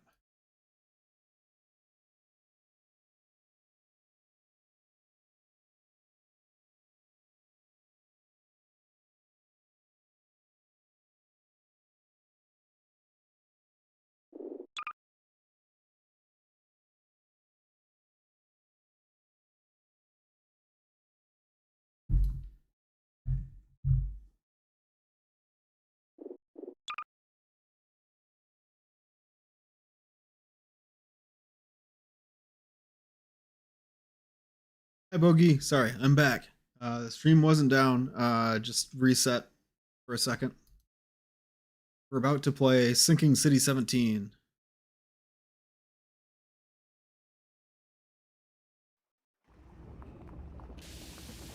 Level is focused on a fishing minigame. Wait for things to get caught, then keep or discard them. The goal, 6 food pieces and 6 scrap, but you can leave at any point. Have fun. I was so not expecting this. What on earth? Missing texture. Okay. This environment is beautiful, by the way. Let me quick reset my game and see if we can fix that missing texture.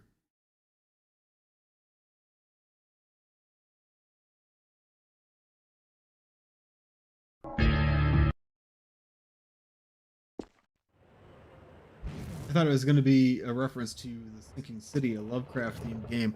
Maybe it is, actually. That's a really good catch, Captain Haxray. I've never heard of that game before. Levels focus on a fishing minigame, wait for things to get caught, then keep or discard them. There's a goal, 6 food pieces of scrap, but you can leave it at any point.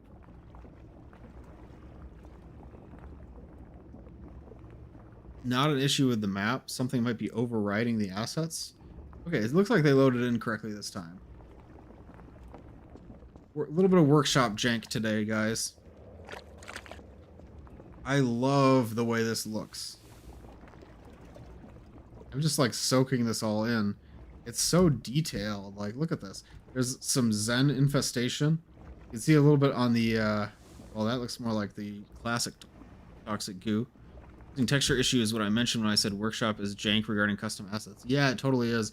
I'm glad that hasn't affected me during the testing of poison control at all, but I wouldn't be surprised if that did happen to some players, and I'm a little worried. Yeah, we have Zen infestation. We've got some toxic waste. Buildings look gorgeous. Yeah, sunset or sunrise, whichever this is. Very pretty. Citadel in view? I don't know, maybe we're pretty far away from the Citadel, but I think we're still within City 17. Wow. Who made this? Suboxulary. So it's no surprise it's got the dark interval level of quality. Makes sense, yeah.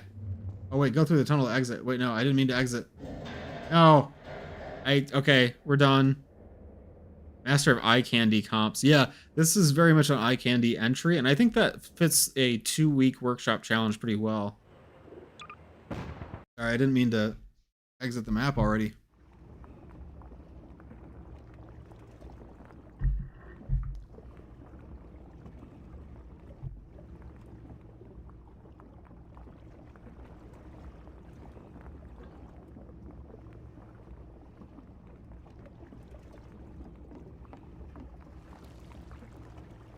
Oh, sit in the chair. Okay. Listen to this first. Oh, I think this is a Geiger counter. Like, going off. Slow down if we move away from the water. It does. Wait, hold on. Hold on.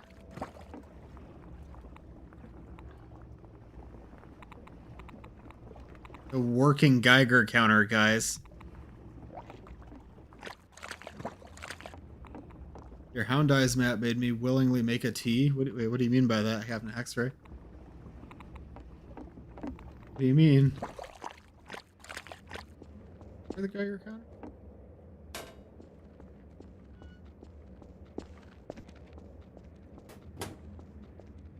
I'm sorry, I haven't even engaged with the map yet. I'm just playing around with the Geiger counter.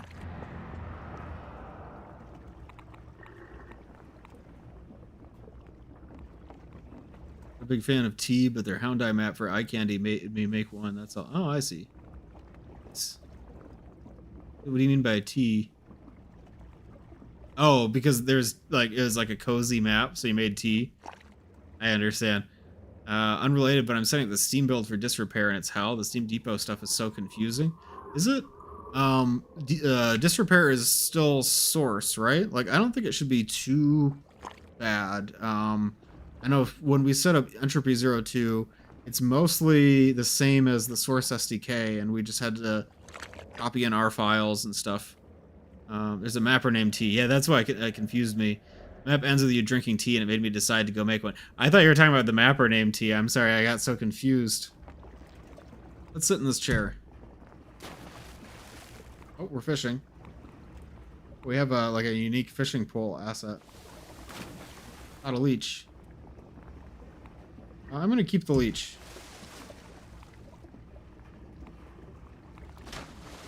Not a rusted gun.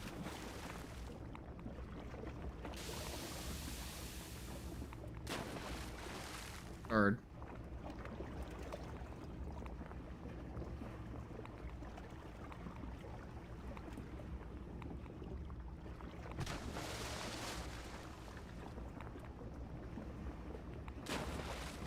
A dystopian novel. Can I get out of the chair? I don't know, like get up from the chair. Not worthless trash. Okay, discard. Weirdly, it feels like fishing in Minecraft. Yeah. I'm gonna take the worthless trash. Oh, there's somebody out there.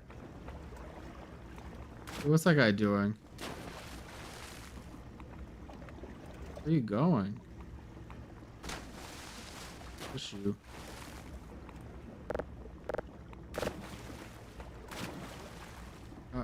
Oh, Combine. Metro Cops. I want to get out of my chair, but I don't know how to do that. Combine going by on a raft. Kind of cool.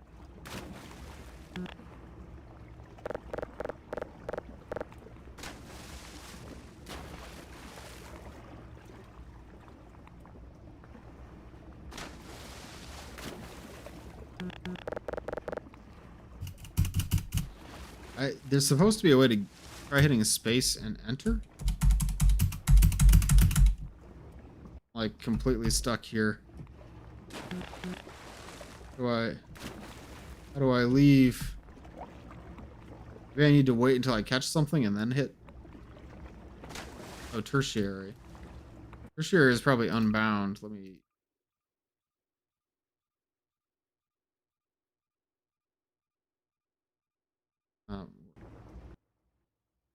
Back 3. I need to find good documentation on that, especially since they made my mod not require Half-Life 2 for some reason. Yeah. Oh, it's S? No, S doesn't do anything. Oh, wait. Okay, now it worked. Okay, we got it. I want to see what I caught. Got a leech. Oh, we got a fish. It's an ichthyosaur and a leech. That's actually really cute. We caught an ichthyosaur, leech, and we caught a shoe, worthless trash, and we caught 1984. Catch some more fish.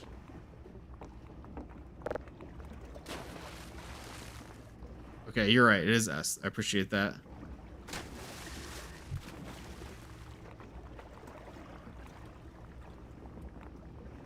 I'm not going to be able to give this map many points for gameplay. I'm going to be honest. But it is an extremely beautiful scene.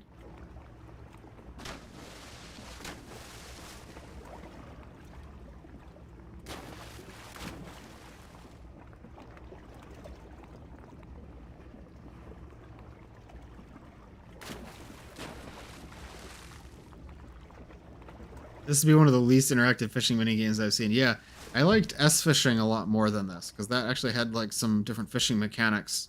You had to like try to catch all the fish and put them on pedestals, and there's even a little outro to it. So I think that was a better execution of this idea. But I can't really fault Cvox, because I think they just wanted to make a really beautiful little map, and that they did.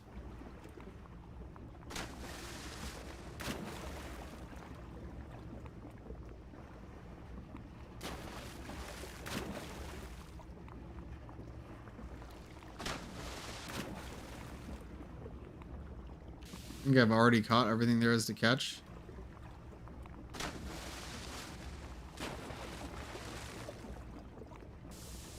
Oh, you can see whatever you caught right there.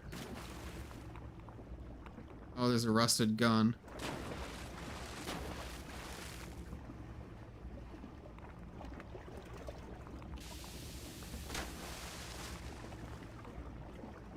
That. What that was. But it was something.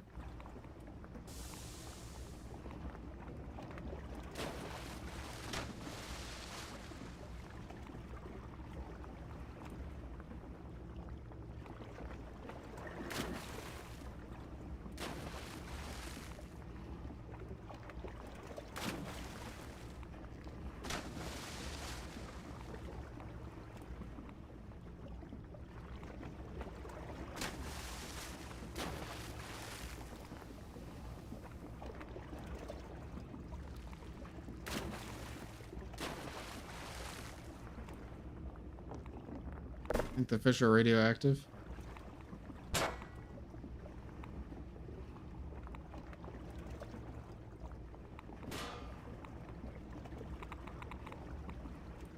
Too much.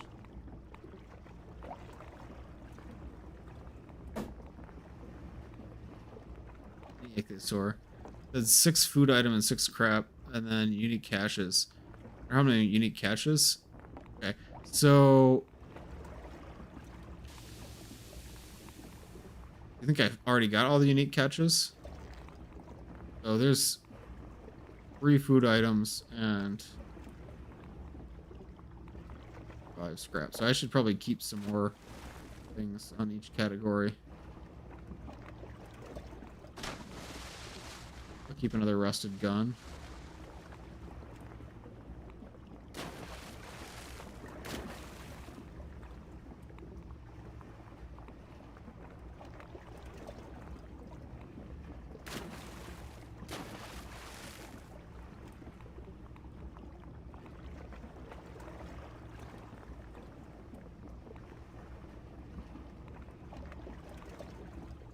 This is going to be something unique. Guy over there fishing. I imagine leeches can't taste very good. I imagine those books can't be very legible. I mean, maybe they're waterproof. Leeches, I mean, you know, they're probably edible.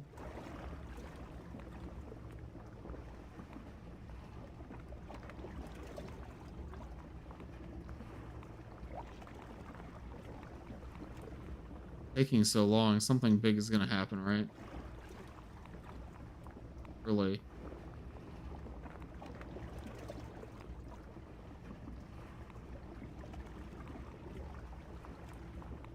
I just max out all my catches.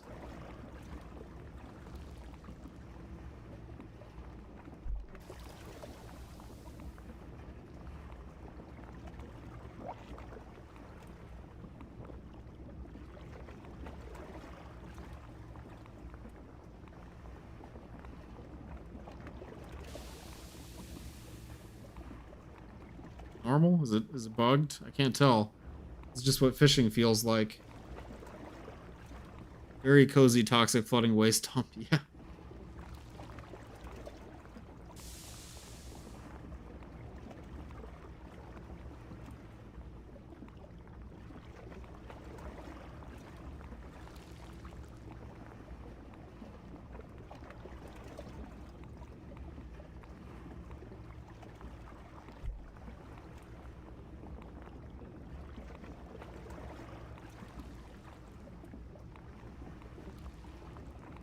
Maybe those are the same smoke stacks that fell over into the canals in Half-Life 2.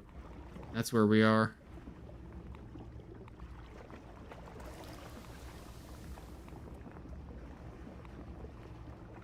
We're probably further away from the city than that.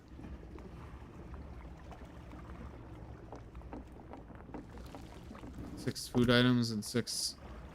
Got 3 ichthyosaurs, a leech, guns, 2 books, a shoe, and a 1984.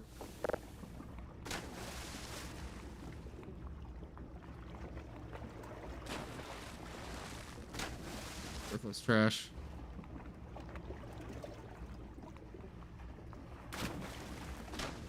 Your book.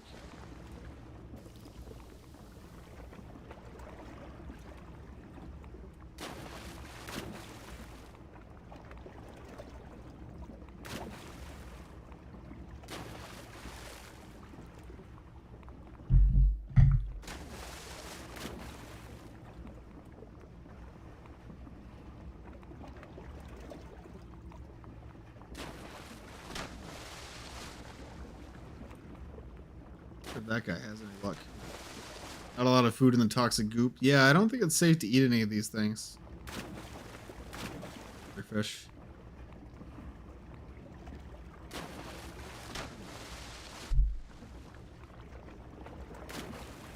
Got a leech. Not enough food. Okay, but I don't think we've caught enough scrap yet.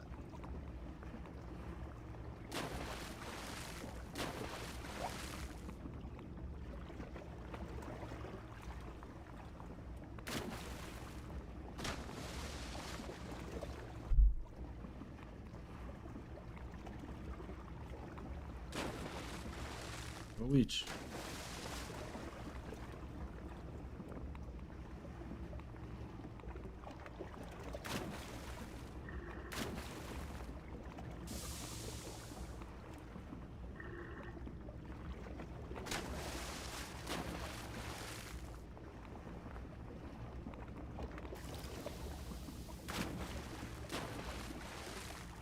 Not the biggest fan of fishing, I'm gonna be honest.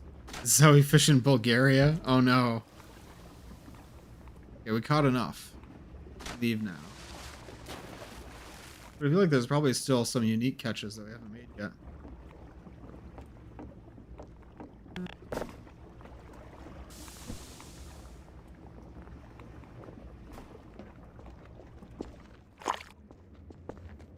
Oh, there's a guy here.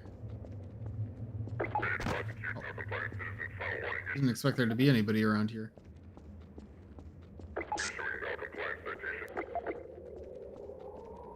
I'll go back to fishing.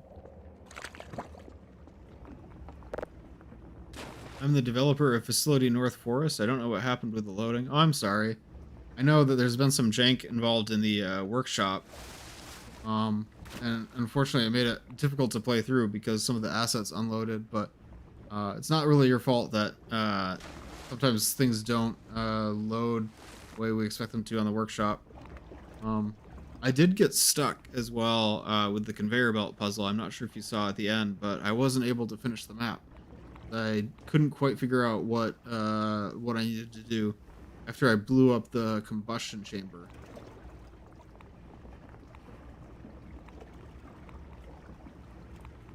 Now I'm fishing.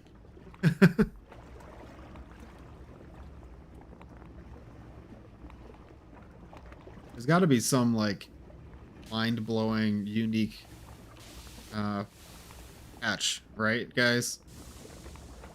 I feel like I can't stop fishing because then I'll miss whatever it is.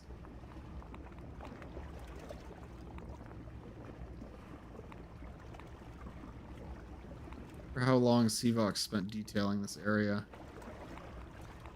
Be shocked if there's not a mysterious vial, like a Map Labs flask. Yeah, I was kicking myself. Why did I not use the Map Labs flask in Poison Control? It's like the perfect time to use that. It even has like an in-lore explanation of why that would be there. I don't know what I was thinking.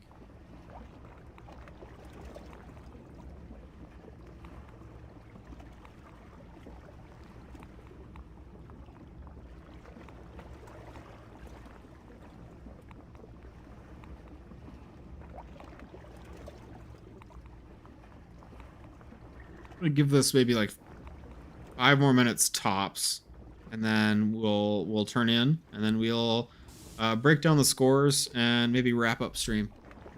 I think this has been a good challenge. I was really worried about the deadline. This was a shorter challenge, and the workshop also kind of threw some threw a wrench into the works. But overall, I'm really happy with the entries. I'm really happy with my own entry.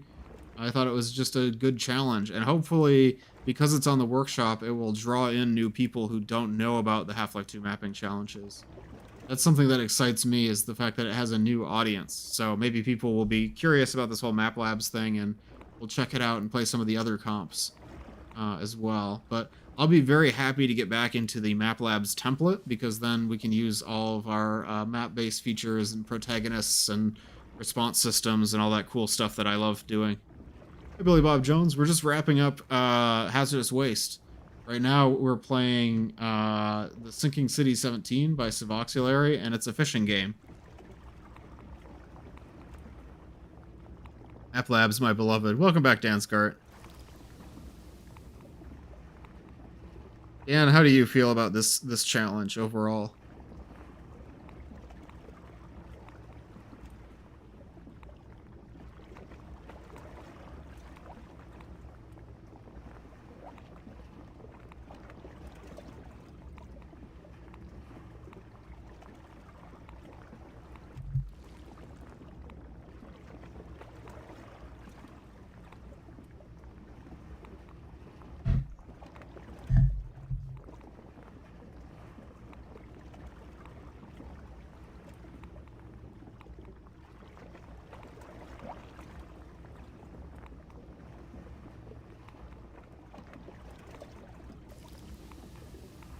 I'm actually alt-tabbing while I wait for this fish. Very nice to experience to try normal Half-Life 2 mapping without the fancy map-based stuff. Yeah, it was kind of a return to basics for me. A way that I really appreciate. I've got a really difficult decision of who to raid right now.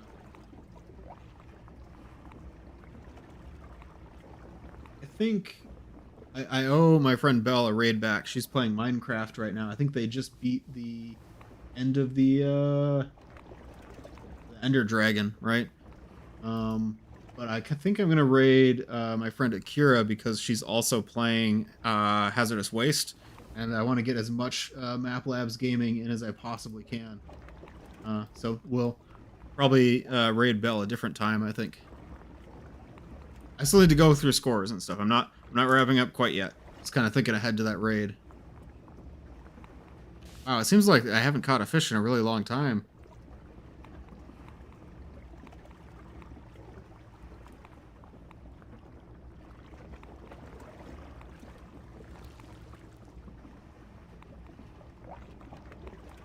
What does that text say over there?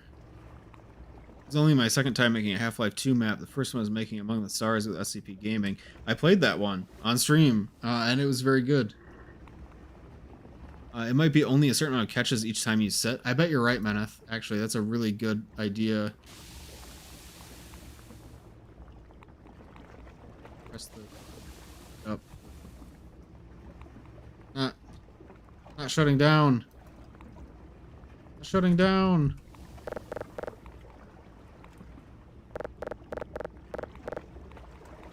Actually...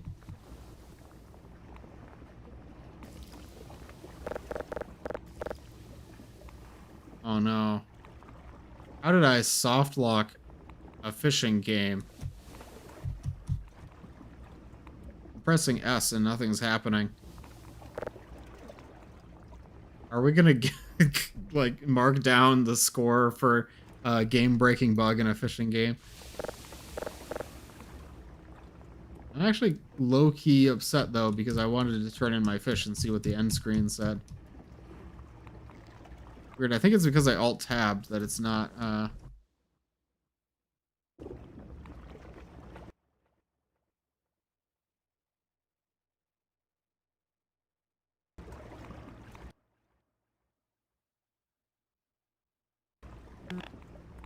weird. The reaction to the ending still makes me and SCP have a big wide smile. Ah, glad. That was a fun stream.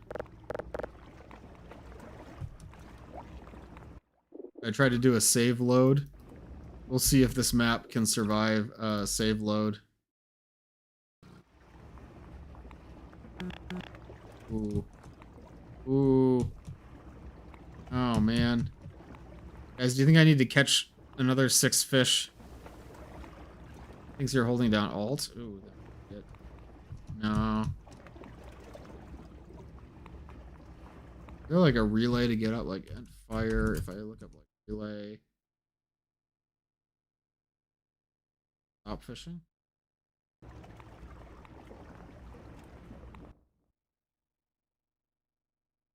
Start fishing. Okay.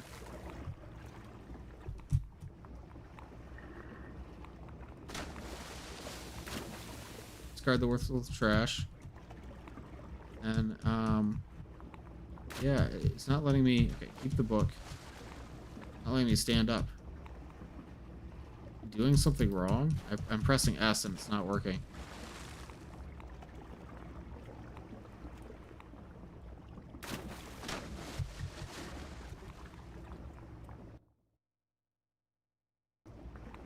Stop. Okay. Oh, now it like queued up all of my inputs to say back. Now, won't stop walking backwards. Oh, that's really weird. I'm now just moonwalking.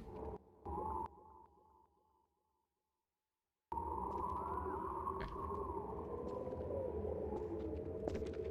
Oh, now I can only walk sideways. Hee hee. 27 City 17 pranks, gluing that annoying fisherman to his chair. Yeah, I can only walk sideways now, guys. This map has been very relaxing. I like the use of Cvox's assets. Map.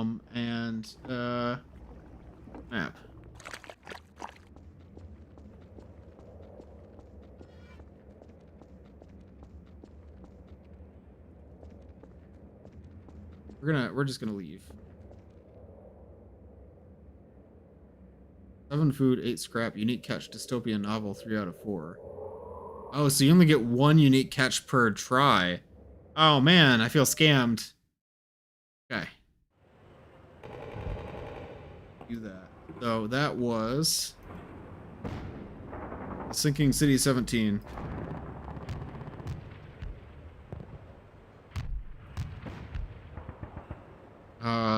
Excellent materials. I think even some custom materials in there. The lighting from the sun was just gorgeous. I actually like the idea of a flooded district in City 17 with Zen infestation. Like a cool place to visit. Good props, good skybox, good sound design. I don't think there was any music to speak of. And nothing really happened in the environment. Oh, there were I'm gonna give it points for that actually because there was the Metro cops on the raft and also the fishermen in the little boat. That was fun. But gameplay wise, I got stuck. First of all, the fishing mechanic was new. Not really any NPCs other than that one Metro cop that appeared. That was kind of cool. I understood who the protagonist was in relation to the world. No, not really. He's a fisherman. But besides that, I'm gonna give it half points because by the nature of fishing, you understand that you're a citizen in City 17 and you're probably a fisherman. It wasn't as confusing as a lot of other maps are. Wasn't really a story to speak of. There were bugs. I don't really like fishing games, I'm gonna be honest. But I thought it was a very evocative environment. Didn't make me catch too many fish. It does have replay value. Doesn't really have a story, and it didn't have a good conclusion. What an interesting map. I would say it was especially unique because it's a fishing game. It's not like the other maps are. It's like its own thing. It is set around a coastal environment this time, ish. I mean, it doesn't seem like it's a coast. It's more like a river or something, but I'll count it. It's close enough. There's definitely an element of like fishing and boats and water, and it's close enough. I didn't see any toilets in the map, and there's no destruction sequence. That was my favorite thing about the map. The environment was absolutely stunning. My favorite part was seeing other NPCs through the environment. Metro cops on a raft, other fishermen, a boat, and even Metro cop rolls behind where you're fishing. What's your least favorite thing about the map? The fishing mechanic was not very interactive, and it was hard for me to tell there was another unique item for me to find. I also got stuck in the chair. What did I improve about this map? I think a better indication of when to expect unique items and less repetition. However, that is fishing. You know? Well, let's see how our lineup looks.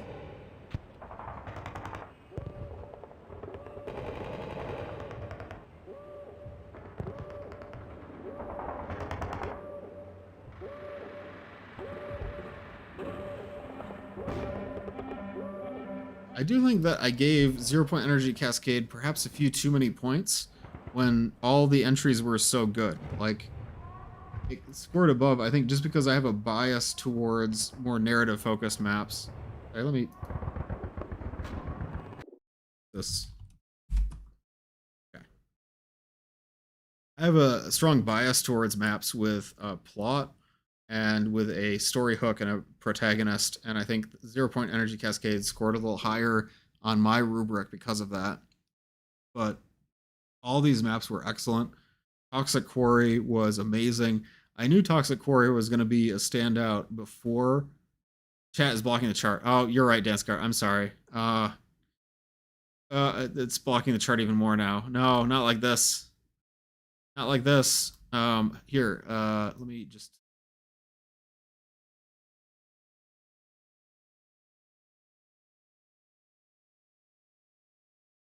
Oh, I've got to zoom out.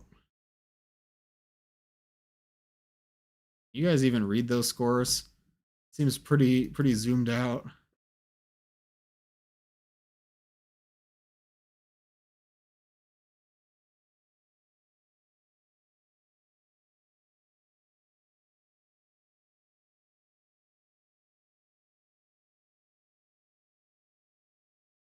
Perfect. Perfect. Okay. This looks better.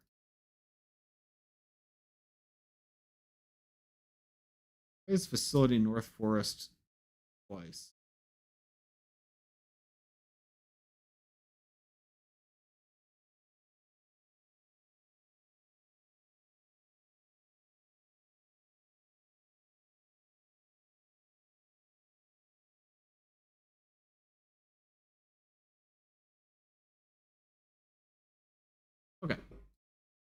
Here's my final scores.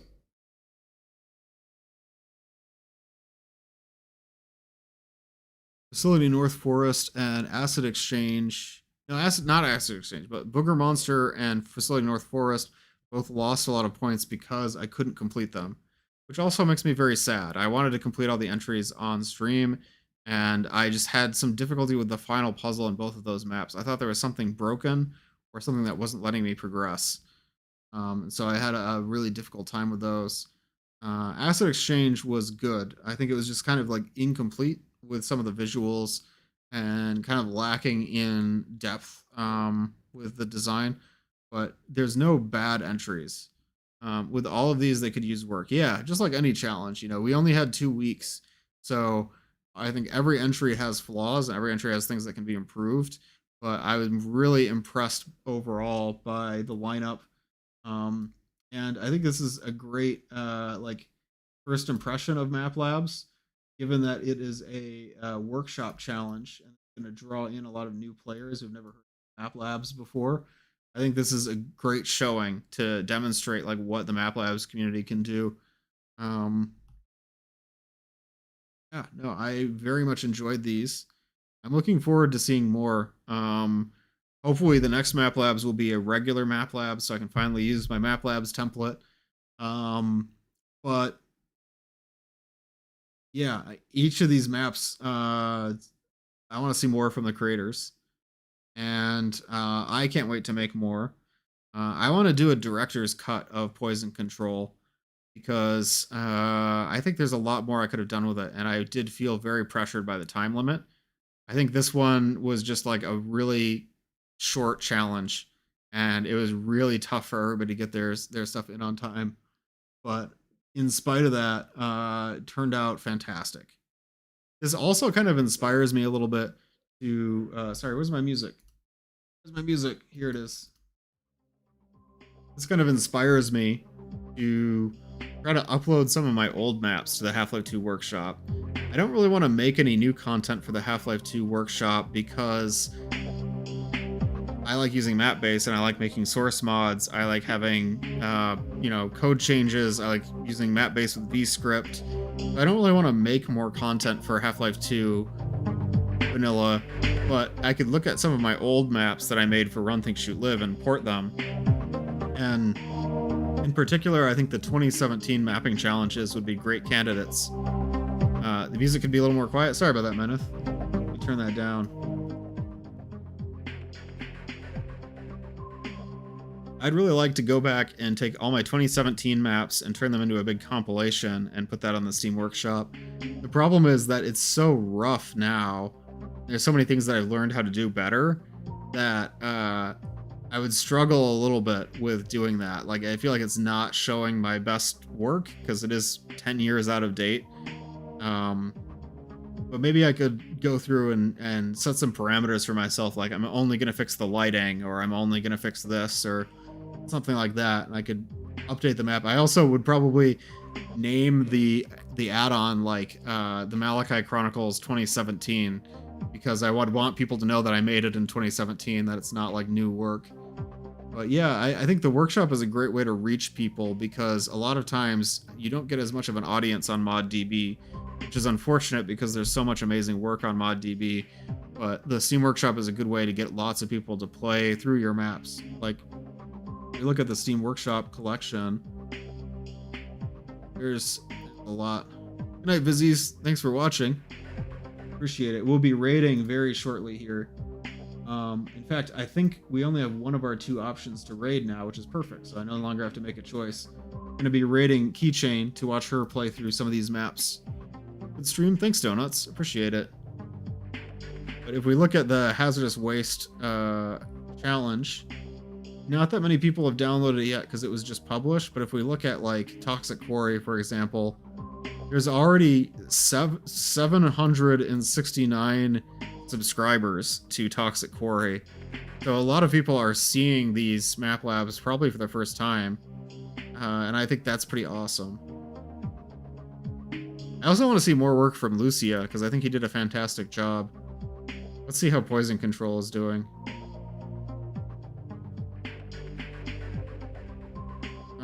A lot of people can't figure out the puzzle. Oops.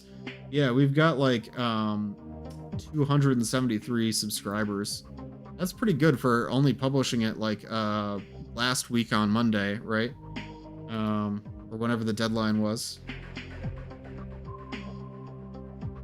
That is Map Labs presents Hazardous Waste. Thank you so much for joining me, everybody. And stay tuned, because we're going to give a raid to Keychain as she plays through the same entries I just played through. I think it's mostly because Lucia promoted his map in his Discord server.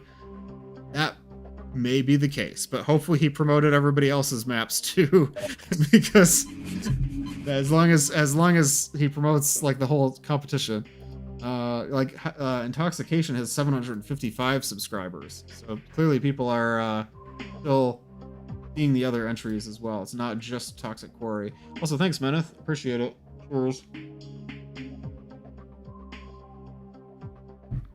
Yeah, I will go ahead and start the raid. Hope you all have a great rest of your Saturday, or it's past midnight, Sunday. And thank you so much for watching. Let me know if you guys ever find out how to beat the 2 maps that I couldn't beat, because I would still like to go back and finish them, if possible. But until next time, speaking of next time, wait, before I say until next time, I need to figure out what I'm going to be streaming next. It might be Bogey's mod, Disrepair. I want to play Disrepair, but I don't know yet, so I will post on my Discord server when I have an announcement for my next stream. But hopefully I'll see you all then, whenever that may be. And in the meantime, give Keychain your best. Have a good night, everyone. Bye, guys.